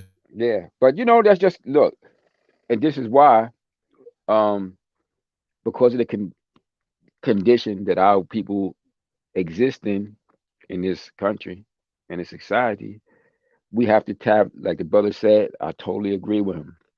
We need, and it's been should have happened, a mind shift.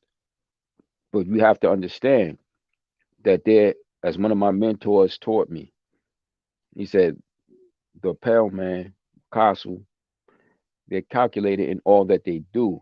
So we got to be calculated. See, one of the things, like I always say this about, sometimes I just feel like the so-called black man and woman, we just so goddamn human that it hinders us at times.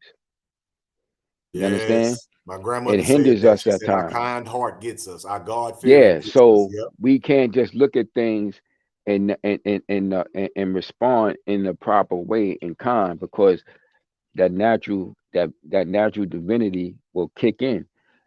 It can, and then when we do the harsh stuff that we do it to one another. It's never directed where it should be directed. You understand what I'm saying? Like they've put such a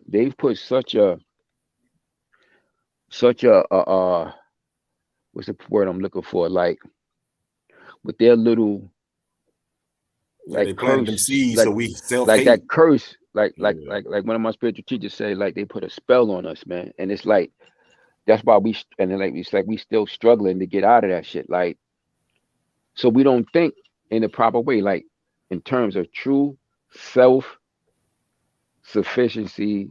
Like in this country, when you compare all the other groups that's here, we have the worst strategy for success of all the groups here. That's why all these other groups came here and they're more successful than us because we have the worst strategy for success. We don't know what it takes because of the circumstances that happen to us here in this country under this regime, which we call the United States of America, the government and all the stuff, the powers that be. So because of the things that happened to us, and it left us in such a economically depraved state as a people. It's hard. It's very so hard for us to know how to maneuver within their system, and within their system. And when you break a people down to their very last compound, and the people really don't truly know who they are, because like I told you, there was a paradigm shift a millennia ago from when we was the number one people ruling the whole world Yes, sir. to the point where we at now. And we've been fighting our way back, and things happen in nature. Was it because part of the reason why that thing took place is because of nature too. There's a lot of things that went into that development happening. But the fact of the matter is, we have to be able to. And these circumstances that we're living through now, it's like a shake. It's like a sister, and it's shaking up things. And the certain things are shaking in that bag, and it's gonna force, hopefully, people like these things has happened. Like we on this internet, and we've been on here discussing the things we start talking about, and it's sparking thought. It's sparking things. It's going to spark things. We come together at times. We be able to meet up at times, do things Yeah. together that could spark other things. And we have to understand it. And it's not about hating, because, like I said, the love of self doesn't mean the hate for another. See, Amen. they'll try to project that on us, though. Yeah. And like I said, as it relates to our people, we've been. That's why I don't know if you ever heard me make a statement about when it comes to us being black. I said black is a social construct that they created for us, and they put us in that box as black. You understand? It's like if you come from like the brothers and sisters I know from maybe the continent of Africa. You ask them where they come from. Where you from? From Ghana. I'm from Nigeria, Sierra Leone. So when you talking to them, they don't. When you ask them where they're from, they'll tell you what country they're from. They won't just say, "I'm from Africa." They won't just say that. They'll be like, "Oh, I'm from Sierra Leone. Oh, I'm from Ghana. I'm from Benin." Stuff like that, right? So even if you knew this, if you look at the story that they gave us of chattel slavery, how they kidnapped people from Africa, they tell you they kidnapped people from West Africa. These places were countries that had names. You understand what I'm saying? But yet when you talk about the so-called black man and woman here, when you're only using the the the chattel slavery story of the people you kidnapped from Africa, and you totally omit the fact that when you got here, it was black people here. See, that's a focused agenda and a narrative they wanted to create because they knew what they was doing. So just totally admit that it was blacks when you got here. I say, oh, we just kidnapped a bunch of y'all from there, and we brought y'all here. And when you look at the people, these people were from individual different countries. So when I say you take a people and you destroy that people by taking away their culture, and the first thing you do is you take them, you take away their language, because you're gonna automatically decimate their culture the moment you do that. The moment you take away their ability to communicate with each other in their own tongue, it's starting to decimate right there. You Yeah. understand? And then you Oh, I do. replace it with your language, whatever it may be. You replace it, with whatever it may be. Don't give them the ability to communicate in their own tongue. And I found out as a kid when I finally started like just pushing back at times when you realize that those folks trying to be condescending in your presence. That's what I meant by when I was young. They started like Mm-hmm. trying to alienate me and pick on me and do little weird crap that now it took me until I was like almost 21 to realize, man, these people was the whole time. You know what I'm saying? But Yeah, and what the because if they brother made me perceived you, say, if they what he said. perceived you as being intelligent, you're a threat, man. Yeah, and they You're said a that they didn't threat. let me read out. They would, you know how they would try to make you feel funny by stand up and read out loud. So I was Yeah, standing yeah, up and read out loud. Okay, that's enough. Sit down. You know, yeah, because little you did stuff it like that. good. You're like, what the They hell? thought you was gonna mess up, but you was doing that shit good. It's like, oh man, he one of these motherfuckers. We gotta crush him. Like, and it's a threat to them. And I dated this, you know, may praise upon the thought. She transitioned a couple of years ago. Brilliant sister I met. She's from the hood too. She's from Brooklyn, Brownsville, Brooklyn. Raised up in the hood, survived that shit, yo. Yeah. She was about that life. She went on. By the time she was maybe I think 19, 20, she had like maybe 3 kids. Dropped out of school. She went back to school. Ended up getting, I think, if I'm correct, I know she definitely had a bachelor's. I think she had an associate too, but I know she had a bachelor's. She ended up getting a bachelor's, double master's, and a PhD. Right. And I met her when I was because I was an owner. I had my gym. I had a gym. Me and my partners, we had a gym out in Queens. And her kids, her 3 boys, they came into my program. And the day I met her, you know, I had let her sons, they came in the gym. Because what I used to do is just to try to encourage the kids to come into the gym, get them off the street, you know what I'm saying? So her boys had came around and it was in the gym. So, but after a while, I was like, look, y'all got to get one of your guardians, your parents, to come over here, so y'all can join the gym. Because I had this paperwork for them to sign, because I didn't want nothing to happen to them when they was in the gym. So they brought their mom, and she came, and you know, we was discussing the program, and you know, what I was trying to do with the kids there, and so on and so forth. And we was talking, as I was listening to her, I noticed the way she spoke. You know what I'm saying? I know she was very, very, very eloquent with the way she spoke, and Yes, you sir. know, she sounds like a teacher. So I asked her, I was like, "Excuse me, let me ask you a question. You wouldn't happen to be a teacher or educator?" Now I know because my mother was an educator, so I know how that sounds. Because my mother was one. So I was like, and she's like, "Yeah, actually, I actually am a teacher," and so on and so forth, right? And we started really chopping it up, and you know, we hit it off well, and you know, she explained some things to me, and it's funny you said, because when I met her, she was separate. She was separate. She had just got separated from her husband, and she's going through that abusive shit and all that stuff, you know. And actually, how she ended up where she ended up out here at my where my gym was located, because she was actually on the run, getting away from this motherfucker, you know, which was crazy. And but you know, she was a brilliant mind, and you know, me and her eventually got real close, and she explained to me, because when she started teaching, I remember she was working first. She was working in this daycare out here, and I remember she got into a big thing with the state here in New York, because apparently she was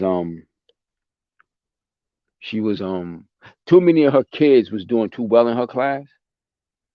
Because when she took over that class, they have this thing called an Arista program here in Wow, New I York, see where this is going, man. and when she took over the class, too many of the kids was getting into the Arista program. Bruh.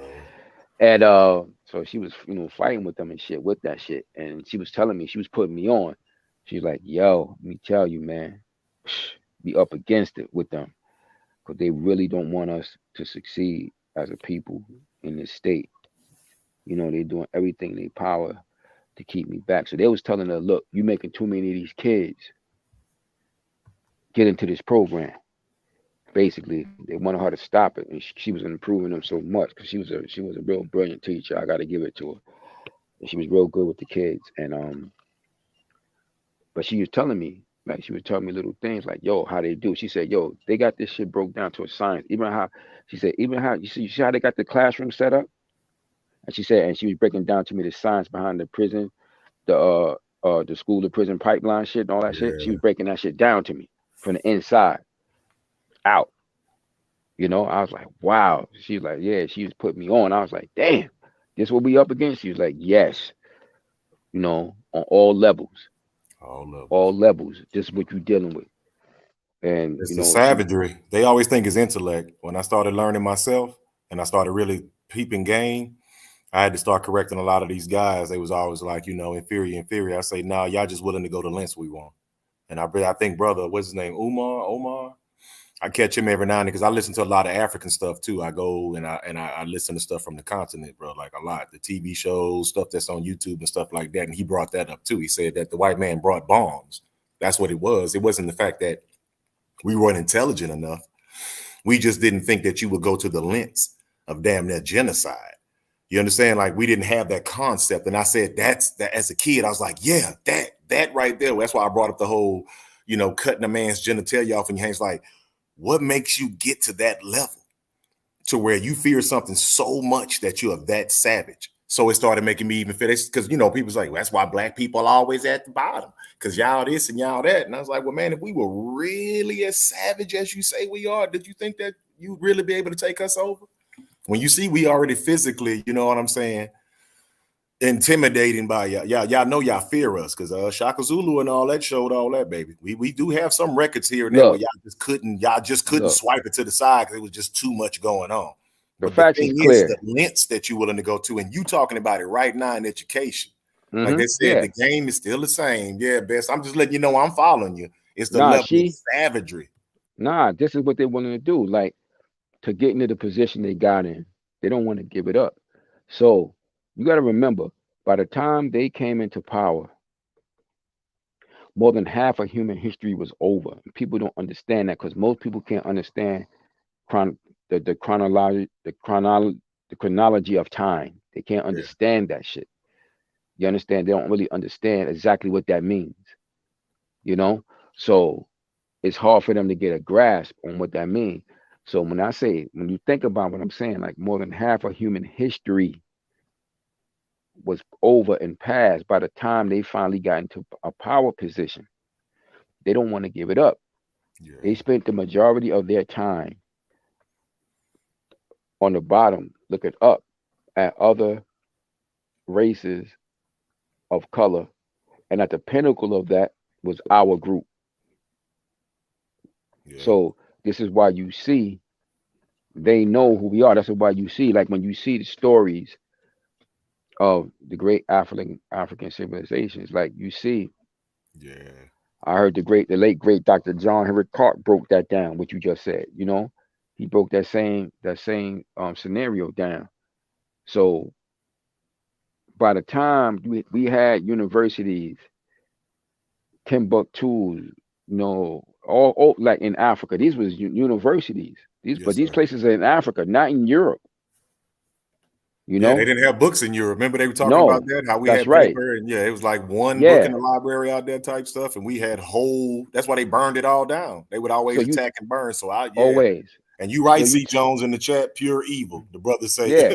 C Jones 0224 say pure evil. Yeah, I see you out there, baby. So You right. what you do is when you look at when you look at their history, and this is why they always try to lay claim to certain things. Like I'm trying to use more commonly known things because there's other things I could talk about as far as like African Yeah, civilizations that maybe the masses wouldn't know. But you take something that's commonly known, like Egypt. Egypt is more commonly known. That's an African civilization. yeah. Egypt is in North Africa. Oh, I It's not know. in Europe. It's One never of my been in favorite Europe. stories is what was the brother was talking about how the You know. Nubians went over to talk to them, and they Hmm. what killed me how they described us all the time, and it literally said Yeah. it in the scripture in the literature. It said he was a tall, bronze, beautiful colored. They say he Hmm. was a tall, bronze, beautifully covered man. His Hmm. stature was such and such. So they admired what they try to Hmm. put down now, and they said that when he came through, he was adorned in this way, and most men met him at his shoulder.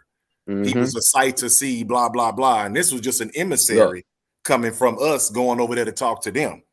So what is when you their hear that, image? you're like, wow, so you really think I'm beautiful? Like, yeah, for you to write Look, that down, yeah. what is their image of their image of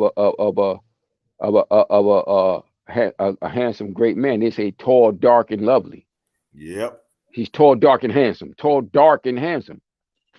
Dark is dark, man. It ain't light. Where do you think that's talking about? Where do you think that originated from? That originated from us. You understand? So this is the thing. Like these, like I said, when you look at, and I use that, I specifically use that um civilization because it's common. Like it's more commonly known. But this is where the first skyscrapers was at. Those pyramids, the skyscrapers. You know understand? Yeah, I do. And our ancestry are the builders of that. You understand? Contrary to popular belief. A lot of these other stories, because like I used to practice Al Islam too. Now, a lot of these other stories, you got to understand, when they overtook us and put themselves in positions, they're telling a story. So they have to change the narrative to suit them and fit them. You take an African civilization like Egypt, for instance, and you notice in all those stories, those biblical stories from the Torah all the way up through to the Quran, they take the Egyptians and they cast them in the bad guy role. That's just another way of casting African people in a bad role and black people in a bad role. So they'll tell you that they was the bad guy, and they'll sell this narrative that they push in those stories that make you, and you don't even realize it, you subconsciously hating on some more black African people, some more black people, by looking at them people as the bad guys and these people as the good guys. You understand what I'm saying? This Oh, is I how do. deep this is how deep it goes. So they push this narrative, but when you know how to really look at the movie, when you know how to read, like whether you reading it in the Bible or you looking at their movies, because those movies they made, like with the Ten Commandments and shit, that's their propaganda movies, still in our culture. But they use those movies as propaganda, and they're trying to sell and create an image that they used it for. So if you notice, if you know how to look at the movie and or you read in the Bible, you can see the story for what it is. Because if you notice, take the Pharaoh Ramses. If you notice, throughout that whole time, Ramses wasn't giving it up to none of that shit that Moses was talking. Once Moses left, because Moses didn't start that until he left. Because remember, Moses was raised up as an Egyptian. Yes, Moses sir. was 40 years old when Pharaoh put him out, when Ramses put him out. They had been raised as brothers. So if you remember, when he came back after he went across and ended up in Ethiopia, by the way, because that's where he ended up, because he married Zipporah, the Sheikh of Midian in Ethiopia. So his Yeah. wife was Ethiopian. So when he came back with that "let my people go" shit, if you notice, all those little tricks are with the staff that Ramses gave him, turning into snake and all that shit. If you notice, Ramses wasn't impressed by none of that shit. He was like, I don't know this God you talking about. I don't know this shit you talking about. Don't front, nigga. You was raised over here. So all this stuff you telling them, you got that shit from here. And if you notice that's how Ramsey he was nonchalant and all that shit. And to the very last scene, and this is where they trying to imprint that shit into your head. That's the Jews who control that shit, but they're the ones who control that shit. Put that last burning image they try to put in your head that we took y'all shit over. Is but when they said the very last scene of that movie is when Ramsey was sitting there with Nefertari and was like, Moses, God is God. And that's when the movie goes off to show you that they overtook your culture. We overtook your culture. Because that's what that shit is all about. We overtook y'all. We smited y'all culture. And we implanted ourselves over y'all, dominated y'all. And that's the subconscious attack that was put on our people to overtake. See, if you want to show and prove any of those, the Abrahamic religions is Judaism, Christianity, and Islam. If you wanna to show the reality of all them shits, remove Egypt from all those stories. What does they have to stand on? What do they have to stand on? Because Egypt is real. You can go there right now. You can go there right now. It's a real place. It's still standing. Pull Egypt out, it has nothing to stand on. You ask them. You ask them this story. You ask them this question. you got two characters. You know, you gotta have a good guy and a bad guy. Ramses is the bad guy, Moses is the good guy, right? Mm-hmm. So you ask him, where's Moses' body at? They got a very convenient story. They don't got his body. They got a very convenient story. But they got Ramses' body though. How come you got the bad guy's body, but you don't got the good guy's body? How come? It's very convenient that you got the bad guy's body, but you don't got the good guy's body to prove that the story you're telling about the good guy is true. But you do got the bad guy's body, so you can prove that he really existed. When you go to Egypt, you can find the bad guy's body on the bad guy's name on a lot of shit over there. You can't find the good guy's name on No, we nothing. can't hear you. Hello? He's saying, "Can I hear you?" I just read his lips. He said, "Can you hear me?" And we can't hear him. Not to cut Who you is off, that? brother. I just all of a sudden saw the brother come on camera. Who was that? Who's that? DJ or Centos? Who's that? DJ? It's They look like DJ. DJ. They look like Yeah, DJ. he kind of in the dark, but I can't see it. There you go. Yeah, I can see you better now. Yeah, Yeah, they look like DJ. yeah, that's the okay. Yeah, that's DJ. Yeah, it's DJ. Can't hear him though. But yeah, I say all that to say, look, I say all that to say when it comes He said down his to phone messing up. yeah, when I say but I just say all that to say, look, when it comes to us, man, you gotta be able to understand that we've been under attack for a very long time. And that's the point I'm getting to. I say all that to say our group, the people that is called black, for lack of a better word, or like I Call said, say he backstage too. Which callers? okay. Y'all got connect with Kyle, or can Kyle hear us? Kyle, he was on. Kyle was on, but I don't see him now. And C. Jones, I see your question, man. Like I said, as I got old and started studying into that, like you say, where the F Yeah. is the Middle East? If it's Yeah. real, where's the Middle Yeah, West, exactly. North or South? Exactly. Yeah, There you I go. remember that one. There And you go. Cinto said he backstage. Yeah. Yeah, him too. Yeah, so that's all that is. Like I said, they have an agenda, man. And that agenda was once you got the man who used to be on the top, which was us, out, they not trying to get this shit up. Oh, their time is over though. Because their time was up. They was given 6,000 years to rule, and that shit ended in 2000. Yeah. Oh, I know It about ended. all that. It might be So crazy and weird to people, but yeah, I feel that. Nah, You it's a see the fact. swing. It shouldn't be. You Yeah, see it shouldn't be. You see the swing. Look at the 20 years. Look how it's happened. There are things that have happened in this past 20 years that could not have happened prior to that shit. You understand? You seen a black man get elected president. Mm-hmm. Even this last motherfucker that was president. Yeah. he wouldn't have been president prior to 2000. You understand? Because their infrastructure is falling apart. It's falling apart.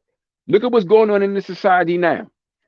How the fuck come ain't no COVID shit? Corona been around. Corona was on the Lysol can 20 years ago. Man, tell them, Bess. I've been saying that to him, Bess. Corona was on there. How come we ain't have this shit going on back then? That's because their infrastructure is falling apart, man. My granddad almost 100. She said that. That's right. So that shit was on there, but that's why we gotta get our shit together. It ain't, like I said, it's just about real simple put, man. Just love of self and kind. We gotta be able to do. And it's not about hating. How you gonna survive, man? How you gonna move on? And interact with each other. Y'all said earlier the good part about religion, and ain't none of that more important. And I feel that when I say the black skin. You from the west side, I'm from the man. Stop all Nah. that, man. I've been stopped. For I what? stopped worrying about dying over a block when I was a kid. Yeah, man. yeah. Fuck all that ignorant shit already. Yeah, because you just need to be associated with something. Yeah. Just like the brother Brandon said earlier, and I feel him on that shit. With the glorifying that gangster shit on shit. And I got that shit in my family. Yeah. But even he admitted in his old age. Yep. He wasn't proud of that shit. No, that's why I touch on it like I tell y'all. He wasn't proud of that shit. He said I'm not proud of it. I just touch on it. Ain't no glamorization. That's what his life afforded him. He was born in 1930, man. That's straight fucking Jim Crow. That's shit. That's a little bit after the Reconstruction period. Yeah, I know. You understand what I'm saying? So yeah, my grandmother, she's still sitting here now, man. I just talked about her yesterday. We got to go check on her. She was born in what, 25? I think she said 1925. Yeah. God so she came up. Yeah, God nice. damn. She's still here chilling. like talking Yeah. to you, So going off. She just slowed. She stopped driving. What 3 years ago? That's when she finally stopped shit. driving. Damn. Yeah. So these are the obstacles we face, man. You want to, and like I said, at the end of the day, we have to view ourselves in a certain type of way. But they use all these tools to keep us in a certain space as a people. And they use every obstacle, they use every tool. Hollywood, they use that shit against us. You understand what I'm saying? That's why they produce these movies. And like when Kyle said, like, you know, it's America. He right. That shit is America, but that shit ain't fully us. It's been imposed on us. It's been imposed on us Yeah, you to take make what's us left. feel like you American. That's their ideology. So they pushing it on everybody else because they the dominant group in the society. I want you to feel. I tell my kids and everybody I love, I said, start paying attention just on interactions. Don't look, don't judge, take them one at a time. I take everybody one at a time, regardless what your race is, what you believe. I just take everybody because you're supposed to treat everybody that way because you don't want to be put into a The group. golden rule, I man. said, you're going to start It's the golden seeing, rule. yeah, that they want to make you feel some way. Even if it's Yep. just on a daily, you just buying a pack of gum in the store. Because I had this gentleman behind me where I live at. Every time I go to his store, you know, I'm the type, hey, good morning. Yeah, let me get a pack of bubble gum, man, blah, blah, blah. And I would hand him my card sometimes because, you know, it's a hood store. So they right behind the thing. So I hand him the card. He just hold it. So I'm used to going somewhere, they swipe your card. If they have to swipe your card, they hand it back. Mm-hmm. So that's the first time I let him make it. Second time I go in, he does it again. I say, sir, please hand me my card back. So he act like he don't hear me. So I say, good morning, sir. Could you hand me my card back? And I can see him so uncomfortable because he's used to black folks just going along. And this is a man from India. So finally, I just bend all the way down, reach back there, grab my card. I say, sir, please don't behave like you feel intimidated. So the fact that I'm just talking to him, you can see his brain melting down. Yeah, like because he's so used to having this little feeling of authority just for something as petty as that. And then, of course, when it's time for the receipt, he just kind of shoving the bag, this and that. And that's like, yes, sir, can I have a receipt? And the fact that I never got out of pocket with him was killing it. So about the fourth or fifth time I go in there, I say, today I'm going to give you what you want. So I raised my voice a little bit, man. You should have saw this man's face. He jumped up, hurry up, receipt, card. I say, why we got to do that? I said, you've seen me come in here 6 or 7 times. I tell you good morning. I'm always respecting you. I say, I don't want to take time out of my life to talk to some strange man at a corner store. And you just, sir, you can leave. So I say, don't behave as though I'm trying to intimidate you. I say, I just want to make sure we're on the common knowledge once I come back. Like I say, normally I just stop patronizing the store. But when my wife saw that, she was tripping. She said, baby, I say, baby, you know why he did that? Because the way I carry myself when I come in here. The fact of the matter that I say good morning, he wants me to be like some of my other people that come in here, but they doing subservient. Yeah, and that's what it is. And they want me to wait in line, don't want to acknowledge my presence. That's the big thing. I hate that shit. They don't want to acknowledge your presence. Yeah. And I hate that shit. I hate you. I hate hearing you tell that story right now. My shit is in right now. My stomach is disgusted just hearing like why do we always have to go through this shit? And like I said, with these other groups of people who've come to this country after us, you understand what I'm saying? And this is why we got to get on the bus, so to speak. Like we should have been did this shit, but they made a concentrated effort to attack us in a different type of way. You understand? They made a different type of attack on us that's different than everybody else. And people need to understand that shit. They took a different strategy with us because I told you, because of the circumstances of our existence here, they got like I said, the majority of the blacks that was here in America was fucking here already. A smaller percentage was brought from Africa. The majority of the blacks that was kidnapped from Africa ended up in the Caribbean, and in Central and South America, a small percentage ended up here. The majority of blacks was fucking here, and they know that. They know that shit.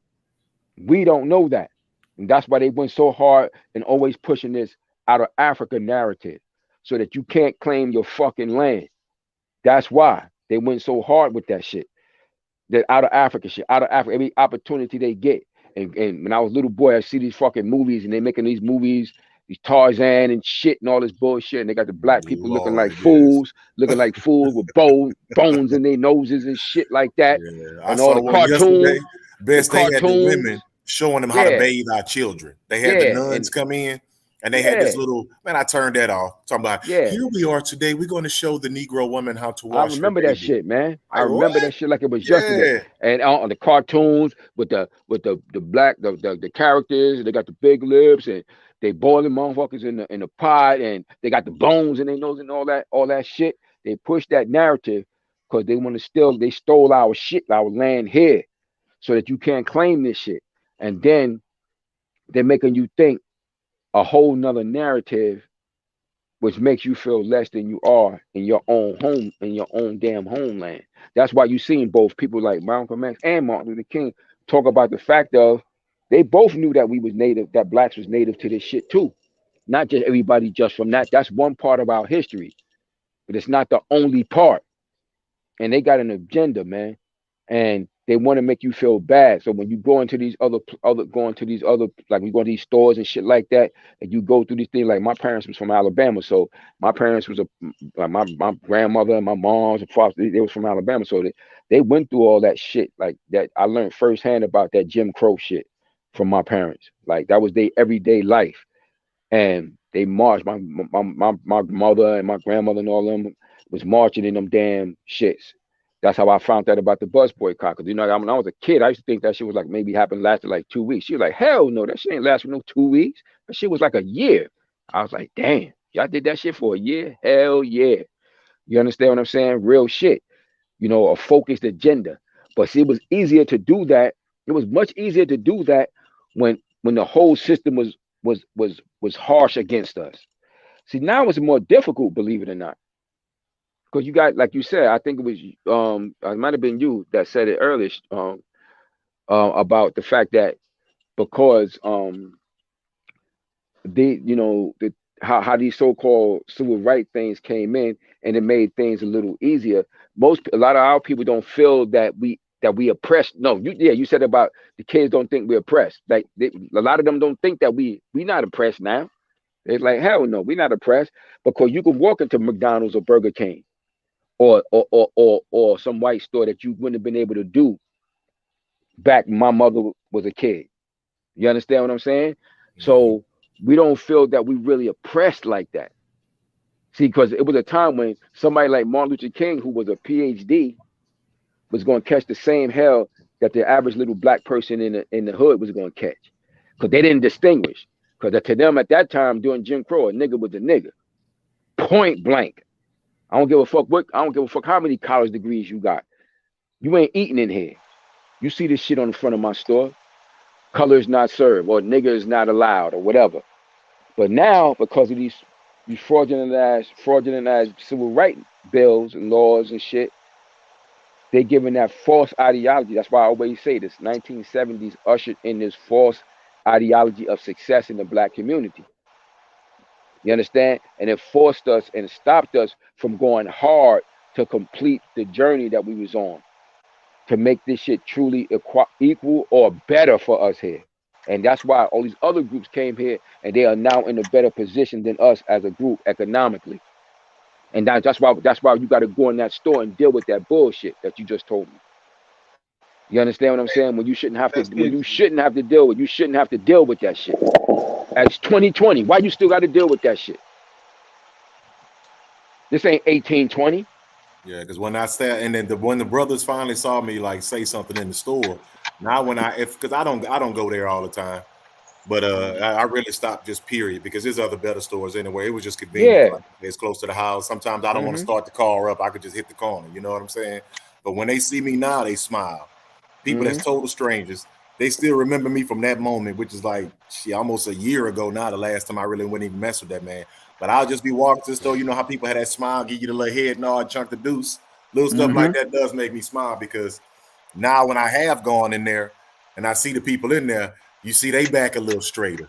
So That's just right. something as simple as that, I noticed. So now when I went in to grab a soda or something and walk back to the front, I think baby wanted some Sprite or something one day. Yeah.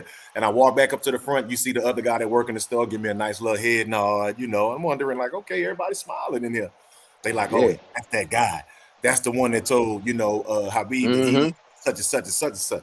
I was Yep. like, yeah, because and I told him, I said, you see how unnecessary this is? And I say the bad part about it, I can beat your ass if I want to. So in reality, Yeah. I'm the one with the real power. And his Yeah. eyes got even bigger. I say, sir, that's not a threat. It's just it's to help you snap back to reality. I didn't have to do anything, just wait for you to get off. I say, once you get off, I can snatch you and chunk your ass all kind of ways. What you gonna do? You know Yeah. what I'm saying? He just, like I said, deer in the headlights. I say, so if you don't mind, when myself or my wife come back in here, you don't have to speak to me. I say, but if you try to mistreat me, just understand it might come with consequences and repercussions. Very nice, very straightforward. And like I say, from time to time, if I do pop in there, he might not make eye contact, but I bet you give me my card and that receipt, though. Yeah. And I hate to be like that because you already expect that because I'm over 6 foot and I'm black. So I fit the description.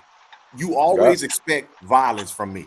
You never expect any kind of, like I say, eloquence to come out of myself. I've told these guys on the last job I was on, I first got there, and brother, I'm fasting. I'm fasting for the whole month. I just started the job. It's 100 degrees, you know what I'm saying? So I'm trying to stay in my mind. And these white guys, it's a union job. They're not even used to seeing black safety guys, period. That's why I had to get used to it, period. So I'm on the job site. That's a The shame. whole month they ignore me. We have to talk to each other because, we the safety managers on this site. So I already know the game. You know what I mean? Because I already know that the moment you start acting funny with me, I'm already winning. Because that means you inferior in intellect to me. You just are. You don't talk to me. You don't ask any questions. I at least want to know my enemy. If you deem me an enemy, you need to focus on me. You need to pay attention to me because that's the only way you're going to beat me. Just because you feel a certain way don't mean nothing. Because feelings will get you handled. So within the month we working. Finally, I think I had started showing up like at 7:30 because we didn't start till 8. So that was one of the first things they wanted to say. Well, you got to be here for 7. I say, no, I don't. That was one of the first time I talked to him. So that right there, he was kind of thrown off. He said, well, considering I'm the manager up here, I say, yes, sir, and I'm a coordinator. You're not my boss. You're my coworker. So that right there threw him off. I said, yeah, you didn't hire me. I said, I was hired through such and such and such. So I left it alone. Another day go on, they having a meeting, they talking. Again, he's saying something. He finally pulled me outside like the second or third time because he feels like he needs to talk to me. So when he pulls me outside, he starts talking and telling me all this other stuff. And I'm like, you finished? And I said, where is this all coming from? I said, I haven't missed a day. I'm always on time. I get along with everybody. I say, so where are we going with this? Well, you need to understand. I said, I don't need to understand. I say, first and foremost, you're pretentious. He's like, what? I said, you're pretentious. And he don't even know what it means. I said, it means you don't even know what this shit think means. you're more important than what you are. I said, second of all, you're condescending. I say, yes, because you just assume for some particular reason, I say, I've been here almost a month. You haven't talked to me. We haven't really communicated or nothing. I said, all you do is sit back and kind of look out the corner of your eye and this and that. Well, we didn't know you. I said, I don't know you either. Exactly. And he just got, and like in that moment, I saw his eyes get big. Like, I say, and how else can we learn from each other if you never want to talk to me? I say, you don't think I see the passive aggressive? I say, the fact that I'm talking to you right now is embarrassing. I said, you've seen me try my best in a passive way, not be confrontational. I say, but what you're telling me right now is how you feel. I say, so officially, from here on out, I know where we are at. Now they want me to go eat with them and they want to have steak. I say, no. I said, because if you could, you would have kept doing the same thing. So I don't even respect that. I say, so what we're going to do from here on out, and I'm talking about by the end of that job, they loving me, trying to, because they were sitting there like, do you have a degree? He wanted to see my resume. I'm like, man, why are you asking me about me? And then I finally told him, I said, you never asked me anything about me, but you started telling me what I can do to better my career. I said, let me ask you a question. If I'm not union, you never seen me before, and what you see right now is out of the norm, how do you think I wound up here? Exactly. And he just got quiet, like it didn't even dawn on him. Like he was able to do all these things on a union site without all what if this other stuff you're talking about. I say that's another reason why I know that you're not on my level. I say that's why I ignored you. By the end of that job, they want me to do all their paperwork, and I had to tell one of the other guys, I say, man, and you keep sitting there trying to correct me. I said, you know why they keep sending your paperwork back from the main safety office? That's when I started hitting him with it. He was like, well, what you mean? I said, it's called an MOP, a method of doing the job, basically. You got to write out to make it safe and this and that. I said, because your grammar, your punctuation, and your spelling is garbage. I said, you can't even spell words, but you sitting there telling me how you got a master's degree in this, and all y'all ever talk about is y'all credentials. But I've watched your paperwork. I said, we've had over 30% of our paperwork come back because of typos. I said, all of y'all are at least 10 years older than me, and you sitting there trying to critique me and you can't even spell. Oh, after that, now they want me to edit everything. They want me to proofread everything. I say, boy, once again, I'm gonna tell you, y'all pretentious and condescending. I'm gonna do my job and I'm gonna go elsewhere. I say, I'm not here to make you feel better. I'm here to perform a task. I say, so see, we already starting off on a bad foot. And I said, on top of that, man, I've been fasting. You ain't seen me drink a drop of water or eat. It ain't your business, but I'm gonna tell you, bro. It was a couple of days I wanted to fold your ass like a taco in here. And he, well, we don't have to get. I say, you thought you can beat on me, and then when you realize you couldn't, now you want to holler peace. I say, we're never going to be nothing more than co-workers. So now, like I tell most of my other Caucasian brothers, I know where we're at now. And after that, we was cool. You know what I'm saying? But it's that they wanted to put me in the place. They wanted to, and then finally they started asking, oh, what about your family? And what about this? But man, I was like, you know what? How about we just stay respectful and we're going to leave it at that. If you need me to perform a task, we will. I said, because and one of the other guys like, well, who do you work for? I said, I work for myself. I might be employed here, but I work for myself. Stay in your lane. And he wasn't even in the conversation because each one, it was 4 white men. Each one of them wanted to take shots at me. So each time they started this and this and that, by the end of that first month, everybody was scared to talk to me. You know what I'm saying? They were just, and then the other company started wanting to hire me because they saw that. Then I started being on the emergency team because they realized I had medical. Then they said they needed somebody who was farming, and they was like, this dude fit the bill with everything. I said, yes.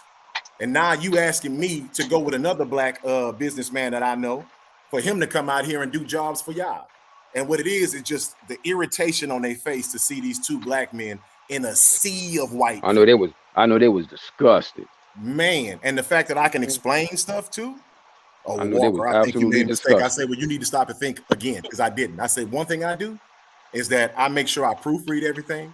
I say this 3 or 4 times, and I make sure I bounce it off of other people. I say, so by the time you've seen it, it's show improved, baby.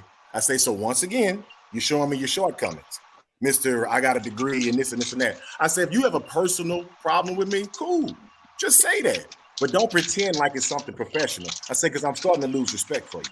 Like I really am. And I barely had any respect for you initially. Because when I first got there, I didn't even know where to go, kinfolk. I'm waiting. I had one guy walk up to me, just started raising his voice with me. Where are you supposed to be at? So you know me, I'm sitting down ignoring him. I'm on my phone. Excuse me, still ignoring him. Do you hear me talking to you? Still ignoring him. Then he was like, hey, good man, good morning, man. I said, there we go. Good morning. How you doing? And you just see this crazy look on his face. Are you a pipe fitter? I say, what are you? Again, he just stumped. I said, man, you want to talk to me. You need something from me. So you need to ask me something. I didn't come to you. I didn't walk by you. I didn't come around you. Then he got shook because he started realizing like, oh my God, this is one of the new safety guys. And you know, on the job, we damn near like police on certain jobs. I'm like, dude, I'll get you ran out of here. And it's my first day. So of course he waited till everybody left, circled back around and came and apologized to me because he understood how he approached me.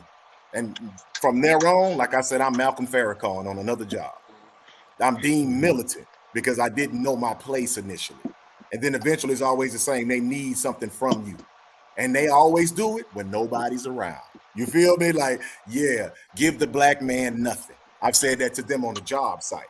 I say, I understand. One man was sat there and was tripping on a car I had, Bess. It just irritated him. I had a brother from ATL was working with me, and I can already see he was going through it, but this man cold. When I say he know his job and they got to call him in specialized and they got to pay him and make him comfortable, yeah, that kind of brother. And he ain't giving them no slack. He came and told me, he said, man, you know, they talk about you all the time. I say, it's cool, brother. You know, we all used to that. You from ATL, I'm from Texas. You know what it is. He said, yeah, but it's like they blow their mind because you got a nice car and all this and this and that. You know what I'm saying? And I told the dude, he finally got comfortable enough while we was talking. I had some white gloves on one time. So he was sitting there saying some stuff. So I started doing like the minstrel thing, like ha-da-da-da, with the hands floating to the side, like how they want to make us with the big lips and the white hand. And you should have saw the terror in his eyes. I said, I know what you think of me. I can make jokes of stuff like that. Now he wants to tell me, well, you know, when we were raised, I say, here we go. We're with the we were raised. I said, yes, sir. Go ahead and tell your story. He said that, you know, we were taught that blacks were dirty. And I say, but yeah, we don't smell like dogs when we sweat. Got quiet again. You know what I'm saying? I said, because I understand you feel comfortable, like I'm a safe Negro, but you still need to watch what you say to me. Yo, that shit is crazy. Off your chest, that's cool. But always remember the context. You know what I'm saying? Remember the Absolutely. context. And They're by the end of amazing the with job, that. they want to give me food and all that. Man, I left all that Yeah. stuff on the job. Man, I ain't eating nothing from you, man. What's wrong with you? It's You know, so amazing just how to they let you know, do it this ain't gonna shit. always be bitter stories because I have good stories too. But Nah, no so doubt. on the lines of what you're saying, I'm like, yeah. When I But started yet, understanding that, my wife saw it. She said, but baby, they yet, really need for you to feel some way. I said, yeah, yes. yeah. That's amazing. Like I hear this shit and it's crazy. Like it's 2021, but yet this is a post-racial America. They need to they full of shit, man. Like, oh, What you like say, the shit Brandon? is Brandon asking me something right quick. Excuse me, Bess. yeah. Brandon Go ahead. says, "And then Shape Fighter, do you study I self Lord and Master? Is Islam. that exactly how you wanted to? Because I might know what you're talking about. I self-Lord and Master. Islam. Yeah, you told Oh, him you're okay, yeah, Muslim. I misread Yeah, that. Oh, yes, yeah, yeah, brother. yeah. Like that's what I was telling them You earlier. Muslim. Just like Bess Yeah. said, when I was lost, y'all, let me just rewind all the way. When I was a kid, one of the first things I told you I ran across the encyclopedias. My mom, she had all these books from different places. So I started studying.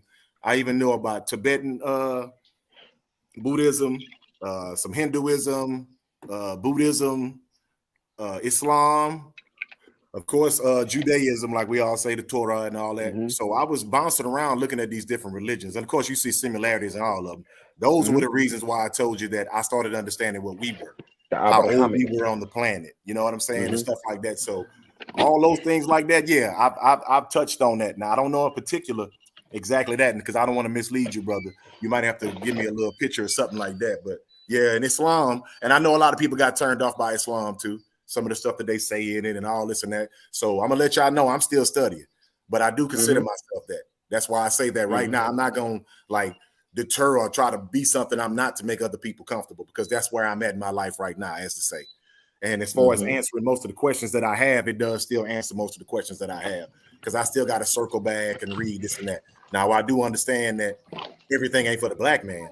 You know what I'm saying? I understand Yeah. that. I'm gonna Mm-hmm. leave it at that. But yeah, Brandon, you break that down for me a little bit more because you might have something I want to get on, man. I self Lord and Master. Islam, peaceful way, the peaceful way, the way of peace. Yeah, because I am that. A lot of Muslims will say, like, I know I've had this discussion with a lot of Muslims when I was heavy into Al Islam. They would be like, well, Islam means to submit, doesn't mean to submit. Islam is peace. Literally, that's why you hear the word salam, which is peace, in the word Islam. But as a Muslim, when you in that state of peace, you submit to Allah subhanahu wa ta'ala. That's what it truly would be if you breaking it down to its purest and simple form. And you got ourselves, Lord and Master. That's you. That's you. Yeah, because I The know a lot of man. the stuff that You. come from the nation. Like I said, I a lot of the brothers that I was with when I was a kid, because the first time I was really around the nation, I was like 11 years old. So I saw Hmm. brothers all through the neighborhood, you know what I'm saying, Yeah. rapping and this and that. As I started studying, it was a lot of stuff that I didn't agree with, but I mean, it wasn't Hmm. like these brothers didn't raise me, you know what I'm saying? Hmm. Because I'm always careful of saying I'm God. You know, Hmm. I don't really get off into that. I know how some of the 10 percenters is and Hmm. how, because I mean, hey, I'm on Got the all of them. 5%. Yeah, What you got 5%? the 5%. Excuse me. Yeah, what did I say? 5%. What did I say? 10%? 10. You say Yeah, 5 10%. percenters. Yeah, Yeah, I 5%. know about a lot of that and what they Hmm. say Allah stands for. Subhanahu Hmm. wa ta'ala. Yeah, but like I said, I'm That's just careful of stuff like that. And that's I from want the to make Nation sure of that Islam. everything's from me. Yeah. But it's from the Nation of Islam. That's where that doctrine is from. Even with the Yeah, that's what I 5% was nation saying. And is so I also do known. remember that because Brother Zaki, which was a brother that was with it, he would say when he first met me, he thought that too. Hmm. Yeah. So You what know, it I is fasted, that. but yeah, I fasted because I was taught what people consider it orthodox. And Hmm. Warwick Muhammad, I met, Warith Muhammad. yep, I Warith. met the brother. I prayed at his Hmm. mosque and everything. Hmm. So because he has mosque in Yeah. Houston. Yeah. Hmm. So when I say I know, and I just try not Hmm. to touch it because I know how my brothers are in Yeah. the nation. Because even Yeah. out here, the first place I made my when I first moved, I was looking for a place to make salat. And Brother Hmm. Hassan, which is an imam, was a former NOI member, and now he has his Okay. own mosque. And that's the first Okay. place I ever prayed because he was worried about me when I walked up because I know I gave him that NOI vibe. People always say Hmm. that. They like, oh, Yeah. you with the Nation of nation. Islam. You know what I'm Yeah. saying? I'm like, no, I'm Hmm. not. Then they be like, Hmm. oh, okay. And then they kind of act differently because, you know, some of the brothers still going through it with that. You know, You know, Yeah, some of yeah, them are yeah. Of still, course. yeah, yeah. So I'm just Look, careful, and I don't never want to disrespect nobody because I can't tell mhm, you what you should and shouldn't be doing in your life. Well, you know, brother, in the Quran, it's look here, man. I don't know all the scriptures, I don't know all the hadiths. I mhm. can't tell you every ayat, but I do understand certain things, and I've been studying.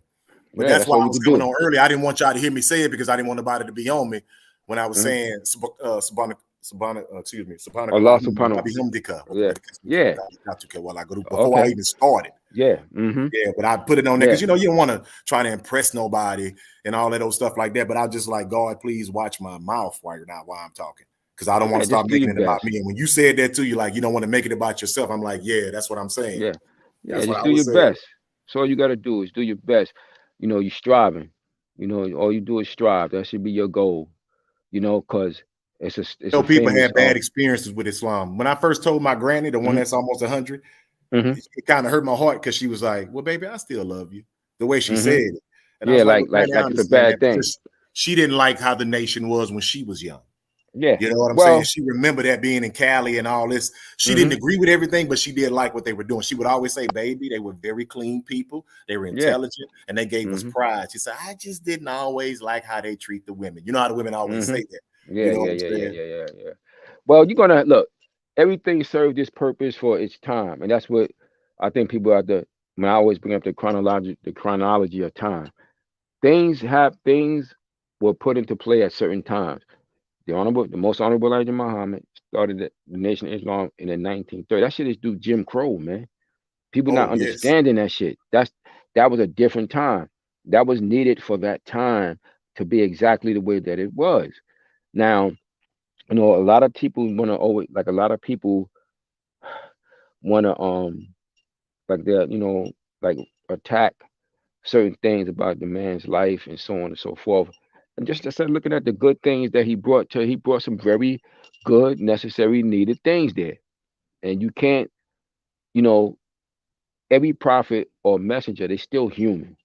They don't mean that they was fucked up people. And you want to put these names and these labels on them. I don't necessarily agree with that. You understand what I'm saying? But look at the positive things that was brought to there. That was needed for that. That form of what we call Islam was needed for our people at that time period. You understand what I'm Yeah. saying? And it produced some very influential great men. Yeah, because Straight up. people, if you believe Islam, then you know that you're only going to be held accountable for what you understand. And that's what And, I then- tell and people when I talk to other religions. They be like, "So why do y'all this?" I say, "Well, wait. Don't start the y'all." I said, "The yeah. thing is that God is so merciful. If you believe in God, why would He punish you for something that you don't understand?" And that's what Mm-hmm. left me with Christianity about the Mm-hmm. original sin and this and that. And I've had to talk to my family about it. I say, "See, y'all going to think that I'm coming in there to have a debate." I said, "What I'm Mm-hmm. trying to practice is dahwa. I don't want to have a Mm-hmm. debate. I want to share Mm-hmm. something with y'all, and y'all tell me what y'all think." And that's the Mm-hmm. truth. Because once the conversation starts to get to where we're starting to mark points, I just back on out. You know what I'm saying? Because we're Yeah. starting to get away from it. Because I tell people all the time, "Man, you think I'm going to sit here and argue with you about God? Yeah. Like, of all things we can, Nah. let's talk Can't about do that. football. Let's talk about who the best boxers. But you think I'm Yeah. going to sit here and argue with you about God?" That right there always Yeah. blows my mind when I tell people, because I'm like, I ain't met him yet. You know Mm-hmm. what I mean? Like, so if you really want to be the way you want to be, there's certain proofs, like they say, but everything is still kind of speculation. Because if you knew most definitely, then it would only be one religion. And I tell It people, is. I understand that. And everybody was born at a different time in different places. And he says that whenever I found out that you will be held accountable for what you understand, that's what made my heart soft. And I started to really believe in certain things because that's the Mm-hmm. only thing ever made sense, that We if a baby strive, is man. born and they never christen, they going to hell. So why would God create the baby? Like, Yo, you trying that's to say God is a savage and he just want to barbecue babies? now see You that know, that there like when you said earlier, you didn't want to claim that, like I said, don't say that you're not intelligent. That right there is the proof of your intelligence. That's intelligent thought. Right there. That shit right there is your yes, proof of sir. your intelligent thought. So don't ever Biscuit, think anything less. Yeah. when you said that intelligent thing, first thing that came to my mind was, um, am I need to think real deep about that, because when you told him, regardless to anything, him himself is intelligent. And so when I thought about that, I started thinking of, okay, a person. Uh, comes into forms into a person, you know, like from the fertilizer and the egg and the fermentation and everything inside the belly and so on. I mean, in the birth sac or whatever. Um, all of that right there has to know what it's doing to form into what he is today. That's what I was thinking you was talking about, and I was like, man, Mm-hmm. that's That's like right. you, Mm-hmm. that's That's like intelligence. so he's a perfect human being. You Mm-hmm. know, we're human beings, so he's a perfect human being because he got every component that it takes to be functional, That's right. especially in this society. So Mm-hmm. uh, um, that there you go. That's what I was thinking. Yeah, you're I just right. had to put that in That's there. no, you're Yeah, absolutely right. That's absolutely right. That's intelligence. You know, now we may say being smart because you can be intelligent and don't be necessarily too smart, yeah. but yet still Your be whole intelligent. your very what you what your fabric, what you made of Mm-hmm. is intelligent. It just it formed how they say outer space. How they say that outer space intelligence or whatever. They Mm-hmm. say that it's something out there that's Mm-hmm. a living being. Yeah. So, but uh, just say we looking at what we who we are now. We're intelligent, functional human beings, and our very fabric formed up to who we are today, to the person, to the body, where you have arms, hands, feet, everything, and you're constantly growing. You Mm-hmm. can take your hands and do stuff. Uh, Yes, sir. look how many fingers we got. What they say, we don't need our thumb, but we got thumbs used for certain things. Um, with your hand, and you can use it. We make tools that work with that work with what we have. Remember, Bruce Lee was somebody said he was like the baddest man that could be like the baddest man on the planet or something like that. And then he told him, Mm-hmm. um, uh, don't think like that, and because it could be a person out there with two arms or three arms. Oh yeah, yeah, Oh yeah. He yeah, said yeah, there's yeah, no yeah, such thing as styles until you meet yeah, someone with an yeah, extra arm or yeah. leg. So we all are the Exactly. same. Yeah, Yeah, yeah. Yeah, That was his. go ahead That and was his elaborate on it more. philosophy. yeah. That's Because his Uh-huh. philosophy. What Jeet Kune Do.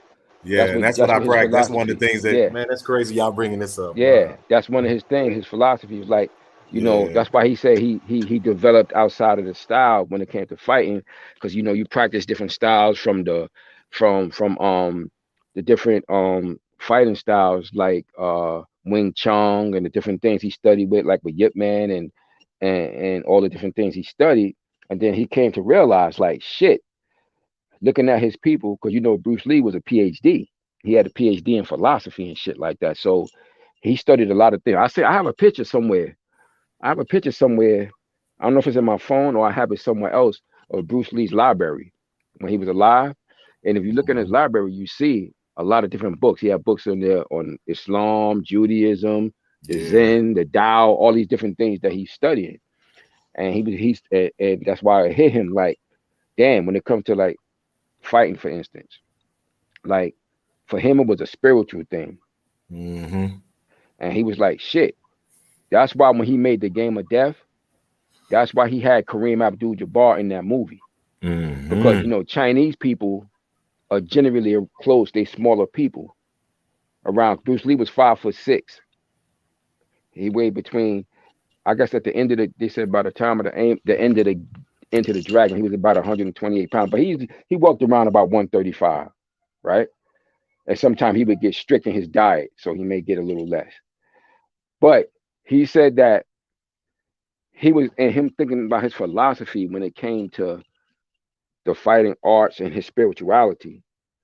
Because when you see the Enter the Dragon now, you see the first part of the movie when he did with the abbots and he was doing a little exhibition, and then he started speaking to the abbot, and the abbot was asking him the questions. Now, originally, Like when I was little, when that movie came out, like in 1973, that shit wasn't in the movie. But he wanted that in the movie. That's because he wanted this. That's his philosophy. He was trying to spread a philosophy for humanity with that shit. That was his goal, and he wanted it to be understood that when he came from like his fighting style, which is the Jeet Kune Do, which he developed, and he got rid of the styles per se, was that it's about the human being. That's what it's about. It should come from within your inner spirit. That's why when you see Bruce Lee was fighting, he was always and all them sounds and shit, because that was him expressing his inner humanity. You understand? So that's why Yeah, when he you know told the that. little boy, that's why when he told the little boy, kick me, and the boy was kicking him, he's like, what was that? An exhibition? And he said to him, when he kicked him again, he asked him, how did that feel? How did it feel? So when you fighting this shit, you should feel a certain way. He said, you fight with emotional content, not anger. That's what that is. So when you fighting the motherfucker, you should be fighting with a certain type of emotion, right? But it shouldn't be necessarily anger.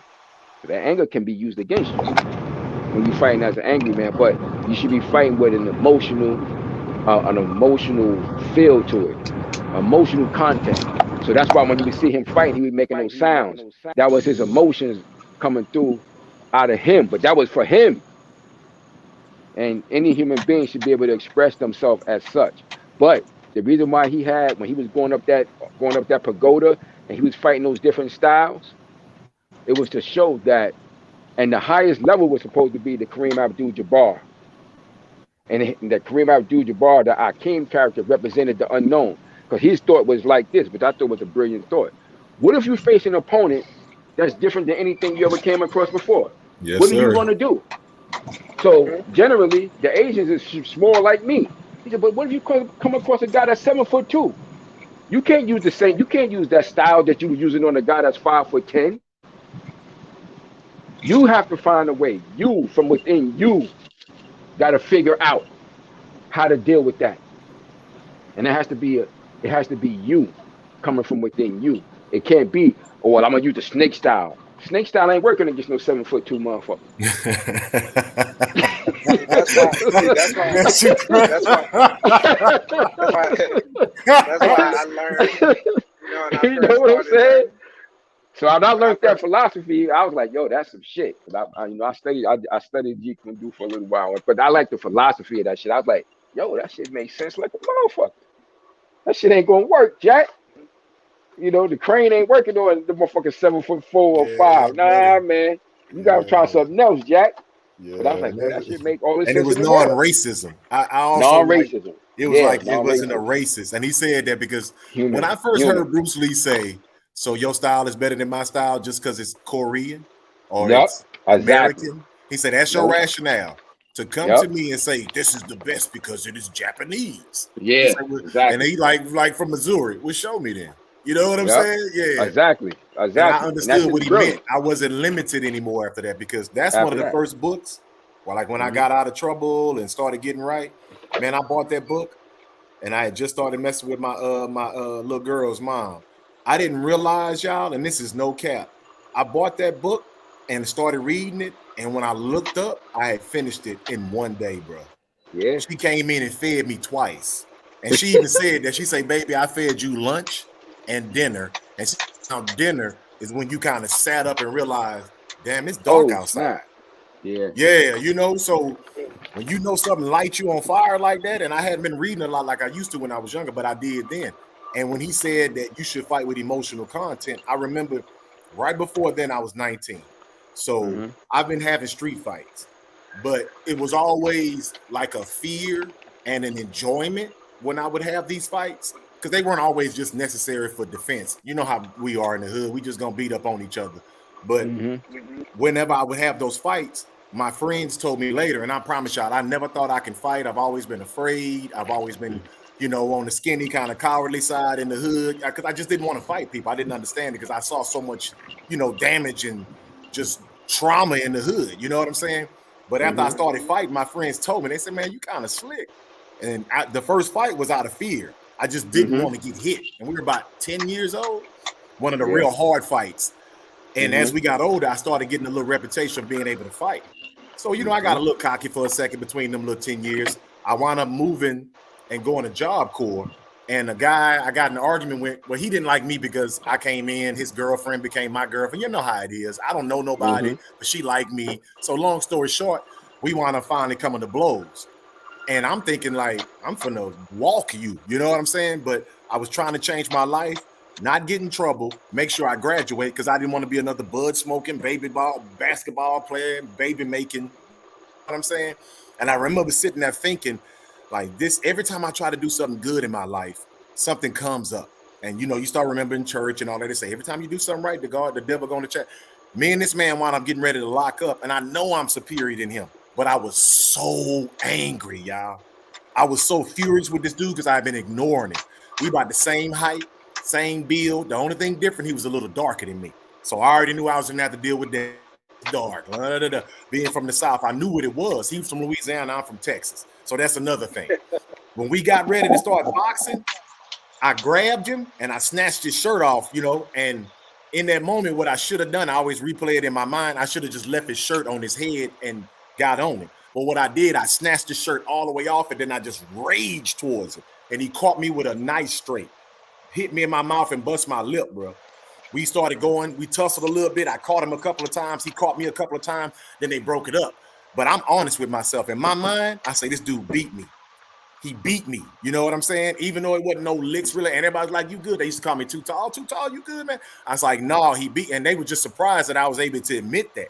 See, they didn't know who I was up until that point that I was going to be honest about it because I was a pretty good fighter. Well, of course, we had to tussle again in the office and this and that. But I always remember the reason why I lost that fight was because I was so damn angry.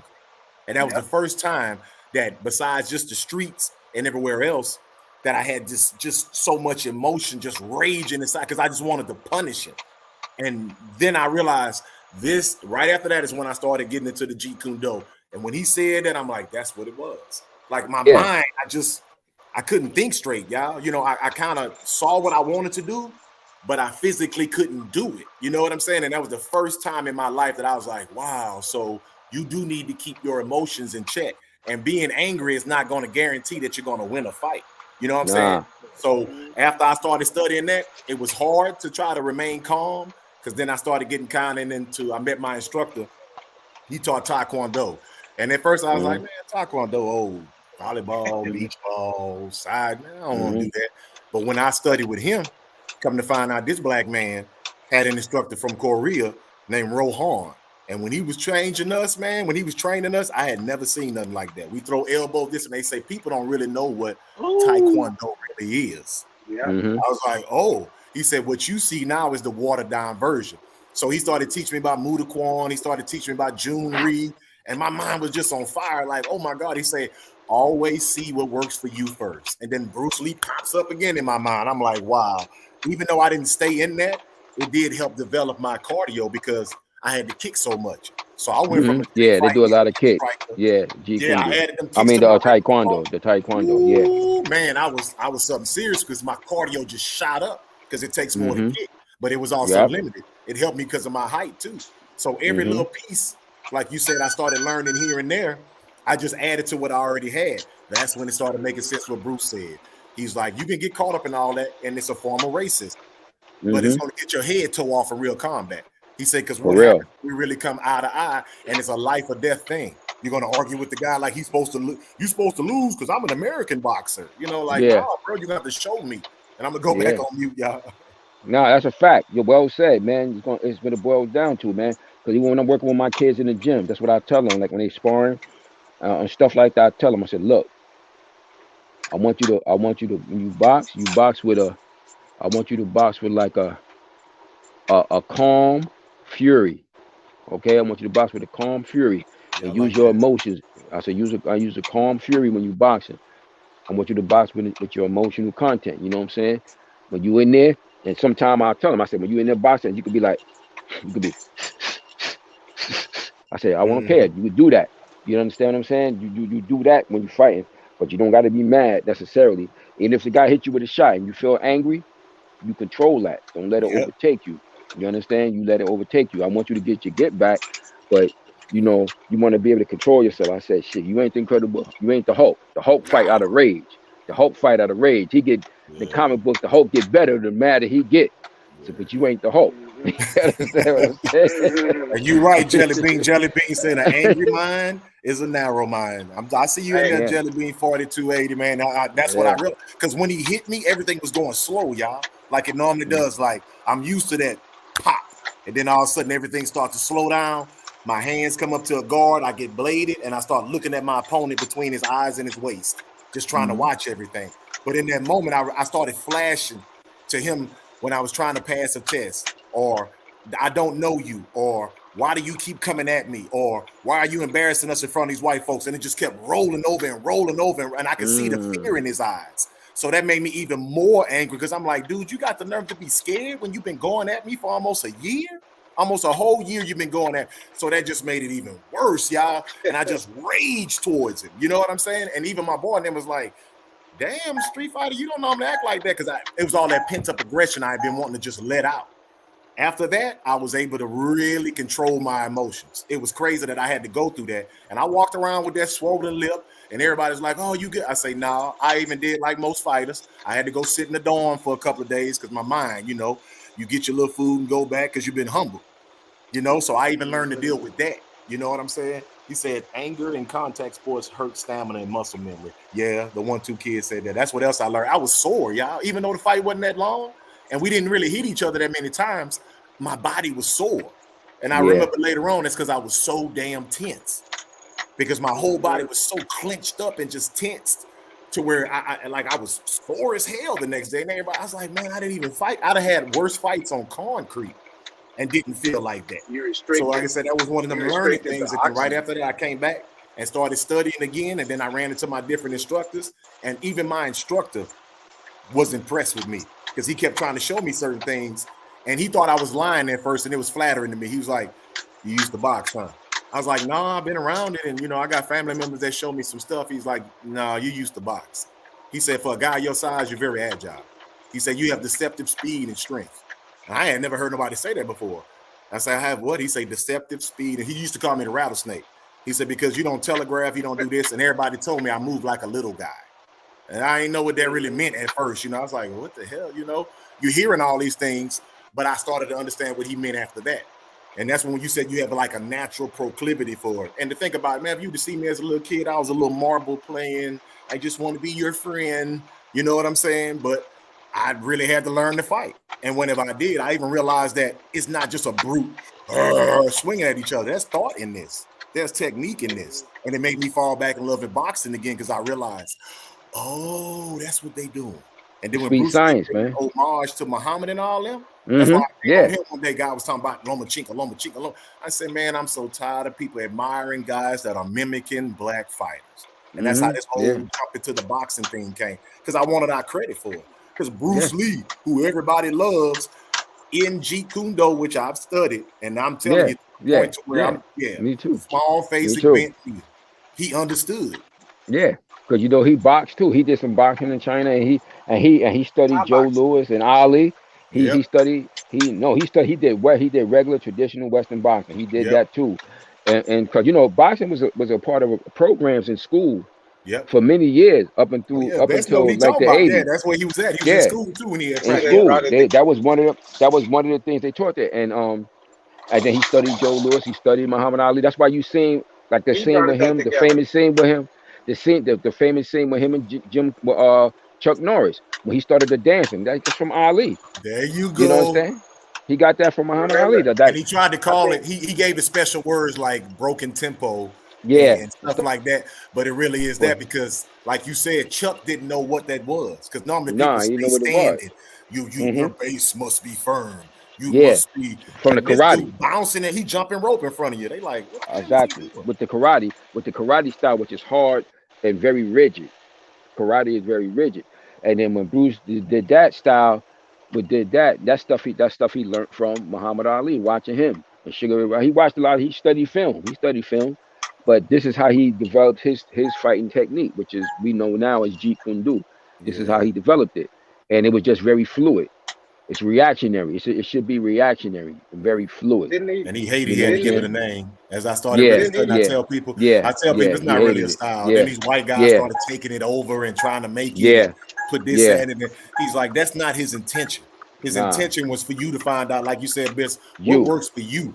for you. What do you understand in combat? That's right. Stop What getting caught works up for in you? styles. Because that means Don't that get. you're going to be in a position to hit somebody, be like, oh, nope, I can't swing that way. I got to come from, and Yeah. now you're going to get your head toe off instead of Well, that's just why. swinging like you're supposed to. Or doing whatever to win the fight. He said his goal is to win. That's why he say even in Jeet Kune Do, he tell you if you're in a position, you in a position and they got you where you the only thing you could do is bite that motherfucker, bite him. Bite him. Bite him. If you're in a position in a real fight, he said if you're in a real fight and somehow in another you get in a position where you can't punch him, you can't kick him, but you can bite him, then you bite that motherfucker. You do what you gotta do to win He the said, fight. are we not animals? Yeah, exactly. You just do what you Yeah. gotta do to win that shit. When you study that, when you study the science of that shit and the philosophy of it, it makes great sense. And Yeah. when you look at it from that perspective, you know, and you take elements of that. So when I was studying that shit, I took elements of that and I applied it with my boxing stuff. You know, what can actually things that could actually be applicable to it. You know, and like I said, when I teach the kid, I tell them that's what you fight with. I said you to fight with this calm and cool fury. You understand what I'm saying? I want you to be and use some some emotional content when you're fighting. Don't just be in there. Don't be like no stiff robot. I don't want you to be in there all so mechanical that you like a robot. I said I want you to fight like a human being. Feel, you know, move around. Don't just stand there. Use your legs. You got legs. Using them to move. Move to the left. Move to the right. Move around. I said, let it flow. Let that shit flow from within So I'm yourself. good. I got a boxing coach and a jiu-jitsu coach. Yeah, it's finna Yeah, go so down in a minute. that's how you use it. I said that's how you move it around, just like that. And you know, there's some very good things that he developed in what he was doing. How many kids you You got, Bess? know, If you don't mind me asking, because Picasso told me he know how to 5. choke people very well. So yeah. I got 5. I got 5. 3 Yeah. boys and 2 girls. Okay, yeah. And what about the old gym, man? You because like I say, Dad, I'm gonna start trying to make my way and reach out to people if I'm allowed to, because I don't want to just get in people's personal life. I know this is just the internet, but some of y'all Hmm. are leaving quite an impression on me because I've been hearing you speak, Best, for a while. Like I hear y'all here Hmm. and there, and I just always remember your thumbnail. You know what I'm saying? Hmm. When I see it. Yeah. Yeah. Right now, I got a program that I got out in Jersey. Although I live in New York, but I'm going back and forth. Supposed to be Oh, restarting back in October. I'm supposed to be restarting that's Steve. back in October. Yeah. Do you know Marcelo Garcia? On Marcelo Garcia. Yeah. Name sounds familiar. He came up from well, I'm in the Alliance, right? I fight under the Worldwide Team Alliance, and Hmm.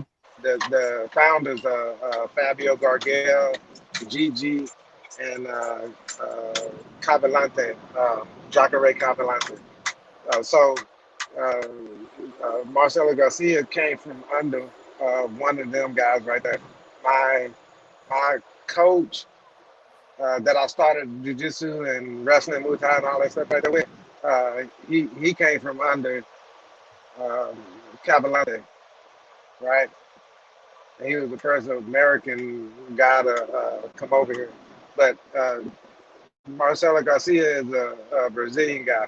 But he moved up there to New York. He got a gym up there where he got other gyms in like the one in Dallas with his name on it, where a guy named Rob, a black belt named Rob Abels, is running that gym.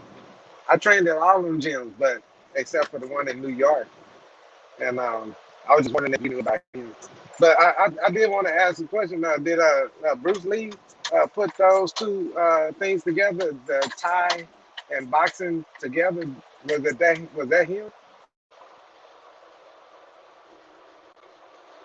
You talking to me? Because he used everything. That's what Bruce loved. He Yeah. Anybody? perfected He used everything. He did. everything. I mean, everything. When I say everything, Yeah. bro, He studied everything. Greco-Roman wrestling, freestyle wrestling. That's Hmm. why he talk about trapping and he talks about takedowns, and that's why I say everybody say he's the modern father of MMA. which I still don't agree with the mixed martial arts thing. I think that it's just fighting. I tell people when it come down to fighting, it's fighting. Now we do section stuff off of sport, like I tell people, but that's what it is. We get so caught up in these styles because it's sport. And that's what he was telling people. Like when it real come to true combat, it's not about sport. You know what I'm saying? Sport shows your talent. It shows that you can do well in a set of rules to best another person. He said, but overall, combat, like we were saying earlier, is for survival. It's an animal side of humans that eventually we're going to have conflict to where it's going to become physical. And now we've tried to perfect it to be able to come out unscathed while still damaging the opponent, as in boxing, hit and don't get hit. And if you are able to get hit, you condition your body to be able to take this hit. Because I got a friend of mine now, he's a boxer. He pretty slick and this and that. And I told him, I say, man, I ain't finna just let y'all beat up on me. I got to come up there and get used to getting hit again. And he fell out laughing. He say, you really know how to fight. I'm like, well, why you say that? He said, because most guys run in the gym and talk trash. He said, you said, I need to get used to getting hit again. I'm like, yeah, because I'd have been hit. You know what I'm saying? So even little stuff like that, people don't realize that it's not always about what you're going to do to somebody. It's about what can happen to you too. You know, so you need to learn everything because if you don't know what an ankle pick is, which is in wrestling, when a guy do it to you, you ain't never saw it before. When he drops down and just grabs your ankle and snatches you towards him, you know what I'm saying? You like, what the hell is he doing? That's against the rules of that's why you finna get toe out the frame. Or in jiu-jitsu, the guy, you run up on him and he just fall back on you and you like, oh, what the hell? Because my instructor did that to me. I tried to crowd him when I started getting better at my striking, because he's only like, what Sensei was? Saibu Nim was 5'7". He probably about 5'7", 150 pounds, something like that. I ran in on him and I had a problem with fighting small because he caught me with a ridge hand and it hurt my pride. You know what I'm saying? Because, that's one of the ones you don't want to get caught with while we sparring. And I let my anger get me for a minute. Man, I ran towards him to try to take him. When I say he grabbed me and rolled over, and the last thing I remember, I was on my back and he was sitting above me, finna hit me in my face. And my eyes is there, and I don't even know what happened that quick. He say, don't you ever try to run over nobody like that. He said, don't abuse your size in that way. He said, because it don't mean anything about you being 6 foot once I'm on top of you. And I was like, yes, sir.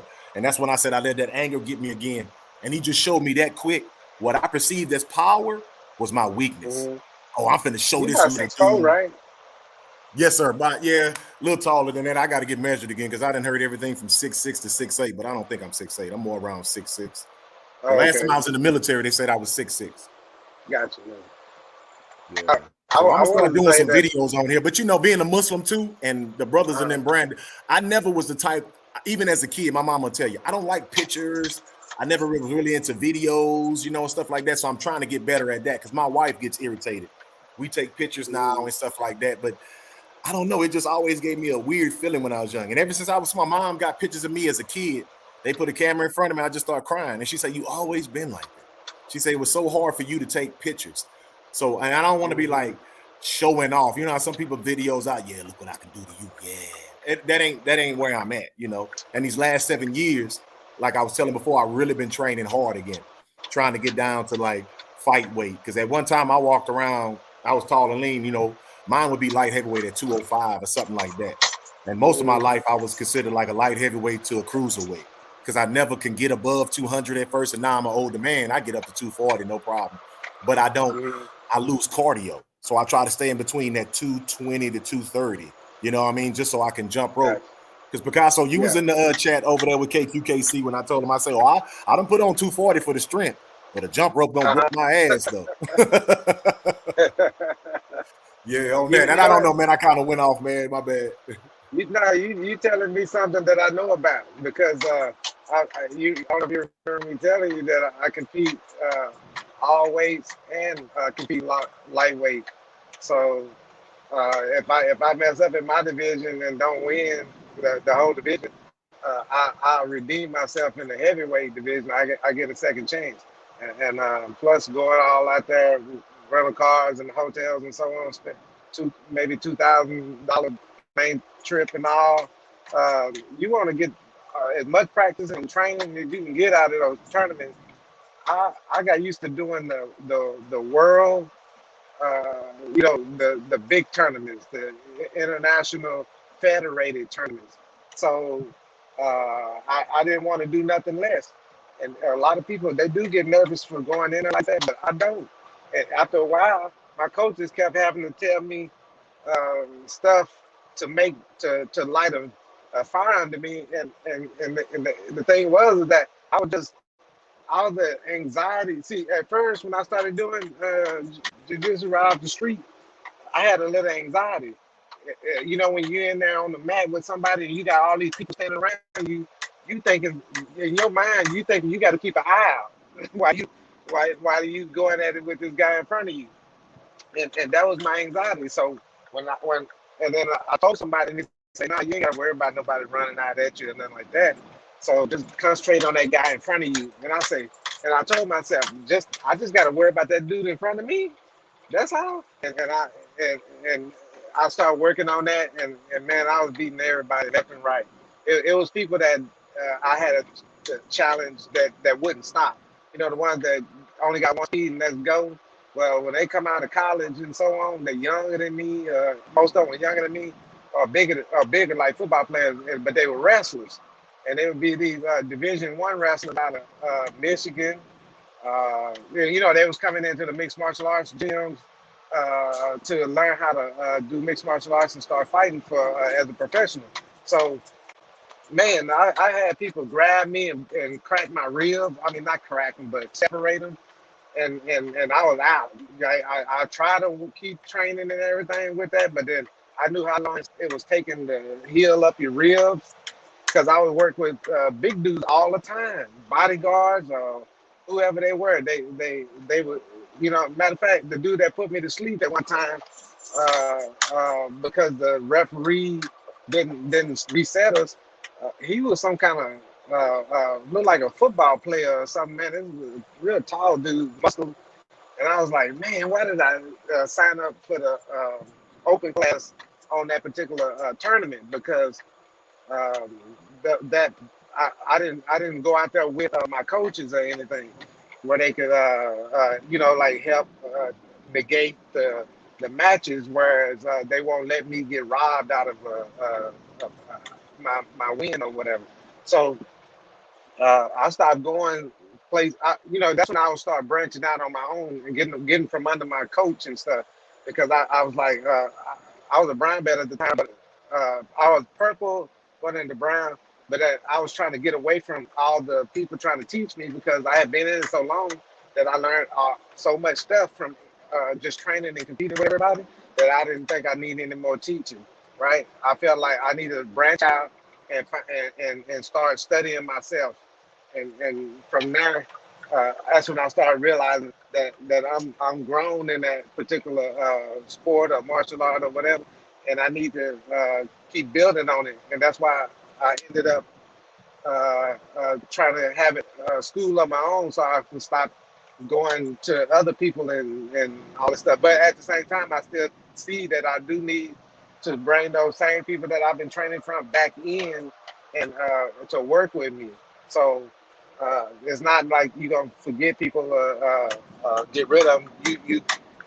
You know where you came, what you came out of. You that's what you came out of. That's what you learned from. You can always go back and get refresher courses and so on like that to stay relevant. And but it was something else that I wanted to talk about. Yeah, the Taekwondo deal. When you was talking about that, I started out with well, I started out with Taekwondo, and first thing I ever did, right? And of course we watched Bruce Lee coming up and everything, and then I thought that was gonna bring me into learning how to do some of the things that Bruce Lee did. So when I was doing it, I didn't do too good. I didn't stay in it that long, and then when I got out of it, I had kids and all that stuff, and raising family. The boxing thing, I said I always wanted to be put in boxing. My dad never did that because he was doing his own thing, and then when I was 11, he was out the house anyway. So when I got old enough, that's when I put my own self in the gym, and everybody always was looking at me like, why is he always trying to go fight somewhere and stuff. I was just like they was making me look like I was the black sheep because I was like, everybody fight all the time. We be in the streets fighting all the time. But then now that I want to go in the gym and do it and see if I can go professional with it, I'm the black sheep. Nah, I even took my younger brother to the gym and dropped him off. He was real sore when he came out of there, and he was like 6'2", and but he was 6'2", 160 pounds. So, but the thing was he was like Deontay Wilder. You know how you have a strong he could man this boy had a strong arm on him, and then when he went to school, he ended up getting in fights with his teachers. At my high school, the teachers were they pick and choose who they want, but my younger brother had the strongest arm. He would knock people's gums out their mouth along with their teeth. You hear me? So, but back to what I was saying about my fighting experience. I would have like little fights out on the street or something like that or wherever, and I could see the taekwondo kicked in. You know, because you be flipping and falling all over the ground and everything. I think put everything into a punch, and depending on what you got on, your church shoes and all that. So uh, but guess what though? I ended up doing. By the time I got into jujitsu, what jujitsu real strong like, I ended up having some kind of fight. Me and this one guy. The guy I was with, he's a 6-time Golden Glove champion out of Oak Cliff, Spanish guy. So he was like, "Say man, come pick me up, take me to the bar." And I was like, "What's up?" My wife kicked me out the house. I was like, all right, man, go get in the garage or something and hit the punching bag or something like that. And he was like, nah, man, she kicked me out the house. I was like, all right, here I come. So we go to the bar and he want to drink beer. He likes beer. And I was like, if I'm gonna drink anything, I can't drink beer because the little suds and all that shit like that make me nauseous and stuff like that. So so I got the Patron, right? And what you know, I say, hey man, drink a shot of Patron. Da, da, da. So we throw up not Patron, but some shit like Patron, Don Julio. So we did that like twice, and he was like, man, I can't drink this right here. I gotta drink beer. I can't drink. So basically, I got him out of his comfort zone. He drunk, and I wasn't really drunk or nothing like that because I used to could drink that strong drink. But we go outside and meet three girls. Mind you, we had some probably a Mexican club or something like that.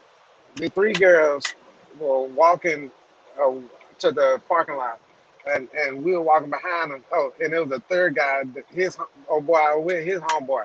So he was with us, but he was quiet and everything. But he had them girls. Where y'all girls are going? And they say, no, he said, she said, y'all thought we were Italian. I mean, Mexican. We're Italian. And nobody didn't care or nothing like that. We were trying to go home. So, and next thing you know, he said, where you going? They said, home. And I was like, damn, they were quick. They didn't even want to talk. And next thing you know, I get all the way to my truck, and it's a whole bunch of people coming across the street trying to fight me. And then they thought, I guess the guy thought it was a guy that thought that some guys that was their girlfriends right there, and we clearly wasn't even trying to talk to the girl, but then them dudes came across pulling up their plane, you know, sharp hand, acting like they're in the gang and everything, and next thing you know, all my experience in taekwondo, boxing, and I took up, you know, while I was in my gym doing jujitsu, I had a Muay Thai coach, wrestling coach, and all these people. My Muay Thai coach came from over there in Russia, whatever, um, Kabalansky, George Kabalansky, something like that, and he was a professional fighter at one point. And Yusuf, I forgot his last name, but Yusuf was a Middle Eastern guy, and he actually did Greco-Roman wrestling and all of that stuff like that. Hardcore dude. Even Jeff, what was his name? Jeff Monson.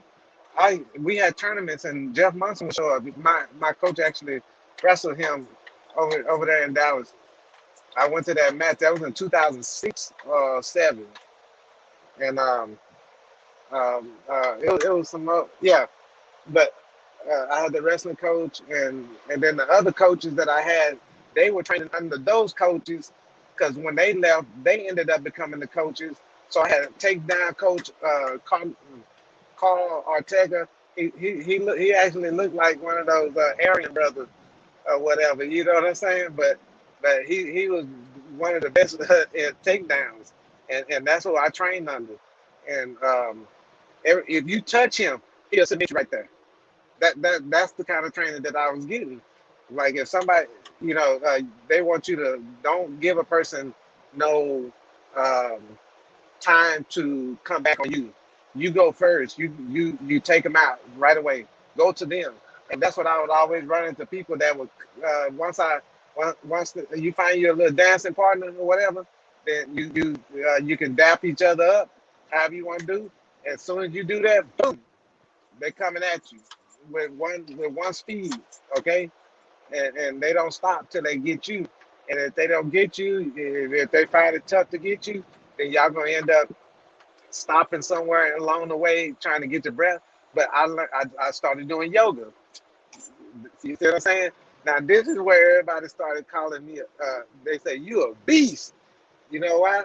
Because when I was doing my when we would be doing jujitsu, but all that other stuff that I knew, Hapkido, or Aikido, and all of that stuff. Oh, my main coach, that did Brazilian Jiu-Jitsu, you can look him up, Alan Mola. He's a Jiu-Jitsu person and a 10-year whatever. I mean, 10.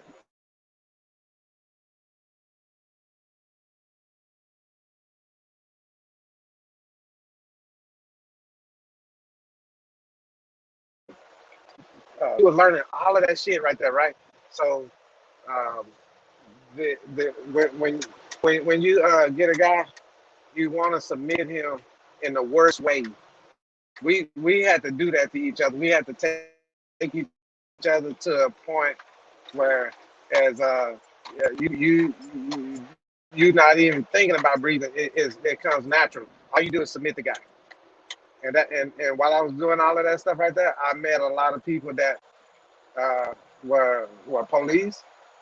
And the police people. But let me tell you something. When you training with they had to separate the police from the average citizen, right? Because police had this attitude where they gotta beat you, and if you beat them, you can't know who they is. You can't know that that's a police, right? But if you're a police or not, I'm saying, and I let them know that. I had big guys, man. In say Street Fighter, you was telling me that how, when you kind of arrest the guy, that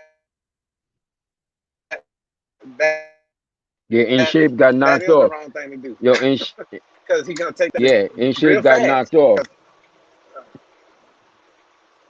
Yeah, he got knocked off. He got knocked off. It's just me and you. okay, he probably Yeah, I'm in the gonna be back on because for a I see little his while head longer. I'm back about there. to get up. Yeah, Okay, yeah. He got knocked off. Shit, I just read it. I just read it okay. in the chat. Uh, he said he got knocked off. Man, Santos had went man, off like around 6:49. Um, he said he had to step off for a moment to return a call, but he would be back. He said he backstage. Hold on, let me yeah, see if he's still backstage. Hold okay. on. Damn, I don't know. He said he was I'm probably back there backstage. because I Hold see on. a private. I got a private chat message right there, but I can't read it. Oh yeah, hold on. Hold on, let me see. Private chat. All right, he's saying he backstage. Let me see if I could get Kyle to get him on. Hold on. Let me try to get Kyle to get him on.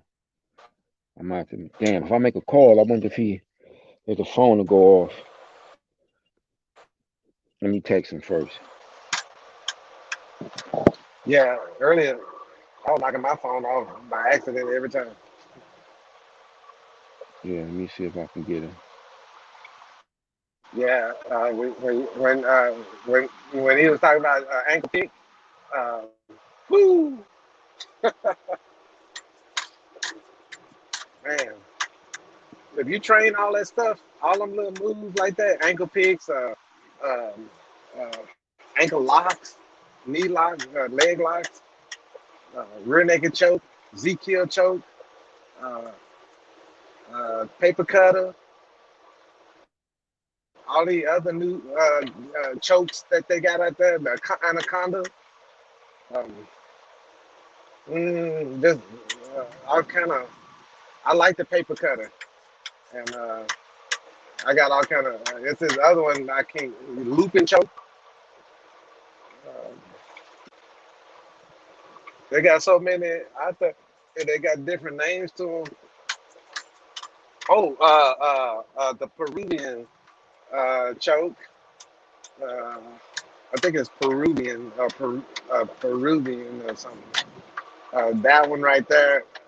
Um, Man, there's some sneaky chokes, man. If you if you like try to fight with somebody that's real well rounded in jujitsu, they will put you to sleep with no problem. Because there's so many chokes that cut off your circulation, and the takedown moves, the ankle picks, Yeah. and all of that stuff like that. I'm trying to get Man, them back on now. I reached out to hmm Kyle. Let me see if he can get on, get them back on. hmm I'm kind of keeping the food warm on the stove right now, so when they get Hmm. on, everybody can eat. Yeah.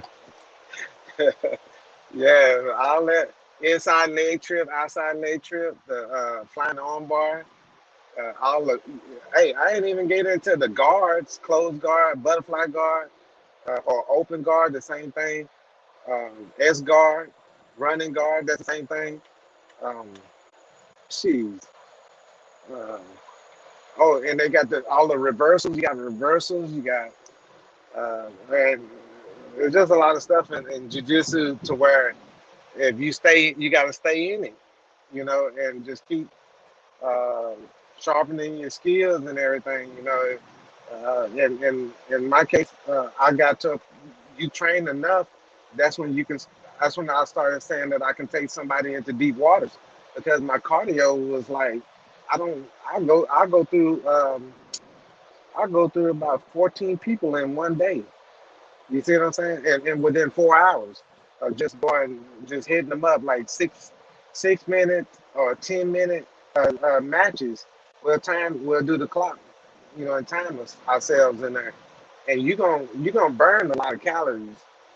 Not those are my best days were the weekends where we had open mat on Saturdays, or open mat on Sundays, meaning that you can go to it be my gym or somebody else's gym. Everybody would come together at that gym of their liking or whatever or just having that's open like that where people can come. Like you pay on a regular on the work days you would pay to be there, but on the weekends it's open mat. So everybody from different places would show up. Even we had a lot of fighters that I grew up through the gym with that came there to practice on their jujitsu, and some, they would go to other places to practice with the MMA.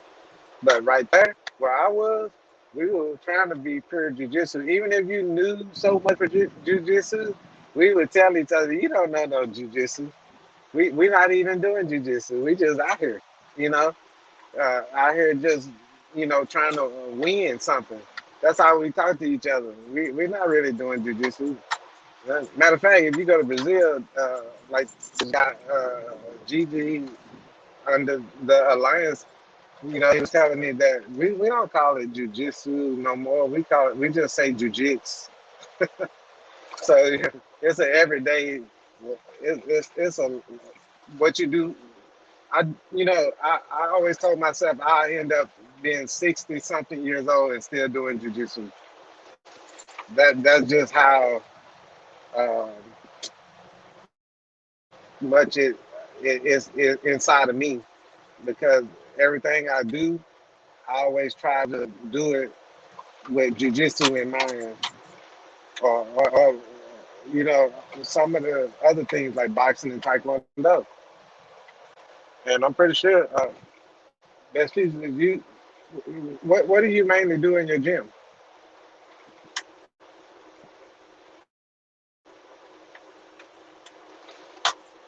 hold on. Yeah. Well, as far as the training, the boxing training, Yeah. yeah, it's pretty much boxing. It's pretty much boxing. Westernized boxing. You know, taught from that perspective. And I work with the kids or whoever I'm working with, whether from a beginner to more advanced. Depending on what level they at. But it's basic boxing. Basic boxing 101, sweet science stuff. You know, hit and don't be hit. Try to work from that format.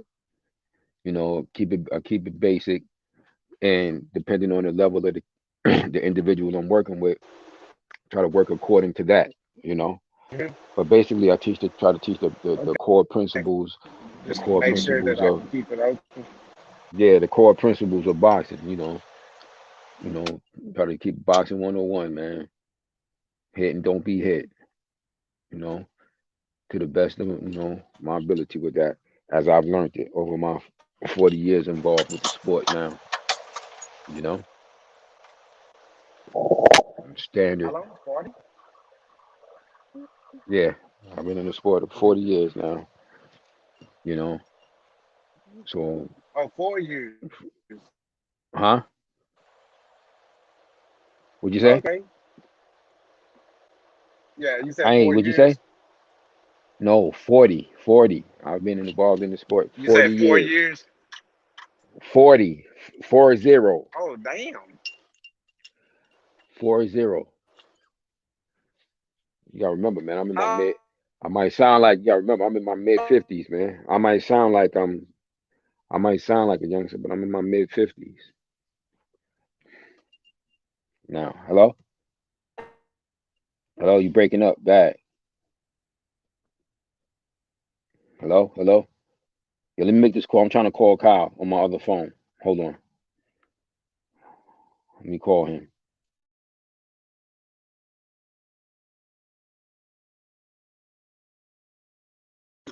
60?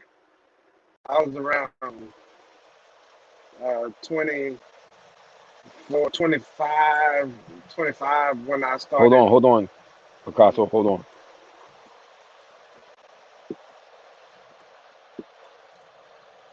You talking to me?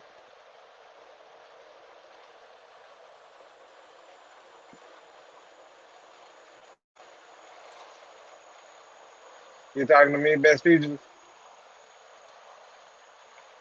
Yeah, yeah. Pardon me. I was talking to Kyle. I just reached out to Kyle. I'm trying to get Uh, Cinto and In Street back on. If they backstage, they can. He said he gonna try to see if they backstage. If they backstage, he gonna put them back on.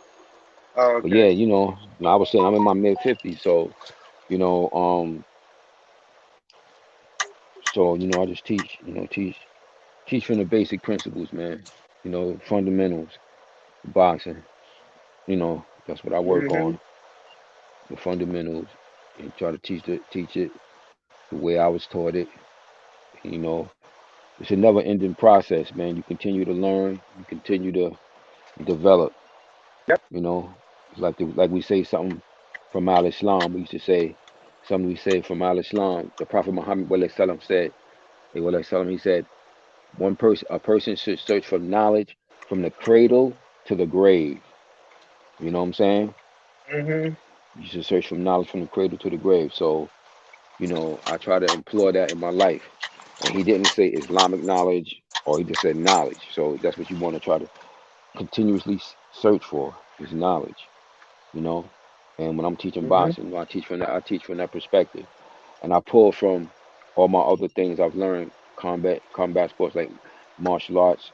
I did karate when I was a kid, and I told you I studied the taekwondo, not the taekwondo, the jeet kune do for a while, and then actually I'm supposed to be I'm my cousin Frank, the one I had on the show. He Frank, he's a martial artist. I taught him boxing. He studied boxing with me, but he's martial artist. He trains with he actually trains. My cousin Frank, the one Frank Lucas Jr. I had on the show, he's been studying martial arts. So yeah, he trains Uh-huh. with because he used to take he took Aikido for a while, but he's been training with the the head of the Wushu Federation here in America for years.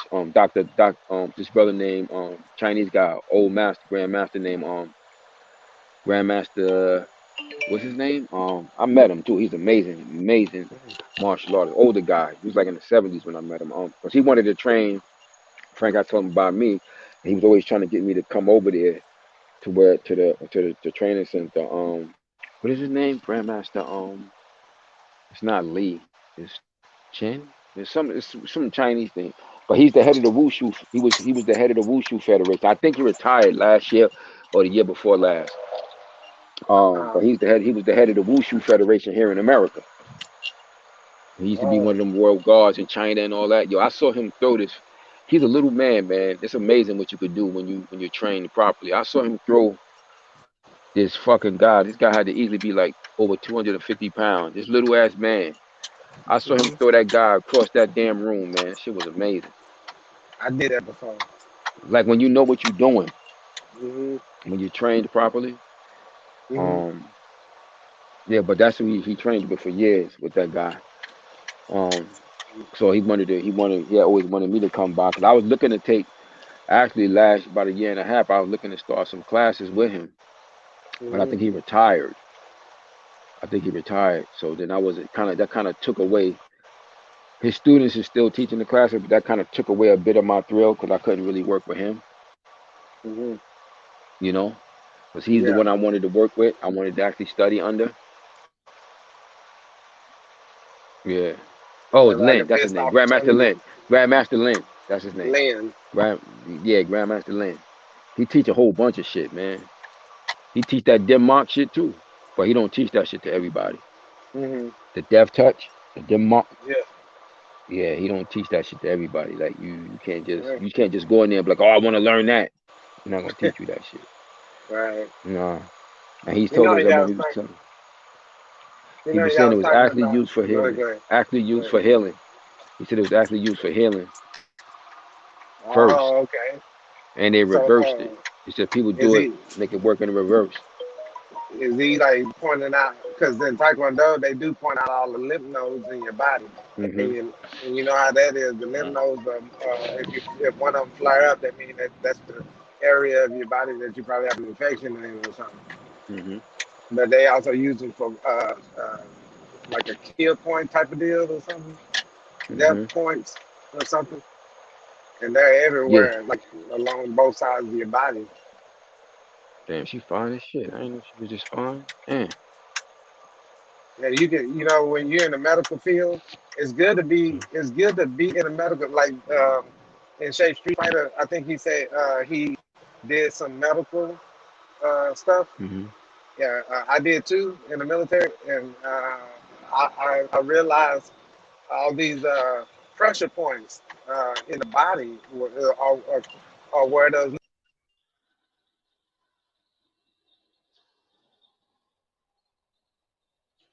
Oh, he got zapped. Oh, he got zapped off, yo. What the? Street Right, Fighter's he back. just like he just. Yeah, yeah. He just got zapped right off. Yeah, so let me get y'all back on, man, because I'm about to get off in a little bit. I'm gonna have to get off. Shit, nine And o'clock. I got some grapes. I got some grapes I bought a few days ago. Mm-hmm. They said they were seedless.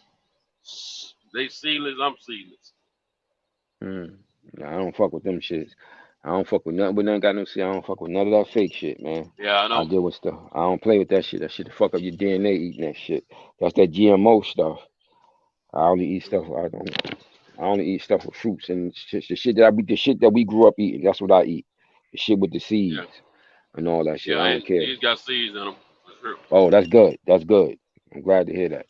Eating that fake shit, you know. I ain't gonna lie to you. I was looking. It said seedless, and that's what I wanted. Nah, man, leave that shit alone, toe. Stay away from that shit. I know Eat they them shit. Hmm. genetically Modified shit. You processed. don't need that Yeah, GMO. modified. That's that. Yeah, that Nah, man. Fuck with it. Leave that shit alone. That shit should be, that shit should be how it was when we was growing up as kids, with seeds in it, like Hmm. how it was from my family from the south. That's that lazy. That's that lazy Makasu shit. Fuck that. Leave shit alone. God, they always fucking with some shit, man. Mm-hmm. They don't leave shit alone, boy. Always, Nah. you ain't improving on shit. Leave it alone. The way the Most High made it. Like you making some shit better. Fuck out of here. You ain't making shit better. Leave shit alone, man.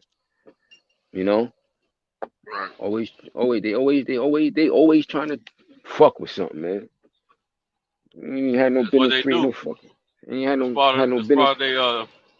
part of their mental DNA. Yeah, they ain't had no business. That's the human beast. That's why, cause they the human fucking beast you read about in the Bible. Always touching some shit. Processed Leave meat. shit. Yeah, leave shit alone, man. Always trying to fuck with some shit. You know, you can't leave have nothing pure and good under their rulership, man. We're gonna make it better. Yeah, just leave it alone. With your RH negative recessive asses. You know, that's why Mm-hmm. they doing all that shit.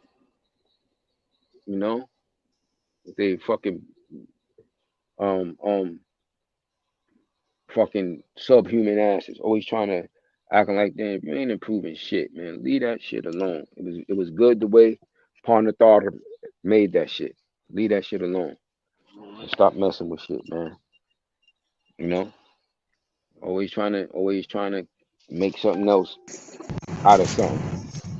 Messing with nature. That's why the world in the state that it is now, with nature fighting back. You know, they had too much time to rule and mess up everything. So that's why nature kicking our ass right now. You know, y'all let these motherfuckers rule for too long, and they don't work in accordance with us. That's why shit's so fucking hectic right now. But yeah, man, they stay always stay messing with something. I seen some shit that's recently, man. That shit turned me off. Goddamn seedless watermelon. That shit looked horrible looking at that shit with that watermelon with no damn seeds in it. I was like, yuck. I don't want none of that shit. I can't even have my own. I can't even eat my own goddamn red, black, and green. See my damn black flag in the watermelon no more. You know, and take the damn seeds out of the watermelon. Leave it alone. Let it be. Yeah, the costume got knocked off.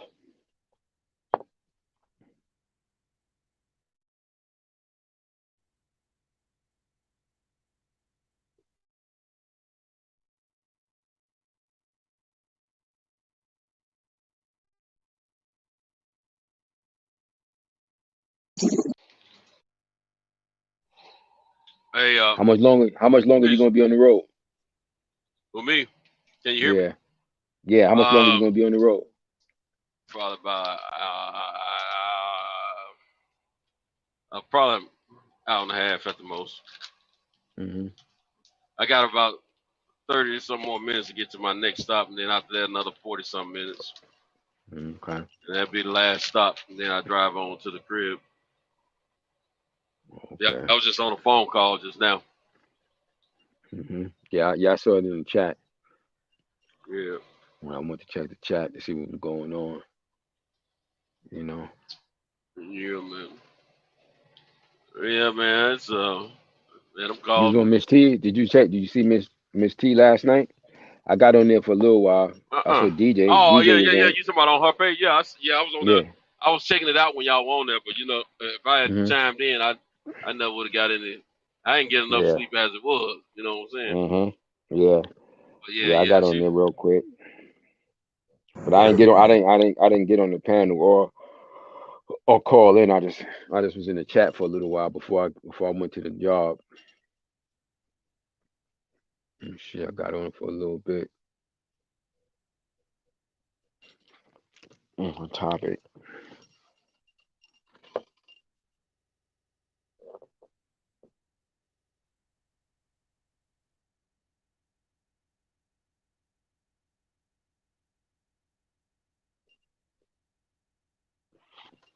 Hey, hello. Yeah. You back on? Yeah, I gotta get off. Yeah, I gotta get off too, man. I don't know. Yeah. In shape is still on. I don't know if he gonna stay on. I don't know if he In plan on shape. staying on for if he gonna stay on and hold it down because I gotta get off. Hey, in shape street fight. You really in shape, man, or you just telling us that, man? What's up? Yeah, he said his Yo. icon is up. I don't know Yeah, I see. if he Yeah, near, he might he's not. I on. don't know if he near. I don't know if he near the phone or the computer or whatever that he on, but Wait, he his probably walked icon away is for a up. second. Yeah, yeah, but man, I I'm about think. to get off, man. Huh? Wait, I got a few more minutes. I just told. You broke up. What you say? I ain't. What you say? Oh, You broke up. you can't hear Yeah, me. you breaking up. Wait a Yeah, minute. you Hold on. breaking up. Can you hear me? I'm- Yeah, I hear you now. oh, okay. Yeah, I was just told to wait a. I was told to wait a few minutes before I call back. Call back. I was Okay. just texting. Okay.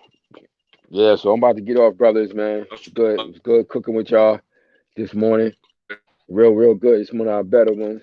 Hey, it was great. Hey, man, that was some gas. That was some gas we listened to tonight, man.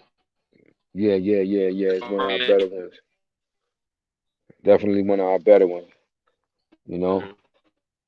So with that said, bro, stay safe on the road, man. So and I'll holler at you later. Travel Okay. safely.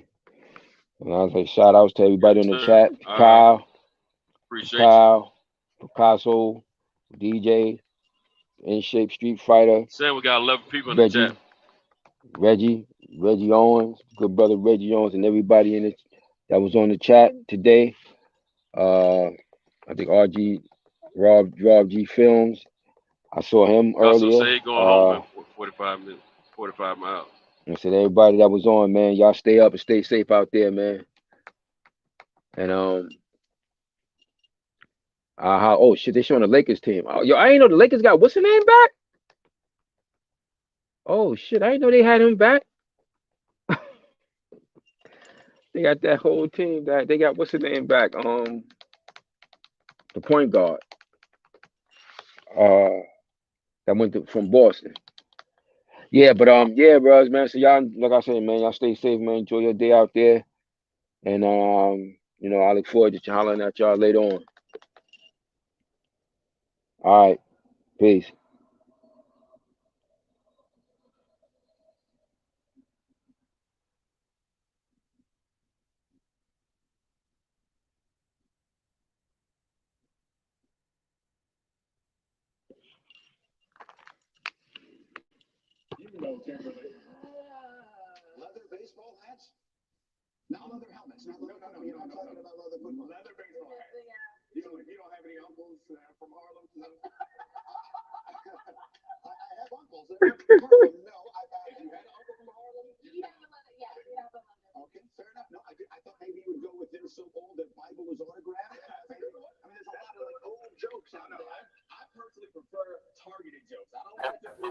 Hey y'all, I'm still here, man. I just found out my brother Zaki, his wife just passed, man. So hold on, brother.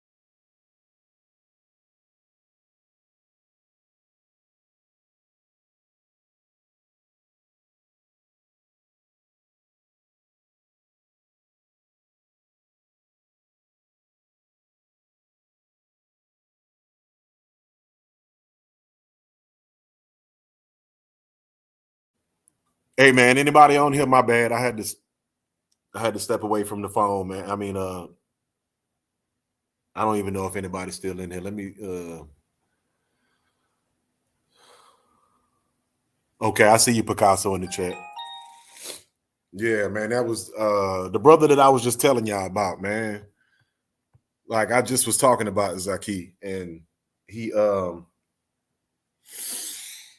just called me and told me that he lost his wife, man. So I'm trying to kind of get my mind together. And day before yesterday, another gentleman I know out here lost his wife. So this is two people that's lost their wife in the last 2 days. So I just told him I'm gonna make salat for him, make a dua for his wife. If anybody is listening, man, and from Allah we come, into Allah we return, as we do believe. But yeah, that one kind of threw me off, man, because I told him I was just talking about him, and he just wanted to call and notify me of that, y'all. So just excuse me, man. I kind of heard y'all cooking in the back, but it was thrown off. I got thrown off because it's like 2 back-to-back phone calls plus my daughter. All right, man. Let me get my golly, man. Yeah, everybody losing people, man. So y'all, I'm not trying to get all dark right now. But yeah. I guess I'll just hang on. I don't know if anybody else is coming in here because I don't want to kill it if people do want to come on or not. Y'all just y'all let me know, man.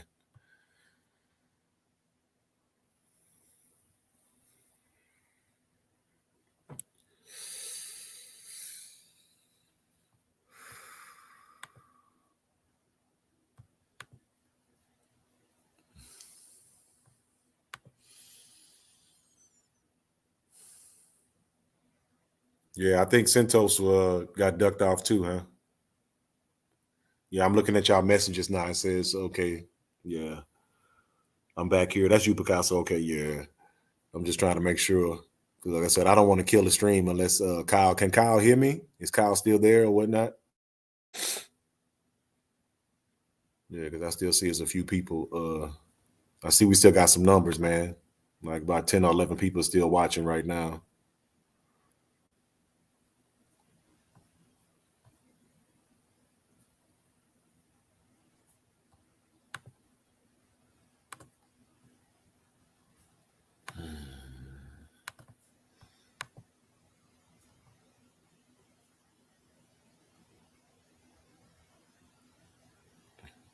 Hey, the TBS Boxing, you still there, Kyle? Is Cam on here?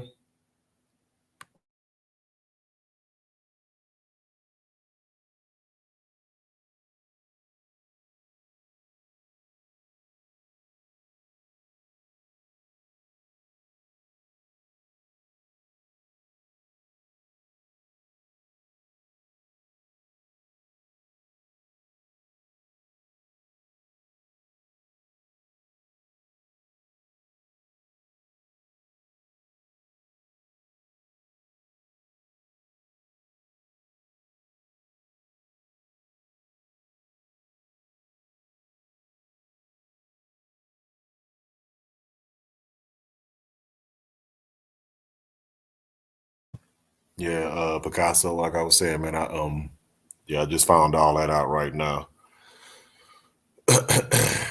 You say you 45 miles. Okay, you going to the house. Okay. Yeah, Picasso, like I was saying, man, let me just found all that out right now. Yeah, I gotta go check on him. I told him I gotta call him in the next hour because I still gotta go visit this other gentleman.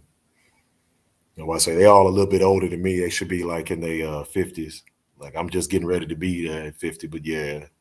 So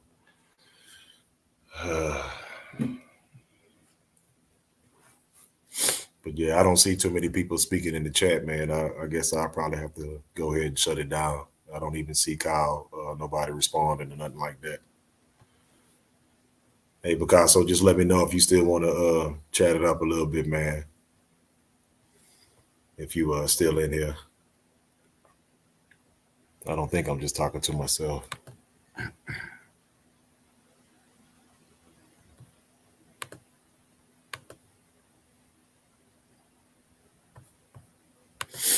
Hey, I just saw you, Miss Patricia Shelton. Thank you very much. Yeah, you know how it is, man. Everybody been getting in touch with something.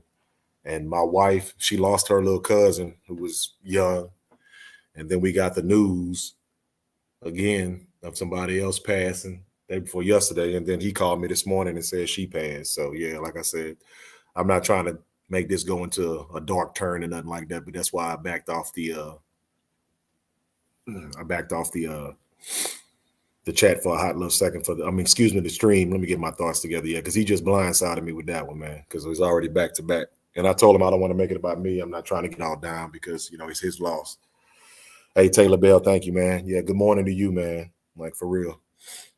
But yeah, I just wanted to make sure I didn't want to kill Kyle's stream. I was just going to leave it until somebody else can jump in or whatnot.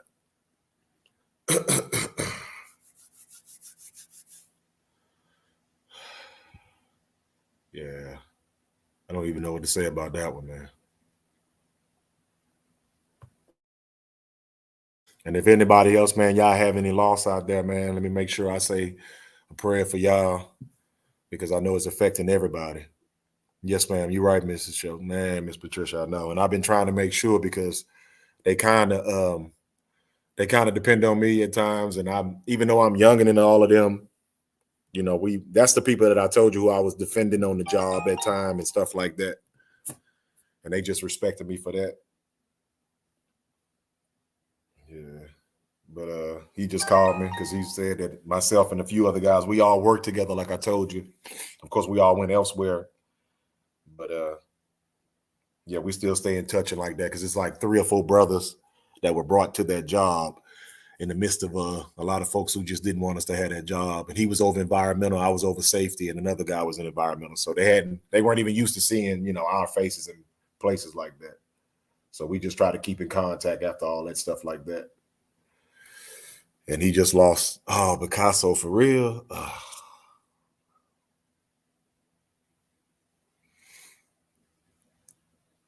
Man, I'm worried about my grandmother now too, the one I told y'all about. That's why I want to go visit her, but I've been trying to make sure that we all isolated ourselves for a while to make sure we were straight because I don't want to bring nothing to her, but I got to go check on her. I have to go check on her, She pushing 100, and that's my mom's mom. So now, like I said, I don't want to just make this all end on death because this has been a beautiful one, man. I learned a lot. I was able to share a lot with y'all.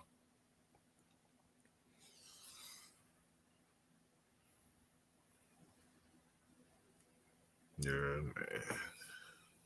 I forgot even what y'all was kind of cooking on towards the end. This one hit him, yeah. Was there anything else anybody else wanted to kind of get on, man? Because like I said, I don't want to just stay on that. But at 9 o'clock, I told him I'd give him a call so I can make sure I check on him. Because he's finna step out for a second and try to get his thoughts together. He said he's gonna go for a walk because it just happened. So. And Picasso, you said last week, how old was she, Picasso, if you don't mind me asking?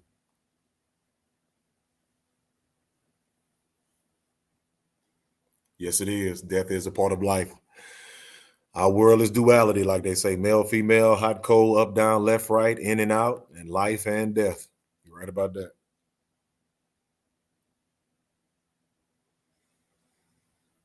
And, we're supposed to make sure that we mourn those who have passed and try not to be too depressed because then we get into the realm of sin because we're saying that God said it wasn't the right time and stuff like that. And I try not to be like that because, like they say, he knows best. He created you, so you're the one saying when the lights go on and off. So I don't want to say nothing out of context. Okay, so yes, sir, she was a little bit older. Okay, yes, sir. Which like I said, it doesn't make an excuse, but like I said, yeah.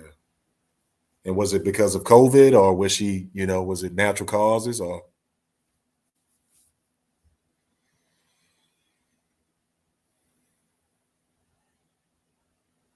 Oh, I forgot you driving, Picasso. My bad.